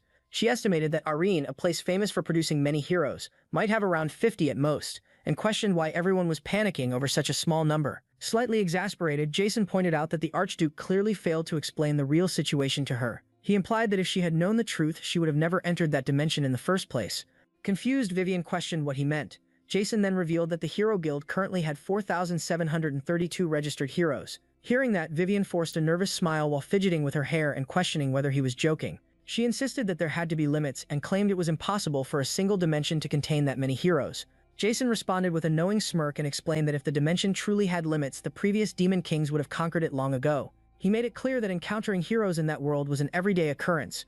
Hearing this, sweat began running down Vivian's face as her body trembled. She awkwardly tried to deny the possibility and clung to the belief that the Archduke had promised her success. Her thoughts drifted back to the moment her superior spoke to her. She had been reminded that as Vivian Blunt, the Demon King who conquered the Luna Dimension and ruled as queen of her race, conquering Arene should not have been difficult. She had also been promised the position of the next Archduke after completing the conquest, along with the responsibility of watching over Burjadeos. Still smirking, Jason revealed that he already knew she had been promised the position of Archduke. He further exposed that she had secretly been ordered to monitor Burjadeos. Shocked, Vivian could not understand how he knew such confidential information. Jason calmly explained that he understood the situation well, because it was the same method he occasionally used whenever treating someone as a disposable informant. Without hesitation, he unleashed his power and violently slammed Vivian into the ground. Stunned by both his words and actions, Vivian reacted in disbelief after being called disposable. Jason answered with a piercing glare and declared that she had already been abandoned. He mocked her as a foolish succubus queen, and warned that from that moment onward, with her limited intelligence, she should stop trying to think for herself. He demanded absolute obedience to every command he gave. Overwhelmed by fear, Vivian trembled before confirming that she understood. Meanwhile, Jason continued reading the newspaper as more alarming headlines filled the pages. The paper reported that the legendary 10-star hero Daphne Phelan had died. At the same time, it announced that Wharton Cullo had been chosen as the new 10-star hero. Another shocking report revealed that the location of Urgus Tower had finally been exposed. The article then shifted to darker news, revealing that the Demon King of Urgus had received a terrifying new title, the Demon King of Black Flames. Alongside that announcement, the Hero Guild officially declared that it would provide no support for any future conquest attempt against the tower. Following the death of Daphne Phelan, fear rapidly spread across the continent, creating an atmosphere filled with anxiety and uncertainty. As Jason absorbed the reports, a heavy realization settled over him. The world itself seemed to tremble in fear, and he silently acknowledged that this was not the outcome he wanted. Even so, he dismissed Vivian Blunt as a minor issue that could easily be manipulated. However, his thoughts soon focused on the real threat, our boy Burjadeos. He originally intended to leave things alone for a while longer, but circumstances had changed. Now believing there was no other option left, he resolved to eliminate him. Yay, good luck on that one. The scene then shifted to Tower, specifically inside Ernan's house. The atmosphere sharply contrasted the chaos outside. Ernan calmly cooked while nearby Daios rested on a bed, visibly injured in his phoenix form as his body recovered. Still cooking, Ernan noticed that he had awakened and warmly remarked that the Demon King was finally awake. She mentioned that the soup was ready and told him he could eat. While gathering his thoughts, Daios suddenly froze as shock spread across his face. He realized that he was inside his own tower. Meanwhile, Ernan casually smiled and commented that the place was beautifully decorated. Struggling to sit up, Daios questioned how much time had passed and wondered how they had managed to re-enter the tower in the first place. Ernan reassured him that no one had discovered them. She explained that she had taken advantage of Gordon not being at his post and secretly entered through a fifth-floor window. She also clarified that less than 10 minutes had passed since they entered the tower. Hearing this, Daios calmly acknowledged her efforts and praised her for doing well. However, Daios soon noticed something strange about his condition. He questioned whether Ernan had done something to him because his body, which should have collapsed from exhaustion, was instead overflowing with energy. At that moment, the water spirit intervened and explained that it had shared its mana with him. Daios was shocked by the revelation, realizing that a spirit had restored the Demon King using its own mana.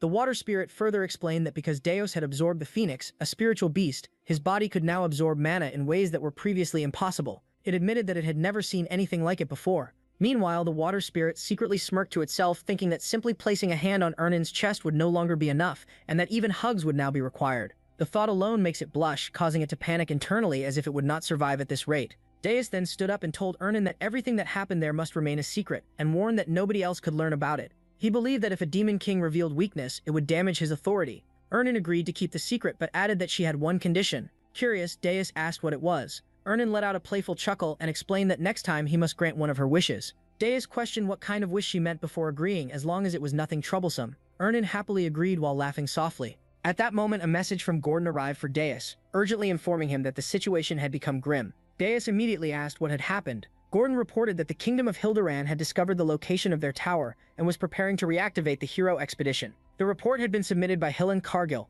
leaving everyone shocked. Hearing this, Ernan recalled that before dying, Daphne Filion had revealed the location of Urga's tower during her final mission. A drop of sweat rolled down Deus's face as he remembered that unlike the demon realm, that dimension had no communication magic and relied mostly on messenger pigeons. He recalled attacking Filion in a way meant to eliminate even those pigeons. However, it seemed that she had already sent the information from another location before their battle. Even so, he realized that at least she had failed to reveal that he was the master of the Phoenix.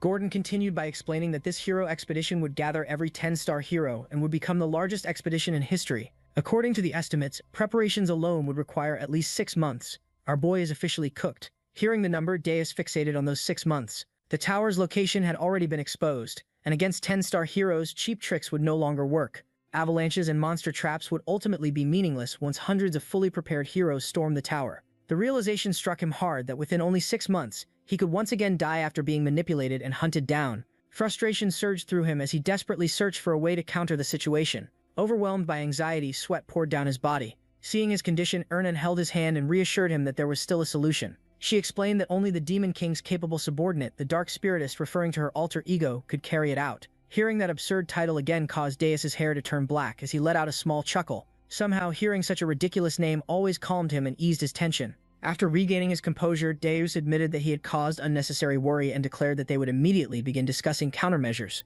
Deep inside, he swore that he would never again fall before the heroes who once manipulated and killed him. Before claiming his revenge, he refused to collapse. At that moment, Ernan revealed the method to stop the Hilderan hero expedition. She explained that they needed to kidnap his younger sister, Elena. Hearing that unexpected proposal immediately left Deus stunned and confused. Ernan holds Deus's hand and urged him to save Elena in order to stop the hero's journey. Deus immediately recognized Elena as the 13th princess of Hilderan, the same princess who had originally been chosen for kidnapping.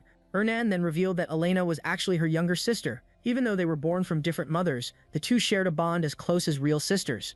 Earlier, Ernan had read in the newspaper that Elena had been kidnapped by the Demon King of Absolute Hardness, and ever since then she had been worried about her safety. Deus found it strange that Ernan cared so deeply about her. He reminded her that other Demon Kings did not treat hostages the same way he did. Ernan then explained the special magic connected to the World Tree's child, the same power that forcibly increased mana sensitivity. Elena had inherited that power as well.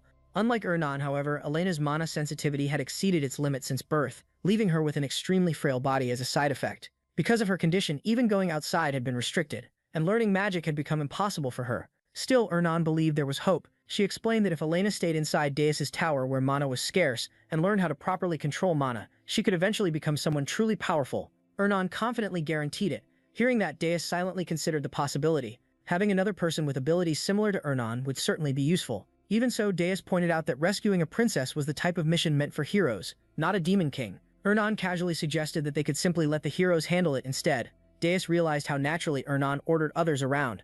Ernan proudly reminded him that she was still a princess after all. At the same time, Deus realized that heroes were already gathering. Leaving no time to continue arguing, he immediately ordered Gordon to inform Hillen and organize a hero's journey to rescue the 13th princess. Gordon accepted the order at first, but the realization quickly struck him. Another princess rescue mission had somehow been added once again. As the discussion ended, the scene shifted toward the Tower of Absolute Hardness, specifically the chamber of the Demon King himself. Deus arrived there alongside Gordon, where the Demon King of Absolute Hardness, Ugar, was already waiting.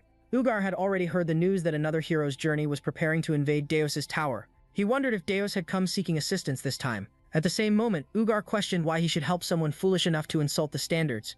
Deus slowly spread his wings and rose into the air. Looking down at Ugar fearlessly, he declared that he had not come to ask for help, but to offer it instead. Hearing those words, Ugar was completely shocked. He could not understand what Deus meant.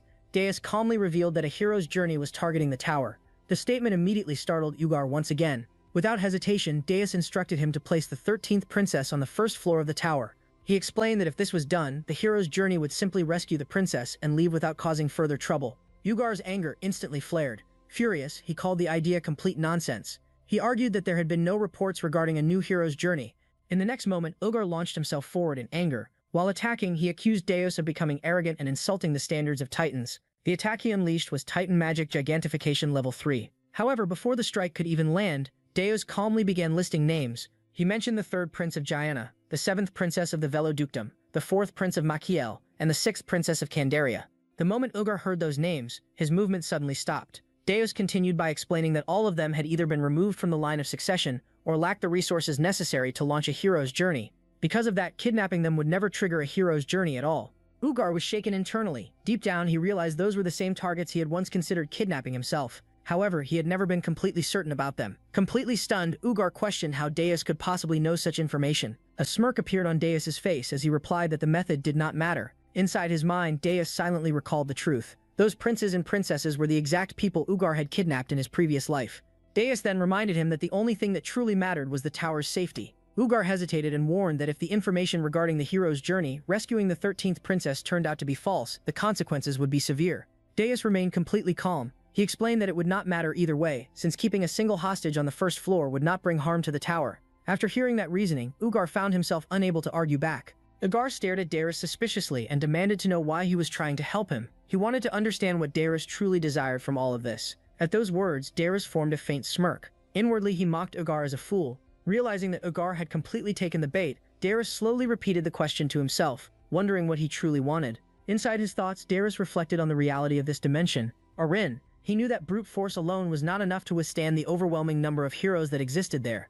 Deep down, he understood that Ugar shared the same fear. Deus realized that Ugar knew he lacked the intelligence needed to completely stop the heroes of this world. Because of that fear, Ugar constantly lived in anxiety, only kidnapping targets who would never trigger a hero's journey. To Deus, the situation was no different from before his regression. As he continued thinking, Deus understood what would eventually happen. The large and cowardly Ugar would one day try to cling to a certain man in order to survive within this dimension. That man would become a ray of hope for Ugar, Jason. After reaching that conclusion, Deus calmly stated that he wanted nothing in return. He simply believed that a great demon king deserved to live longer. After delivering those final words, Deus began leaving the area. As he walked away, another thought crossed his mind. He decided that he would personally take that role, bring Ugar to his side, and neutralize one of Jason's future pieces before it could become a threat. The scene then shifted to the Golden Moon Merchant Guild base, specifically the teleportation circle station. Deus arrived there while using his alternate identity. With Ugar's side already settled, his attention turned toward the next phase of the plan. Hillen confidently reported that everything had been prepared according to Deus's orders, and that the group could depart at any moment. At the same time, Archmage Roselle revealed that she had personally taken responsibility for creating the tower raid map. She explained that she only accepted the role because Hillen had personally requested it. Nearby, Hawk, the leader of the Scarlet Hawk Mercenary Guild, proudly announced that his entire guild was present and ready. The mercenaries intended to prove the true strength of their guild during the mission. Deus quietly concluded that the mission only required reaching the first floor, meaning their current preparations were already sufficient. He then turned his attention toward Granada and Amon, and asked about the elf slaves.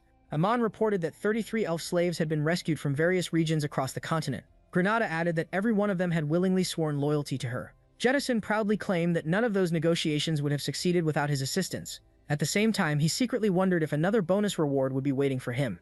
After settling everything, Deus officially announced the departure of the hero's journey. Their mission was now to rescue the 13th Princess of Hilderan. The entire group responded in unison and immediately prepared to depart. As the preparations outside came to an end, the scene smoothly shifted deep underground into the warehouse beneath the Golden Moon Merchant Guild. There, Deus questioned Granada regarding the loyalty oaths she had mentioned earlier. Granada confirmed that all of the elves had sworn loyalty upon the World Tree itself. The other elves explained that Deus and Granada had saved them from lives filled with disgrace and suffering. Because of that, expressing gratitude through loyalty was the only way they could truly feel at peace. To them, serving the great Granada was also considered an honor. Satisfied with their response, Deus congratulated them on becoming vassals of the Demon King of Blazing Fire.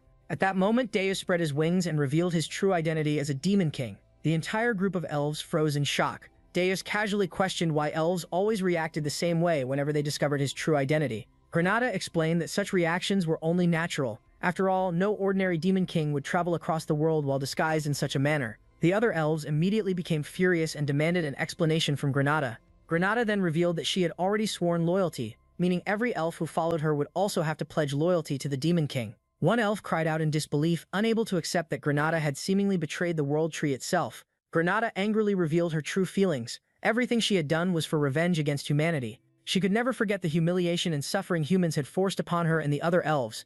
Those memories were filled with cruelty. Humans had slaughtered elves without reason, shown them no mercy, enslaved them, assaulted them, and tortured them endlessly. Even when the elves begged for mercy, nobody listened. Hearing those painful memories awakened fury within the other elves as well. One after another, they clenched their fists and admitted that humans truly had committed all those terrible acts against them. Soon they openly supported Granada's desire for revenge. They all agreed on one thing: humanity deserved revenge. Watching their hatred continue to grow, Deus quietly realized that even pure elves could eventually fall this far after witnessing the ugliness of humanity firsthand. Without wasting time, Deus ordered Gordon to gather every piece of information related to the elves and create a route that would allow the girls to secretly infiltrate human society.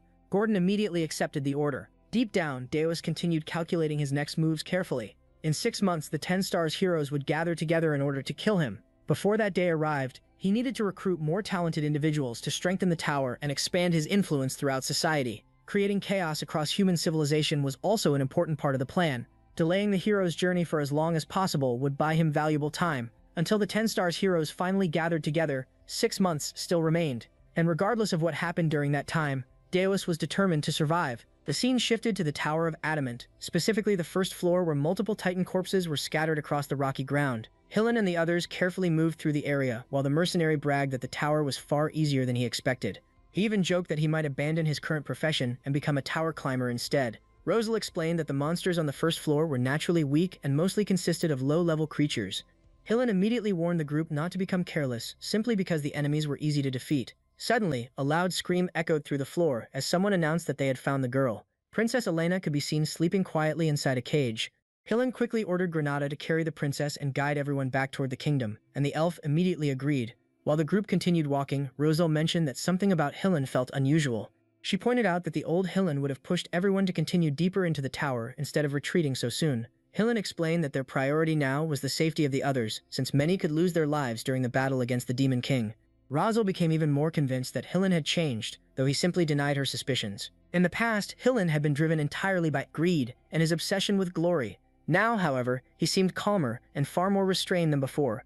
Although Rajal admitted that this version of him felt unfamiliar, she also confessed that she actually preferred the person he had become. Her honest words briefly caught Hillen by surprise before he urged everyone to keep moving.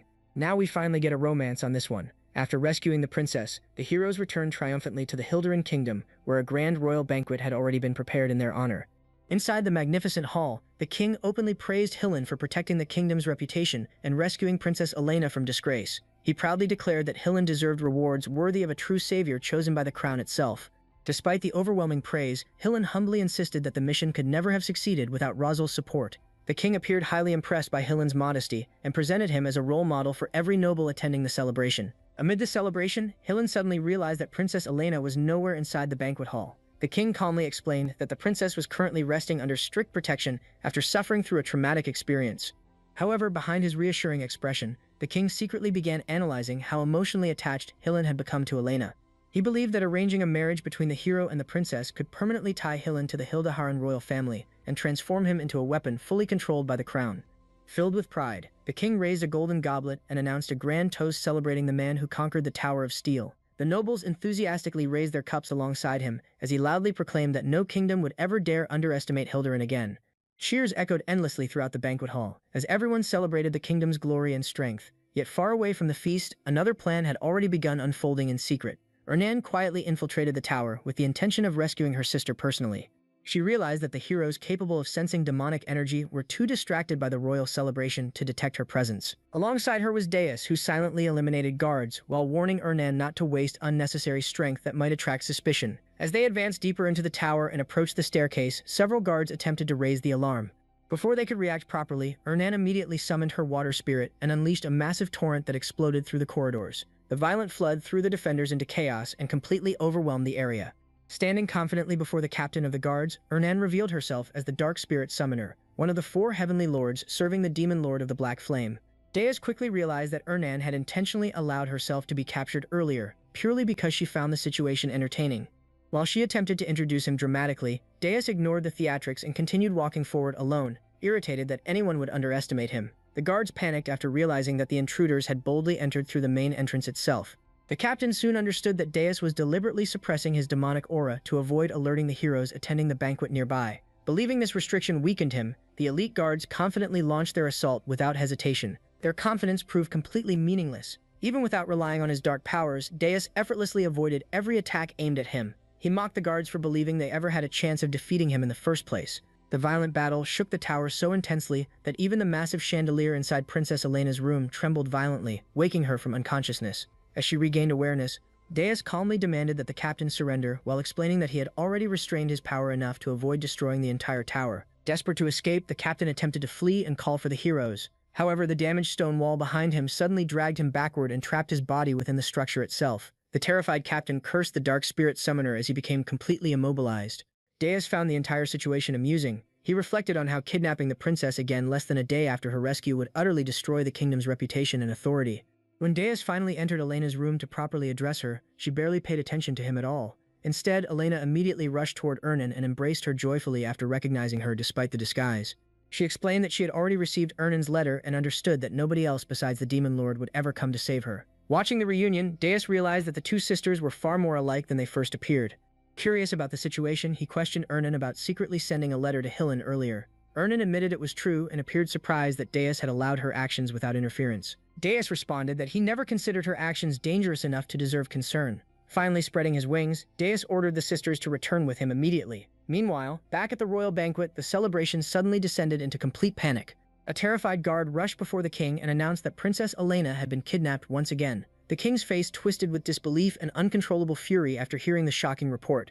Enraged beyond reason, he violently smashed dishes across the banquet hall while screaming at his soldiers for their incompetence. In the freezing northern region surrounding the Tower of the Blazing Fire, the scene then shifts inside the tower's first floor, where gigantic weapons and machinery are lined throughout the area. A small blonde girl immediately becomes amazed after seeing one of the enormous mana cannons. Her eyes sparkle with excitement as she loudly praises how massive and beautifully designed the weapon looks. Nearby, a large bearded blacksmith covered in tools and grease proudly introduces himself as Lodger Friedrich, the master blacksmith managing the first floor. The blonde girl becomes even more fascinated and quickly asks whether she could someday create one herself. Lodger bursts into laughter and immediately offers to hire her as his assistant whenever she wants. Soon afterward, a blonde female knight enters the room while carrying a damaged training scarecrow. She politely asks Lodger if he can repair it. The moment the little girl sees the knight, she completely freezes in shock. She loudly blurts out how unbelievably beautiful the knight is, and even comments on how toned her body looks underneath the armor. The knight instantly becomes embarrassed after hearing such direct compliments. Meanwhile, the Demon King silently watches everything from nearby, while the workshop's magical lights glow behind him. Inside his mind, he realizes that the child possesses an incredibly dangerous talent for charming people. He then properly introduces the little girl. Her name is Elena. As he speaks, the scenery briefly shifts toward Elena, happily staring around the tower with sparkling eyes, showing how this strange place is the first real world she has personally experienced outside of books. The knight slowly begins blushing after realizing the child is being completely sincere. At the same time, Gordon suddenly loses his composure. Standing in the middle of the room, he starts yelling that the Demon King has already gone too far. He complains that raising heroes, elves, and warrior princesses was already troublesome enough, but taking care of a child princess inside the tower is beyond unreasonable. The Demon King calmly responds that nobody asked Gordon to raise her. Then Elena suddenly walks toward Gordon, immediately causing the atmosphere to become comedic, as Gordon panics in fear. He warns Elena that she should not speak casually to him because the Demon King's mage must remain a terrifying symbol feared throughout the world. However, Elena innocently explains that her older sister told her many stories about Gordon. The atmosphere softens into warm glowing colors as Elena happily explains that Gordon always cooks delicious meals. She then bows deeply and sincerely thanks him for always helping her sister. For a brief moment, Gordon becomes completely speechless as the terrifying image he tried maintaining instantly collapses. Soon afterward, Elena happily runs around the tower while admiring everything around her. She excitedly says that there are no scary monsters nearby, the tower feels clean, and everyone treats her kindly. She even mentions that she no longer feels sick anymore. The Demon King quietly realizes that Elena has already completely won everyone over. Curious, he suddenly asks what exactly Elena's older sister wrote about him in her letters. The moment he asks that question, Elena freezes. After nervously trembling for several moments, Elena embarrassedly admits that her sister never actually wrote anything about him. The Demon King immediately becomes suspicious. The conversation then turns serious as Elena's illness is finally explained. Her older sister reveals that Elena suffers from mana overload. Elena was born with an enormous amount of mana comparable to powerful high-level mages, but her weak body cannot properly withstand it. Fortunately, the dense demonic energy surrounding the Demon King's tower naturally drains mana little by little. That demonic atmosphere is the reason Elena's condition continuously improves after arriving there. Because of that environment, Elena could eventually recover completely if she remains inside the tower long enough. Afterward, the atmosphere inside the room becomes serious once again. The Demon King reveals that the hero's journey will officially begin in 6 months. He asks whether Elena can become strong enough before then. Her older sister honestly answers that turning Elena into an archmage may still be difficult, but making her into a powerful high-level mage should still be possible. The Demon King accepts that answer and orders that Elena stay on the 3rd floor under Ernan's care. Before leaving, Elena's older sister quietly makes one final request. With a worried expression, she asks the Demon King not to allow Elena to directly participate in combat, because she is still too innocent to witness bloodshed. The Demon King silently wonders whether Hildebrand's destruction in the future originally happened because of Elena herself. The chapter then shifts toward the 5th floor strategy meeting room. The room is enormous, with a giant glowing blue tactical table positioned at the center while magical projections float throughout the air. The Demon King explains that he expanded the room using the points earned from kidnapping the 13th princess. Until now, he personally handled most matters because of limited resources, but preparing for the future now requires a far more organized system. He officially grants Gordon full authority over the strategy room, and even allows him to freely expand it whenever necessary. The Demon King then explains the 2 most important objectives moving forward. First, strengthening the tower itself. Second, delaying the time needed for the 10-star heroes to fully gather. The atmosphere becomes heavier as the future threat of the heroes is mentioned. The Demon King also asks about the operation involving the elves. Kruth reports that everything is proceeding smoothly, and that the elves have already been secretly distributed to trade partners around the continent through the Merchant Guild. However, the meeting suddenly changes when an orc urgently contacts them through a magical communication screen. The orc reports that the princess has disappeared again. The story then shifts toward the Akan Kingdom. Inside the magnificent royal palace filled with white pillars and blue decorations, the king receives a letter discovered inside the princess's room. After reading the contents, his expression immediately changes because he realizes exactly where she went. Frozen Mountain. The king instantly orders a search party to head toward Urgest and safely bring Princess Lavinia back before something terrible happens. Meanwhile, deep within the snowy lands of Urgest, countless dead monsters cover the frozen ground. Blood stains the white snow while blizzards violently rage across the mountains. Monstrous creatures are slaughtered one after another before the person responsible is finally revealed. Lavinia Akan, the 3rd princess of the Akan Kingdom, wrapped in dark clothing while snow gathers around her purple hair. Lavinia calmly walks through the battlefield searching for ingredients needed for her chimera experiments. The scenery around her looks horrifying. The orcs then reveal another shocking detail. A human mage is currently leading monsters directly into their territory. Even worse, she is approaching the Demon King's tower itself. The moment the Demon King hears Lavinia's name, his entire expression darkens. He immediately explains that Lavinia is no ordinary chimera creator. Before his regression, she single-handedly invaded his territory, while controlling an entire legion of chimera monsters. The background shifts toward horrifying memories from the future as gigantic chimera creatures rampage through the battlefield, while countless demons are massacred. The Demon King remembers how Lavinia kidnapped many of his vassals and nearly caused the tower itself to collapse. Back then, the entire world feared her under one terrifying title, the One-Woman Hero's Journey. The Demon King then realizes that something is extremely wrong. Originally, Lavinia was not supposed to become active for several more years. He starts wondering whether Draxon's death altered the future timeline and caused Lavinia to move much earlier than expected. Kruth then points out the biggest problem.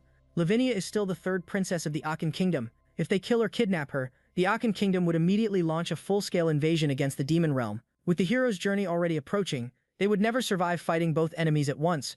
The Demon King silently agrees before finally making his decision. He personally leaves the tower in order to lure Lavinia away before she can reach it. As he walks alone through the dark hallway illuminated by magical lights, another terrifying thought suddenly appears inside his mind. The entire situation feels far too familiar. Before Draxon died, someone had also deliberately sent a princess directly toward him.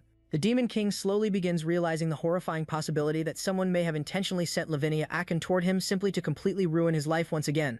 The scene shifted as Deus was seen flying through the sky. He ordered Krudu to retreat to the east for now. Deus thought to himself that Lavinia Akan would not have come into the mountains without any reason, and that someone may have lured her in. Deus thought of Jason Cockman as he was the only one who might have done this. With that, Deus resolved that if Jason was truly the mastermind, he would not just sit back and take it. And with that thought, he flew away into the distance. The scene then shifted to Krudu as he faced the princess and her monster. Krudu was secretly pleased that his subordinates had escaped safely, and that even without him, their tribe could last forever. He then shouted that as long as he could protect their tribe, paying with his own life was a small price to pay. He then silently apologized to the Demon King and hoped that Deus would look after their tribe. Suddenly, purple flames erupted. Krutu was shocked to see the flames, and a voice rang out asking Krutu who had ordered him to die. It was revealed that Deus had come to save Krutu. Krutu immediately bowed down and declared that he would accept any punishment. Deus ordered him to stand up, then added that Krutu had fulfilled his responsibility as a chief and should not throw his life away so easily, that finding someone like him was not easy. The words rizzed up Krutu. The princess was now shocked that the Demon King himself had shown up. Deus's flames had pushed back the Chimera army, and he added that it was better to thin their numbers even by a little. Suddenly someone shouted, "Sister!" It was revealed that the prince had come to take the princess, adding that their father was worried about her. The prince was none other than Cain Akan. Cain ordered his troops to move near the chimeras, as his sister might be close by. Deus then declared that he had no quarrel with the Akan kingdom, but that next time she overstepped, none of them would be spared, leaving the princess wondering why the demon king himself had come personally. Prince Cain finally reached her location, but was shocked to find only a doll with a letter stating that they did not need to look for her. Cain was furious at why the princess kept disappearing and leaving letters. His own subordinates asked the prince to head back, as the monsters in the area were dangerous. Cain, having confirmed that his sister had not been kidnapped by Deus, agreed to head back. The scene shifted near the tower, where the princess could be seen looking at it from a distance. Spotting her, Deus thought to himself that Princess Akan would probably not back down until she got what she wanted. He added that she was a madwoman who had even aimed for the Demon King's flesh solely for the sake of her own experiments. Gordon reported to Deus that the scouts from earlier were leaving the Irgos Mountains. Deus figured that the princess must have shaken the scouts off herself. He added that if the kingdom discovered the princess was heading for the tower, the hero party would have raided him. Gordon concluded that if the Chimera princess disappeared in the Irgos Mountains forever, the Akan kingdom would have no justification to invade, and though the most reasonable option was an all-out attack on the princess, Deus' army had no chance against the Chimeras. Deus finally decided to deal with her himself. Deus could now be seen flying above the princess. Jason, hiding within the Chimera's body, could not believe that Deus himself had come to face the princess. Deus was more careful than Jason had thought. Deus finally spoke, stating that he knew Jason was listening and that he could sense Jason's faint energy on the Chimera the princess was riding. Jason, no longer hiding, finally spoke, declaring that it was impressive that Deus had noticed but questioning what he could do about it even so. It was now clear that the Chimera army was large enough to rival a hero's party. Deus thought to himself that every one of these Chimeras was a high-ranking monster, but that his only target was Princess Lavinia. Suddenly, he noticed a certain Chimera. Gordon reported that the body of the Beast Demon King had been confirmed to be in Lavinia's hands, the very beast she was riding. Deus was shocked to see that even Draxon's corpse had been used as material. Jason, overjoyed that Deus seemed to have noticed, added that the corpse could even replicate Draxon's speed from when he was alive. He mocked Deus, stating that every Demon King used their demonic points to strengthen themselves, but that Deus had converted most of his into money. In his current state, without any strengthening, Deus would likely struggle to defeat the princess mounted on Draxon's corpse. Furthermore, Jason had placed eyes and ears on each Chimera, so while Deus fought the princess, just one Chimera entering the tower would be enough to reveal its internal layout and establish a perfect strategy to conquer it, just as heroes did to Demon Kings. Jason asked with a mocking tone what Birja Deus would do in this situation. Deus admitted with a smirk that he had been played and finally decided to act. Deus suddenly threw away his cloak. Gordon shouted that it was extremely dangerous to reveal himself in front of those Chimeras. Jason also wondered what Deus could be planning. Deus finally spoke up and proposed a deal, telling the princess to cancel her deal with Jason, the Demon King of Lies. He added that if she did, he would give her one of his own horns, and swore it on the Demon King's standards, tempting the princess.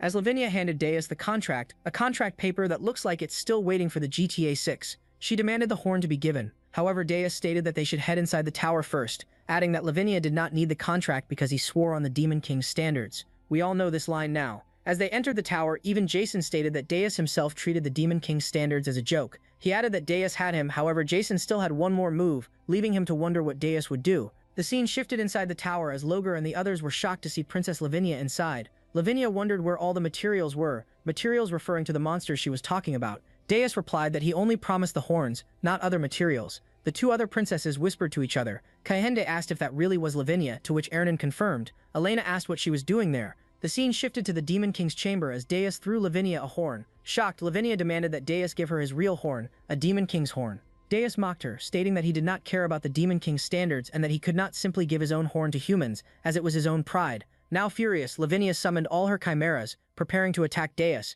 Gordon quickly appeared in front of Deus to protect him, but Deus told him it was fine. Deus then confidently stated that the horn he gave Lavinia was not just any horn, he had placed a power as strong as a Demon King's inside it, a phoenix flame, which Lavinia was immediately drawn to. Deus added that it would be perfect for a chimera. Lavinia ordered her chimeras to retreat as she asked for more from Deus.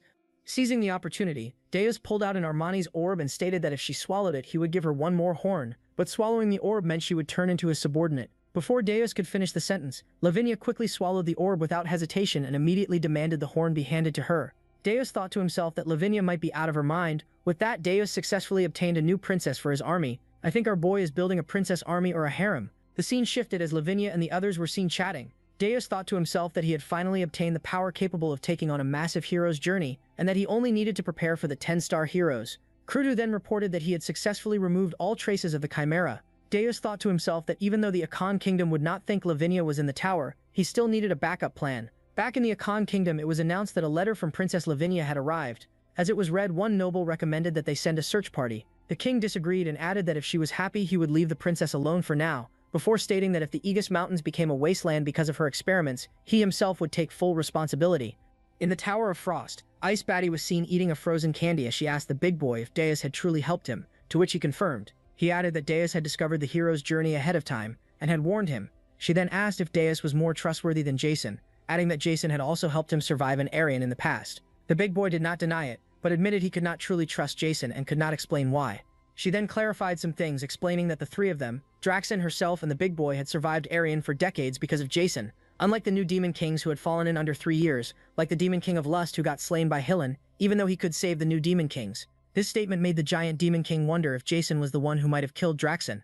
The Ice Queen replied that the big boy should judge it himself, and that she herself did not trust Deus either, but added that there was a way to find out by asking the Succubus Demon Queen, though she hated it. The scene then shifted to Burfet, as the Succubus Queen was seen flying above the castle while using an invisibility spell. Vivian then asked the Ice Queen if she truly wanted her to kidnap the Dwarven Princess. The Ice Queen explained that Draxen's death stemmed from the Dwarven Princess, and that someone with the Demon King's power might have sent the Prince of Ormuth, which led to Draxen being killed. Before proceeding, Vivian asked for the magic words, which irritated the Ice Queen, but having no choice, she said it please. Vivian teased her further by stating that she had not actually asked her to say that. Without wasting any more time, Vivian immediately teleported into the middle of the street, thinking to herself that the order was also the Arcane Duke's order to find the culprit who killed Draxen. She arrived at the front of the castle, thinking that if she completed this mission she might get sent back. Walking inside the castle, she even teased one of the dwarves that could not see her. Peeking around a corner, she thought to herself that the plan would go smoothly as long as there was no top-tier hero. But suddenly, Hillan was standing in front of her, shocking her. She worriedly asked if he could see her, to which he replied, of course, before pulling out his sword and striking at her directly. Now panicking, she wondered why a top-tier hero like Hillan was guarding the princess, before shouting that she could not stand this dimension anymore. Hillan immediately realized that everything was unfolding exactly as the Demon King had predicted. Vivian had truly come to kidnap Princess Louise. Earlier, the Demon King had already warned Hillan Cargill to guard the Dwarven Princess for the time being, because the Demon Queen would definitely attempt to abduct her. Trusting those words completely, Hillan charged at Vivian with his full strength. His confidence in the Demon King only grew stronger, and he believed that faith would make him even greater. Determined to increase his achievements, he declared that he would defeat the Succubus Queen. At the same time, Vivian quickly retreated at incredible speed. She refused to believe she could be defeated in a place like that, and desperately searched for the Dwarf Princess. Before she could react, the Dwarven Princess suddenly appeared behind her and launched a fierce attack. She moved in for the kill. Shocked, Vivian finally realized that the person attacking her was truly the princess. The Dwarven Princess mockingly responded as if Vivian had expected someone else entirely. At that moment, Hillan attacked from the opposite side and declared that Vivian would die there. Vivian was pushed into complete despair. A hero was protecting the princess while the princess herself was charging at her with an axe. The entire situation felt completely absurd to her, as though something was fundamentally wrong with that dimension itself. Unable to handle the chaos anymore, Vivian let out a loud scream. Despite being cornered, Vivian still managed to escape from the battlefield. Hillan could only watch as she fled. The Dwarven Princess became furious the moment she realized Vivian had escaped. She reminded Hillan that the Demon Queen had come specifically to kidnap her, and insisted that Vivian should have been killed on the spot. Without wasting another second, she immediately ordered the soldiers nearby to pursue the Demon Queen at once. Soon after, Hillan reported everything directly to Deus. He confirmed that the Succubus Queen had appeared exactly as the Demon King had predicted. Hearing the report, Deus calmly reflected on the moment he had first seen Vivian. From that very first encounter, he had already expected something like this to happen. Deus then asked about the outcome of the battle. Hillan admitted that he had failed to eliminate the Succubus Queen. However, he revealed that he had still managed to obtain a trophy from the encounter and planned to send it to the tower. The trophy turned out to be the tail of the Succubus Queen. As the situation settled, the scene shifted toward the Eastern Triangle straight within the Sea of the Sea King. There, Krudel, the master of the Eastern Sea and a calamity-grade monster, was engaged in battle against Palav Disrod, one of the 10 Stars heroes. The fierce battle continued until Roselle suddenly arrived at the battlefield. Without hesitation, she fired a fairy arrow that struck Krudel directly and instantly killed the monster. Palav immediately became irritated because Roselle had interrupted the fight. Roselle then explained that an order had been issued to summon all of the 10 stars. A hero's journey to Irgust had officially begun. At first, Palav complained about the troublesome situation, but the moment he heard the name Irgust, his expression changed completely. He knew that place was filled with countless calamity-grade monsters. Roselle quickly warned him not to get overly excited, because they were not heading there to enjoy battles. Their mission was simply to capture the Demon King. Even while complaining, Roselle pointed out how ridiculous Palav was. Palav, however, proudly admitted how satisfying that style of fighting felt, and even encouraged Roselle to try it herself. Roselle immediately rejected the idea and told him to get lost. As the conversation continued, Palav noticed how much stronger Roselle's magic had become. Smirking, he pointed out that she must have been secretly training on her own. Excited by the thought, he immediately suggested having a match against her. Roselle reacted with visible irritation and told him to fight alone and die by himself. Ignoring her attitude, Palav casually asked how she had even managed to find him. Roselle explained that someone had informed her that he would be there wasting time by himself. Curious, Palav asked who had given her that information. Roselle then revealed that it was the guildmaster of the Heroes Guild. Not long afterward, the scene shifted to the Heroes Guild, where Hillen arrived before the Elder Heroes. The Elders praised him as 10 stars hero Hillen, the hero who had defeated 2 demon kings and protected the dwarven princess from a kidnapping attempt by the demon queen. They acknowledged that his recent achievements had been exceptionally outstanding. Hillen humbly expressed his gratitude. The Elder Heroes then announced that in recognition of those achievements, the Heroes Guild had decided to appoint him as an Argan. At that moment, Hillen received an even more powerful sword. Argans were individuals who stood alongside the Guildmaster and the 4 elders to determine the direction of the entire Heroes Guild. Their influence was so immense that even kings sought friendly relations with them, a position that carried enormous authority and power. As Hillen stood there, emotions overwhelmed him. He reflected on how an ordinary boy from a countryside village had managed to rise this far, and he realized that only a little more remained before he could finally achieve his dream. Filled with determination, Hillen swore to fulfill his duties as an Argan, becoming convinced that he was now one step closer to becoming the greatest hero in history. At that moment, Palav suddenly arrived and jokingly wondered when such a greenhorn had become such a huge figure. He mentioned that it had been a while since they last met, and brought up the rumors about Hillen defeating 2 demon kings. Excited as always, Palav suggested sparring together sometime. Hillen respectfully greeted Sir Palav and expressed his happiness at seeing him again, though he admitted that sparring might be difficult. Soon after, the Elder Heroes welcomed the arrival of both Palav Disrod and Rosal Shant. They explained that everyone had been gathered because a grave mission needed to be assigned. Palav immediately became irritated, claiming that they had ruined his fun and warned them that the mission had better be worthwhile, otherwise someone would end up dead. The Elder Hero calmly assured him that the mission would definitely satisfy him as well. From that moment onward, the Heroes Guild ordered them to forcibly return the 7 10 stars heroes currently employed in the Jespine Empire's succession war. No matter what methods became necessary, the Heroes Guild would handle the aftermath themselves. The 10 stars level hero's journey had become the highest priority. Hearing this, Palav immediately grinned in excitement, thrilled at the idea that they were being allowed to beat the other 10 stars down if necessary in order to bring them back. Rosal quickly told him to calm down, as his excitement was becoming unsettling. Meanwhile, Hillen's expression darkened in shock. He realized that gathering all of the 10 stars meant the hero's journey would begin much earlier than expected. Inside his mind, Hillen desperately thought about the Demon King. To him, the Demon King represented his path toward ultimate success. The Demon King absolutely could not fall. Later, Hillen reported everything directly to Deus. He explained that if the heroes employed in Jespine were brought back, the hero's journey would begin immediately. Deus questioned why such a sudden decision had been made. Hillen admitted that even the Guildmaster had never revealed the reason behind it. After hearing Hillen's report, Deus immediately became uneasy. Everything was happening far too suddenly, almost to the point of feeling artificial. He started wondering whether Jason had interfered behind the scenes. Trying to understand the situation, Deus asked how the Heroes Guild planned to move the hero's journey forward so quickly. Deus Hillen explained that the guild intended to intervene directly in the Jespine Empire's succession war. The story then revealed the true nature of those succession wars. They were an ancient tradition of the Jespine imperial family. The position of the next emperor was decided through brutal competition among the princes and princesses who risked their lives to claim the throne. Whenever the emperor assigned a difficult task related to the empire, the royal candidates hired mercenaries and carried out those missions alongside heroes. The succession war itself was divided into 5 total stages, and the entire conflict usually lasted around 6 months. Hearing this, the Demon King slowly realized the seriousness of the situation. If the war truly lasted 6 months, then the 10 stars heroes would remain gathered there the entire time. Hillen confirmed that 7 out of the 10 stars heroes had already been hired as mercenaries in the succession war. However, he also warned that if Palav Disrode interfered personally, the entire war could end within a single month, or even within just a few weeks, causing all of the 10 stars to gather together much earlier than expected. Deus immediately understood the danger. Whether Jason had interfered or not no longer mattered. He realized he had no time left and needed to act immediately. Without hesitation, Deus announced that it was finally time to move to the next stage and ordered Logger to create a golem. The command instantly shocked Logger, and excitement filled him as he realized Deus was talking about an ancient weapon. Deus reminded him that Mag Gate was essential for constructing a golem, then turned toward Lavania Aken and ordered her to assist Logger with the project. Confused, Lavania questioned why she should help. As a reward, Deus presented her with the tale of the succubus queen. The moment she saw it, Lavania became excited, recognizing it as a valuable ingredient, and immediately agreed to help with the golem's creation.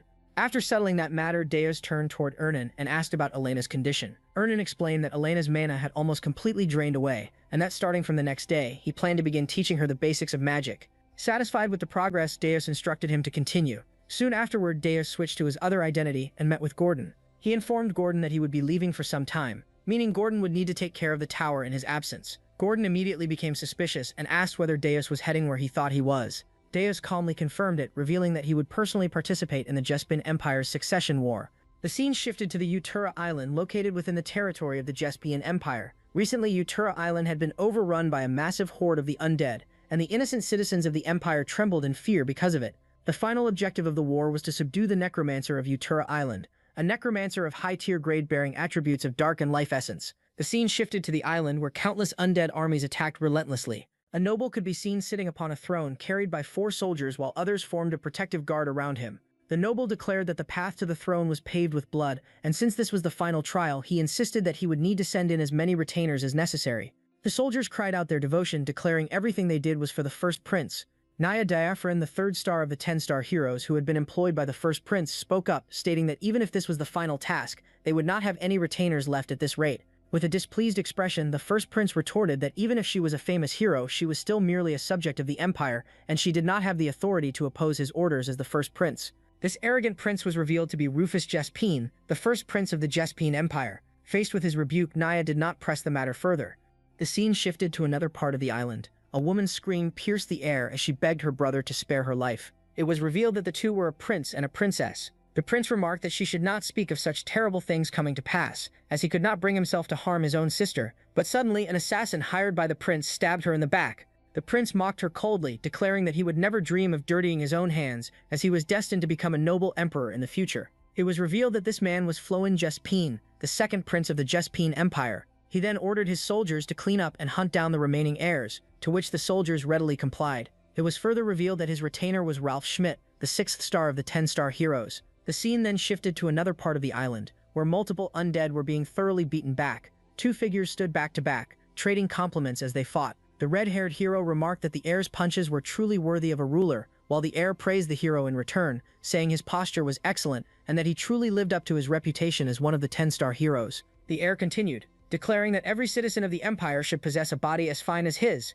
and that the current generation was far too weak. She further proclaimed that once she became emperor, she would begin purging her scrawny brothers and sisters. And yes, if you're still confused, this ripped person is a girl. She was Taerin Jespin, the 4th princess of the Jespin Empire. The hero, upon hearing her words, did not argue further, and simply displayed a puzzled expression. The red-haired hero was revealed to be Gillian Eint, the 5th star of the 10-star heroes and the one employed by the 4th princess.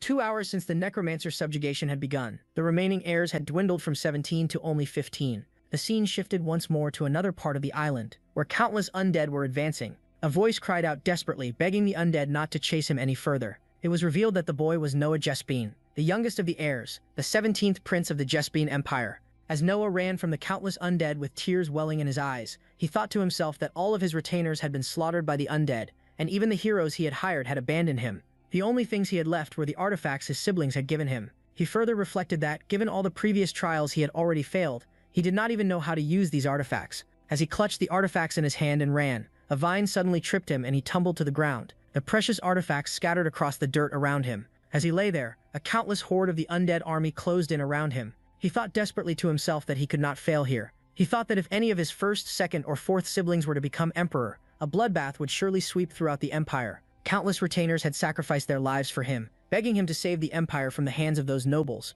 He then declared that for the sake of those retainers who had given their lives for him, he had to stop his siblings. As he lay on the ground weeping, he slowly reached for an artifact and declared that a true emperor is someone who protects everyone. But his words were quickly cut short as the undead rapidly surrounded him. Dread washed over him as he thought to himself that this was his end, before apologizing inwardly to his siblings, lamenting that he could go no further.